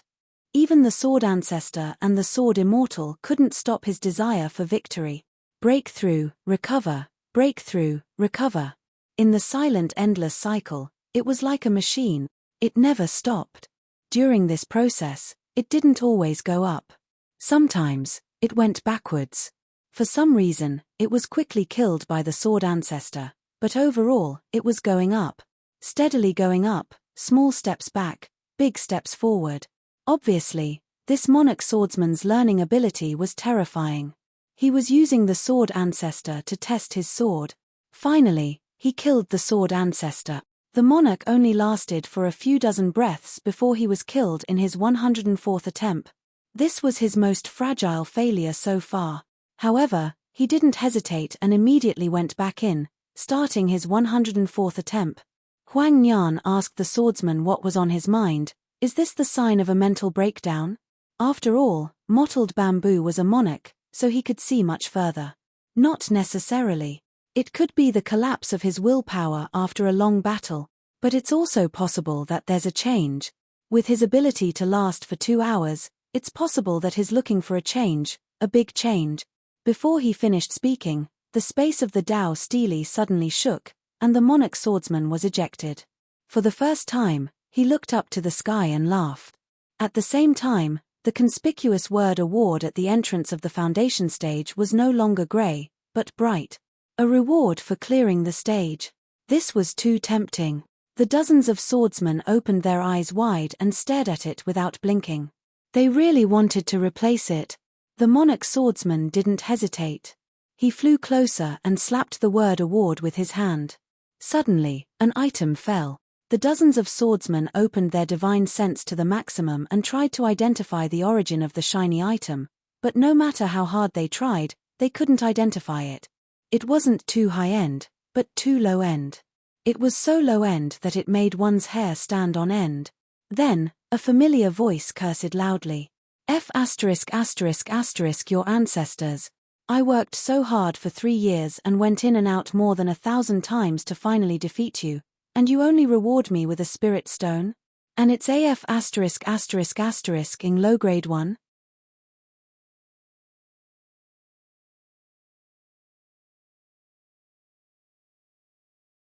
Chapter 1278. When Huang Nian heard this voice, he was overjoyed, but he no longer held back and shouted, Senior One-Eared, it's me. I'm your brother Huang Nian whom you haven't seen in years. Lu Xiaoyi was still circling the word award that had already been spat out and had turned grey again. He looked at it and touched it. When he heard this, he replied, Huang Nian? Where the hell have you been all these years? I've been fighting for my life in Echo Valley, and you don't even know how to come over. Come over here and help me take a look. Why do I feel like this thing looks like a low-grade spirit stone? Could it be that I've been fighting for so long that my eyes are blurred? When Huang Nian heard this, he immediately felt as if he had drunk a cup of ice in the middle of summer. He felt extremely comfortable, and all the pores on his body opened up happily. Although Senior One-Eared was still as vulgar as before, he didn't treat Huang Nian as an outsider. This made Huang Nian feel very proud in front of the swordsman. He hurriedly flew over, took the shiny object, and examined it carefully with a smile. Senior One-Eared, you're not seeing things. This doesn't look like a low-grade spirit stone, it's actually a low-grade spirit stone. The quality isn't very good. If you go to the market, you'll get a 10% discount. All the swordsmen gathered around. They knew that this was the Juzian sword cultivator who had displayed his might in Echo Valley, One-Eared. However, in the short span of a decade or so, he had taken another step forward and became a perfected monarch. It was no wonder that they hadn't thought of him. The low-grade spirit stone passed through the hands of every swordsman. In the end, they confirmed that it was a defective low-grade spirit stone. Was the sword ancestor's joke, or did he have a deeper meaning? They couldn't guess. But everyone was very happy. They were happier than when an immortal item appeared among the prizes. Was this the sword ancestor's bad taste? Swordsmen didn't need any special items. All they needed was a sword. Such a simple and crude prize vaguely reflected the sword ancestor's philosophy. Everyone thought that this was the most suitable prize. Sword cultivators all worshipped powerful swordsmen, especially Baron Ye, who had played an unspeakable role in this. With his battle record in Echo Valley and his performance in the sword Dao Steely, both sides had been friends for a long time.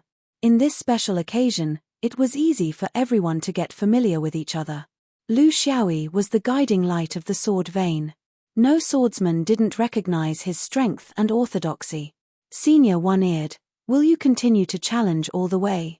Huang Nian asked. Lu Xiaoyi nodded, of course, until I can't go on. The swordsman's estita assess, the universes, a storm's the only way is, Aziz's swordsman, he was a perfected monarch. But his face fell. If he didn't ask for it now, when would he? Senior One-Eared is right. We've been here for a long time, even a few hundred years. But our progress is like a tortoise's crawl. There are many areas in the sword Dao Steely that we can't enter. Lu Xiaoyi knew what he wanted to say. To him, there was nothing to hide. This was also a force that couldn't be underestimated. He needed the support of strength. No matter. Anyway, we'll be here for a long time. I'll set up a system for you and clarify some basic things. I believe that with this, you'll be able to improve greatly in a short time, but how far you can go depends on yourself. No one can help you with this. Luan Shi was very excited. Senior One-Eared. We still have some brothers in the sword vein outside. They're the most devout swordsmen, but they left early for various reasons. Can we call them back? Lu Xiaoyi didn't care. To him, the more swordsmen he could recruit, the better.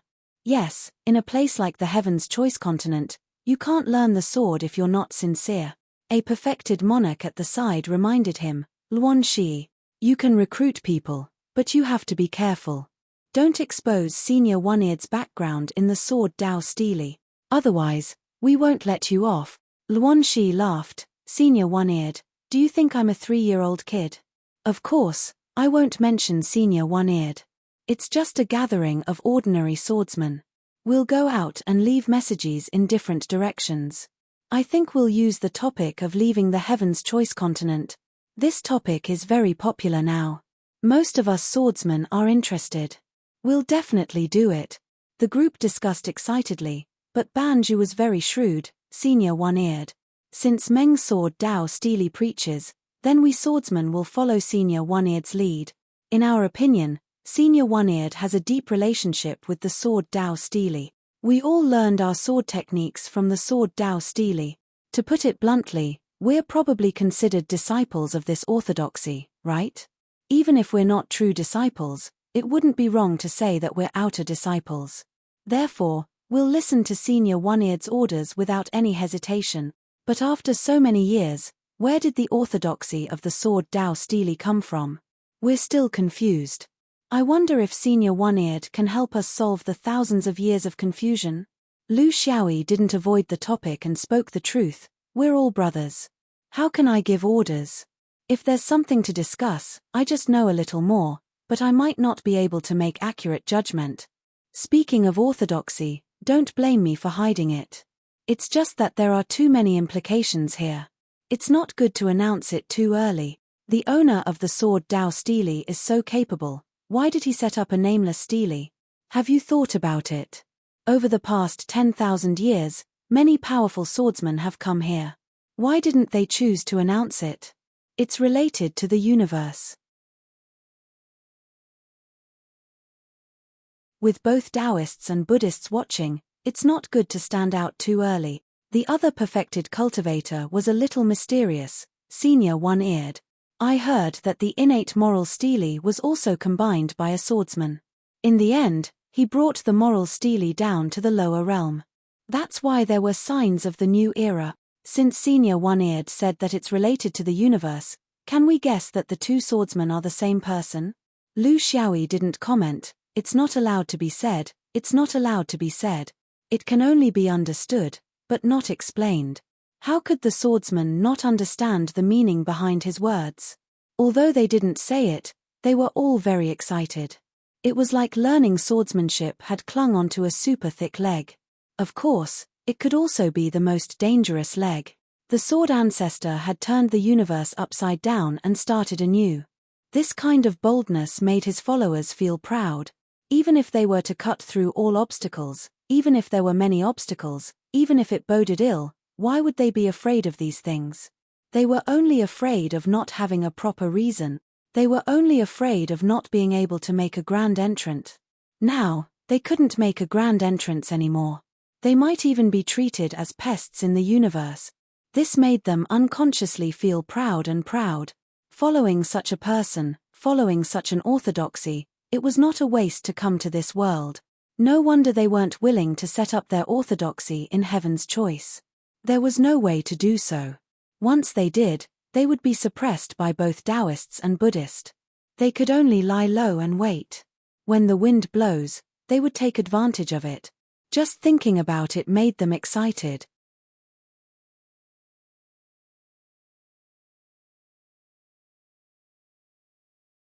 Chapter 1279. Lu Xiaoyi also comforted them. We're all Yuanying, so I don't need to teach you the truth.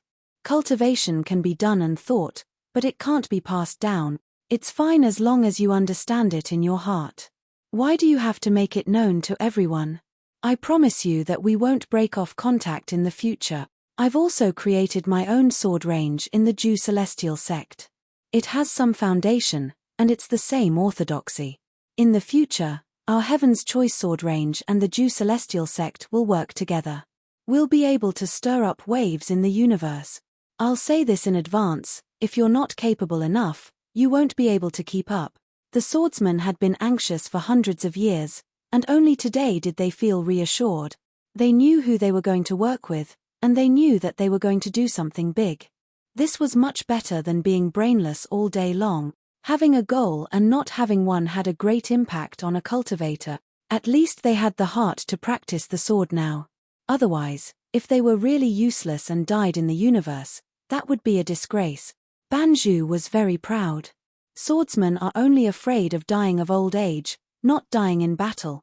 With senior brother's words, we'll have a firm mind and work hard to improve ourselves.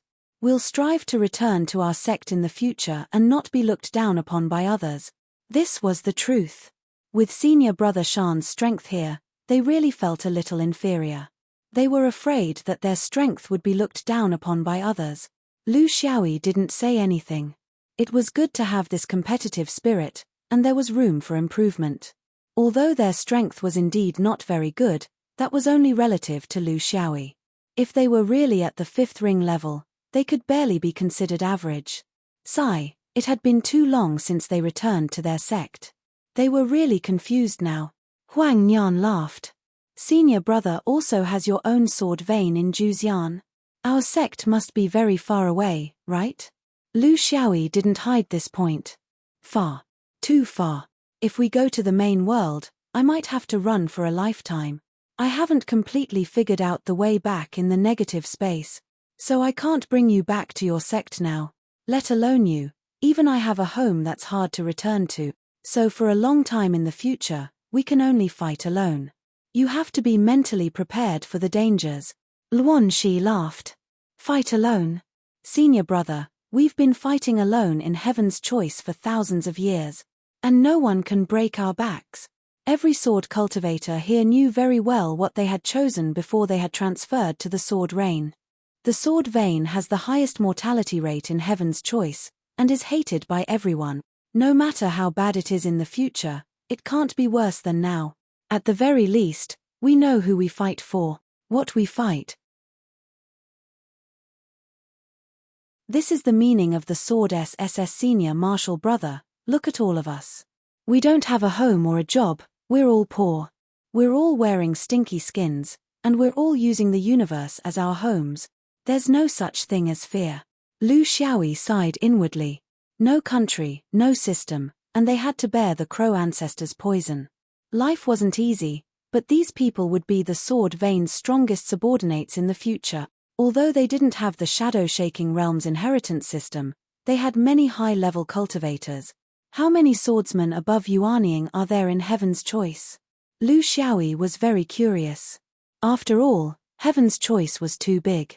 Even if there was 1 in 10,000, it still wasn't a lot.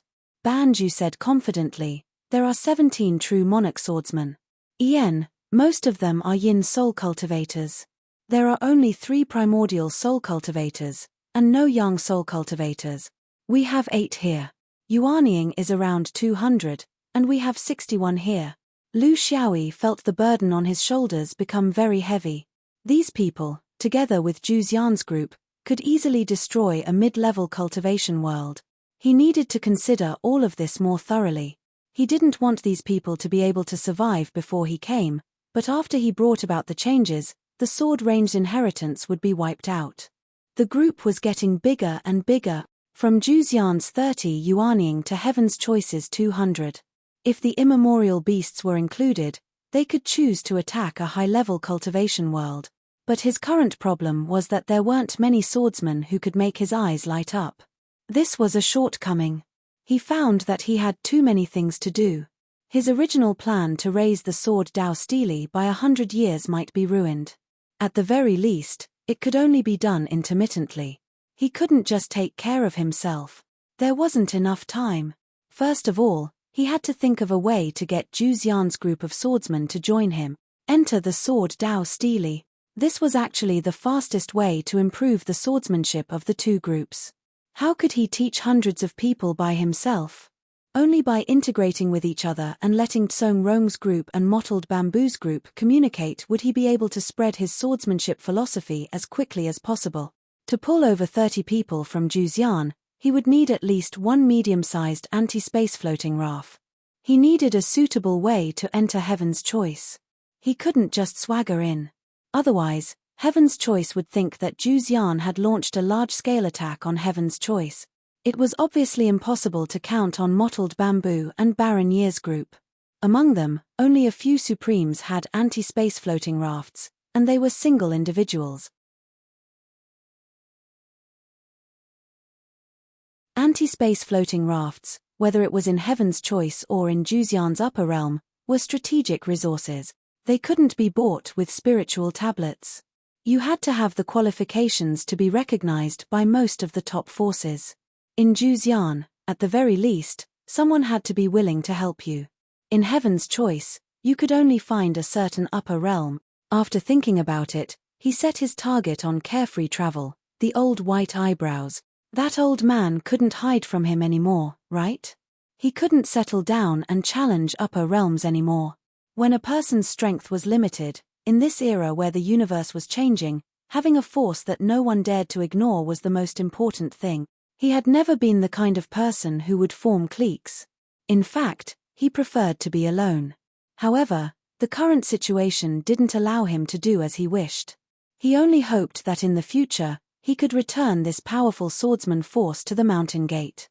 That way, he would be able to repay Xuanyuan's kindness in nurturing him. Only when these people had found a place to return to, would he be able to truly regain his freedom and pursue his own path alone. He had no choice. Thus, he said to the group of swordsmen, let's set a date of 20 years. 20 years later, everyone will gather at the Sword Dao tablet. I will bring you Zhu Xian's sword vein orthodoxy. Try your best to gather all the swordsmen from heaven's choice. I hate teaching people the most. I can barely manage to teach them once, but I can't stand it twice. Also, spread the news that heaven's choice sword Vane wants to go to the main realm. Also, make some solid preparations. This can be an excuse for us to enter heaven's choice in the future. Here's 10,000 purple purity. Take it and try your best to get a medium-sized floating raft. Although the swordsmen were reluctant, they knew that this was a serious matter. Gathering swordsmen in heaven's choice wasn't easy. Swordsmen didn't have a fixed residence, and heaven's choice was even bigger. It would take at least 10 years to gather all the swordsmen. Banju didn't stand on ceremony. This wasn't money to buy his life, but it was better than that. If he accepted it, his life wouldn't be up to him anymore. Senior brother, don't worry. We true sovereigns will personally handle the floating raft matter. We definitely won't be cheated. Everyone else, disperse. Only one person will be left behind on the sword Steely. The rest will disperse to the various areas of the heaven's choice. Hehe, it's been over 1,000 years. Our heaven's choice sword range finally has the chance to form a fist.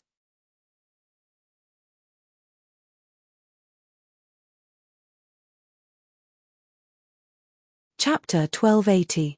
Plans could never keep up with the changes. Lu Xiaoyi's journey to the sword Steely was interrupted just like that. This was something he had not expected when he entered. However, for the sake of the overall strength of the sword Vane, he was willing to sacrifice some of his own benefits. It was just a matter of time. Perhaps as his cultivation level increased, his gains from the sword Dao Steely would also increase. The first 9 realms of the sword Steely were still manageable, but the later realms required more from him. When he reached the 3 Births realm, his own strength was not enough. How could he fight with the Crow ancestor like he did in the Foundation realm? Therefore, it was not necessarily a bad thing to let it go. When it came to learning, the greatest taboo was to be stuffed into one's head. In between each knowledge point, there should be time for reflection, rumination, and practice. Cultivators could fully absorb what they had learned during this period of time, allowing these things to truly integrate into their blood vessels and bones before moving on to the next knowledge point. Therefore, in learning, some people were extremely talented when they were young, but when they grew up, it was because they were too smart and learned things too quickly. They did not seek to understand things thoroughly. On the other hand, those who learned things at an average speed would often erupt with unimaginable potential later in life. There was no other reason. They had thoroughly grasped all the knowledge in the past. In any case, it was just a mouth. It could be said horizontally or vertically. It all depended on one's situation. If Lu Xiaoyi did not have these trivial matters, of course, he could find a lot of benefits from cultivating in the sword Dao Steely for hundreds of years. Once he obtained the Dao, the world would know. At that time, he might even be able to kill the Sun Spirit. However, the problem was that he had these trivial matters to deal with. Therefore, he had to find a lot of other reasons, such as this learning theory, to encourage himself, to support himself, to hint that he was on the right path. What was the Dao heart? A one-track mind would never have the Dao heart. One had to learn to be perfunctory, numb oneself, and please oneself. For all of one's actions, whether they were right or wrong, he had to find a lot of high-sounding reasons. Even if it was far-fetched. At the very least, it could make one happy. When one day, by luck, one stepped into a high position and had one's own legend, then the self-comforting and numbing oneself in the past would be the great Tao. The Tao was very difficult, very profound, and very simple. 1 or 2 months later, he found the largest river in the depths of the northern region, the Bitter Water. Moving up the river, they began to enter the territory of the heavenly selection archaic beasts, both in name and in reality, the leader of the Xiangliu clan. Xiangliu had the body of a snake and 9 heads. The patterns on its skin looked like tiger spots, and its 9 heads looked like human faces. He likes to live in places with plenty of water. In fact, in terms of appearance, it was somewhat similar to the 9-headed fierce beast. The only difference was that the 9 heads of Xiangliu were all on the head of a snake, while the 9-headed fierce beast was more like a combination of 9 snakes, sharing only the lower half of a snake. Xiong Liu was a spiritual ancient beast, while Ju Ying was a monster of water and fire with a strong body. One was the brain, while the other was the fighter. This was their basic position among the immemorial beasts. The middle section of the Bitter River was where the water was the most powerful. It was the territory of the Xiangliu clan, and Lu Xiaoyi didn't go out of his way to search for it. He simply sent his divine sense out into the water, and before long, a Xiangliu popped up out of the water. It looked a bit angry, but when it saw who it was, it immediately suppressed its usual violent impatience and cautiously approached. In the immemorial beasts, there were high and low positions, determined only by their strength. The Xiangliu clan, nine-headed fierce beast, Swan Ni, Jiao Duan, and Ba Serpent were all powerful creatures among the immemorial beasts. They were close to or even comparable to the phoenix, Kuan Peng, dragon, and Qilin of the immemorial beasts. However, the Tao of Heaven had very strict restrictions on these immemorial beasts with innate abilities. Therefore, neither of these two immemorial beasts had more than 2 digits in population. The latter 3 had more. As for the Fei, Chiseltooth, Fuzhu, Philian, and Cheng Huang, these ordinary immemorial beasts, they had more than 100 immemorial beasts. I'm looking for you, Xiangliu clan leader. I have something to discuss with you. Lu Xiaoyi went straight to the point. The younger Xiangliu clan leader did not dare to be negligent. He knew that this Daoist had a great background. It was very likely that he had secretly escaped from the unspeakable place. This kind of person was not someone a clan without a half-immortal grandmaster could contend against. Therefore, the Xiangliu clan leader silently led the way. Not long after, they arrived at an underwater cave. It was not exquisite and could not even be considered a building. The immemorial beasts did not care about these things. If you made some bricks and stones, they would not be able to live comfortably. This was the common characteristic of the beasts of heaven and earth. No matter if they were fierce or gentle, they were all close to nature. The Xiangliu clan leader came out to welcome him. He was also very curious. What important matter did this human have to come here to look for him? However, there was one thing that he was very clear about. Ever since this human entered the sword Dao Stele, he was even more certain of the relationship between this swordsman and the powerful sword Vain Orthodoxy. The immemorial beasts could also grow because they had intelligence. For millions of years, they had also been constantly reflecting.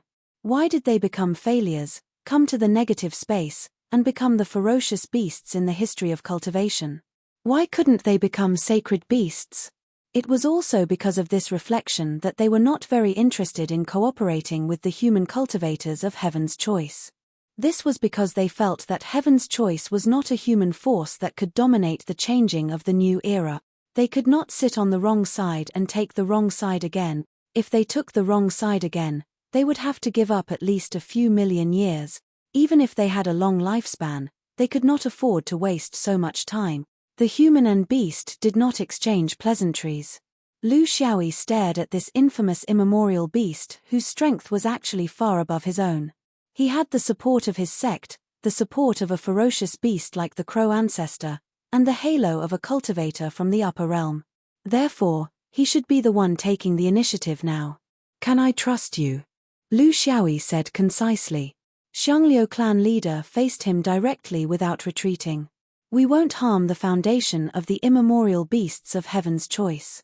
Master, if you have something to say, please say it. Lu Xiaoyi's expression was solemn. We won't harm the foundation of both sides. This is the cornerstone of our cooperation. I came here to ask for a shortcut to enter and exit the Heaven's Choice continent from Lord Xiong. Can Lord Xiong agree to my request? The Heaven's Choice continent, whether in theory or in reality, actually had 2 masters. One was the humans, the other was the immemorial beasts. In these millions of years, there were small disputes and petty misdeeds, but there were no major issues. It was the restraint of both sides. Ever since the collapse of the Great Tao, humans had strengthened their control of entering and exiting the Heaven's Choice continent. Especially entering, it was very difficult to avoid the eyes of the Heaven's Choice humans. Moreover, There was the problem of leaving behind traces through the Heaven's Choice gravitational field. To be honest, Lu Xiaoyi could not solve these problems. Unless he could become a half-deity, he could only solve the problem of entering and exiting without leaving any traces. But to bring in dozens of swordsmen was undoubtedly a fool's dream. But don't forget, the Heaven's Choice continent still had another master. How could the immemorial beasts allow humans to completely control the passage to enter and exit the Heaven's Choice continent?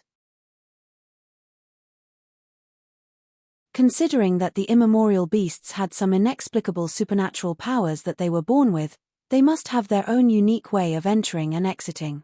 It was a way that humans could not control or speculate. Even the sun god True Monarch could not grasp it. Lu Xiaoyi did not know what it was, but he knew that it must be something.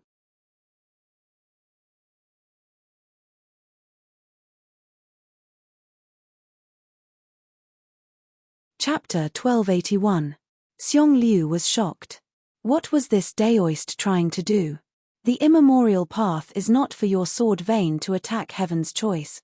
Master, forgive me for not being able to comply with your requests.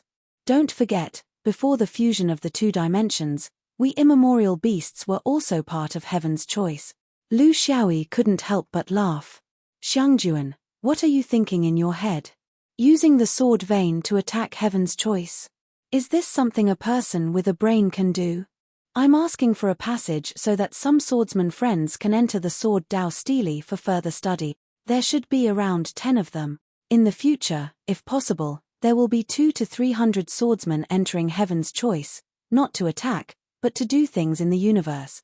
I just don't want to expose all of this to the human cultivators of Heaven's Choice. Xiong Liu heaved a sigh of relief. He knew that he was thinking too much. Just a few hundred people couldn't cause much harm to a continent of Heaven's Choice's size. If what Master said is true, and you don't use the immemorial path as a springboard to threaten Heaven's Choice, I can guarantee that you can pass through safely with just a few hundred people. Humans won't notice. But I want to know, Master, why are you doing this? In my opinion, this is just the stage where everyone is gathering their strength. It's still far from the true chaos of the universe, right? Isn't it a little too early to start mobilizing your strength? Lu Xiaoyi had to answer. This was the price of using the passage. Xiong-jun, it's not early anymore. How do you think the new era update will proceed? When the era really changes, those who jump on the stage will definitely be at the immortal level. What's the matter with you and me? Before the era changes, it's the stage where the half-immortals compete. There's nothing for you and me to do. At our level, we're just the appetizer, the clowns warming up the stage before the big show begins, including the power struggle between the immemorial path, the battle between the realms, the gains and losses between the orthodoxies. In the end, it's just a matter of the mortal realm. So, from now on, for the next few thousand years, it's our stage. When the signs of the universe's change are obvious, if Xiong-jun still can't become an upper-level half-immortal, you'll just be a spectator. You still want to stick your head out? 9 heads enough to chop off. This guy really doesn't know how to speak human language. Xiong Liu complained in his heart, but in their relationship, he still appreciated such a character. Why did he choose the faction with the sword vein? It was all because of the sword vein's reputation of being a man of his word. If he cooperated with them, he would not be cheated. However, if he cooperated with the Taoists and Buddhists, there would be no room for negotiation. My ancient race can borrow the path. But I hope that we have the right to know before we borrow the road. If I find out that what you have done is inconsistent with what you have said, I will immediately cut you off. Of course, we also have the obligation to keep it a secret. You don't have to worry about our promise to the ancient beasts. This is the foundation of our race's survival. In fact, from the moment we borrowed your path, our ancient race has already begun to choose a side. Lu Xiaoyi was very satisfied. He clearly grasped the desire of the heavens' chosen archaic vicious beasts to return to the origin world and become legitimate archaic sacred beasts. This was something that the heavens' chosen people could not give them. The only thing that could give them was the domain alliance of the main world. It had to be said that after lying dormant for millions of years, the ancient vicious beasts had finally become smarter. Therefore, he actually didn't want to hide everything. It was meaningless. In the world of cultivation, everyone was an old monster. There would be a day when the truth would come out. If you kept hiding things, it would make others feel that you didn't treat them as friends. If you were wary, others would naturally be wary of you. When they had the same goal in mind, why not be more candid? The orthodox Taoists and Buddhists were too scheming. Therefore, they always made people guard against them, afraid that they would fall into their trap. Everyone understood these things. However, because the Taoists and Buddhists were incomparably powerful, they naturally could not be too honest. If they were all on the same side, how could they balance such a big plate? The sword vein was different. They were small in size and could be honest with others. If there were as many swordsmen in this universe as there were Dharma cultivators, why would he be honest? Of course, he would play with them. His butt determined his brain, strength determined his countermeasures. There was no right or wrong. It was all based on his own reality. The heaven's chosen people will walk out of the negative space. This is inevitable. It will happen within a few hundred years. This is our stage. However, there are many things that we are not sure about. Will the heaven's chosen Buddhist sect be on the same side as the Taoists? Or will they go their own way? Do they have any helpers in the main world? Who is it? Is it a realm? Or a race? What is their goal? What is their goal? We don't know about these. However, we have to be prepared. The same goes for all of you. Xiong Liu's eyes lit up. This Daoist had been talking nonsense all these years. Now, he was finally speaking the truth. Of course, they also wanted to join in. Master, what our ancient race is worried about is not fighting or dying. In truth, none of these matters are important. What we are worried about is that once we occupy a team, how can we coexist with the Taoists and Buddhists in the heaven's chosen continent? There are still at least a few thousand years before the new era. We cannot stay in the main world for a long time. This place is also hostile to the heaven's chosen people. We have to find a place to stay during this period of time, right? Lu Xiaoyi expressed his understanding. Xiong Jun, don't worry. Before everything is revealed, I will not force you to confront the heaven's chosen people and Buddhist. However, I may use you in other directions, for those so-called allies of the heaven's chosen people. Xiong Jun nodded in satisfaction. This can be done. As long as we don't face them head-on, there will be excuses. It is still too early to reveal our cards now. Lu Xiaoyi comforted it. Don't worry. As long as it starts, who can come back in one piece? Don't think that the number of heaven's chosen people is terrifying. Firstly, they are not on good terms with Taoists and Buddhists. Secondly, they have different thoughts in many small countries. How can they form a complete joint force? Once they go out, they will know that it will be difficult to come back alive. At that time, how can they have the ability to make a move against you, the heaven's chosen people? Xiong Liu was indeed very shrewd. However, in front of the universe's number one conman, it was still moved. Yes, it was easy to go out, but difficult to come back.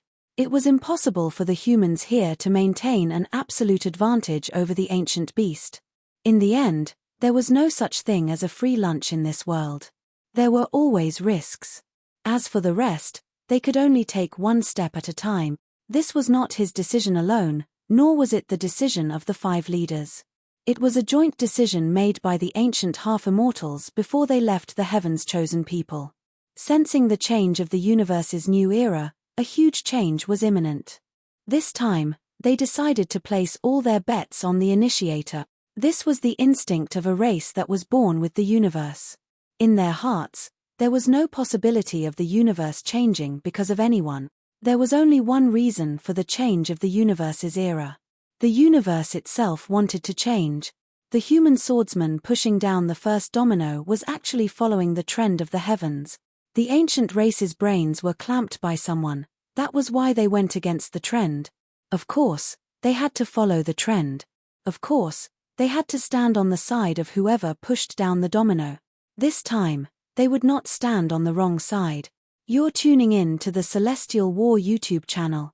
Don't forget to subscribe and join us on this journey to catch the most captivating stories.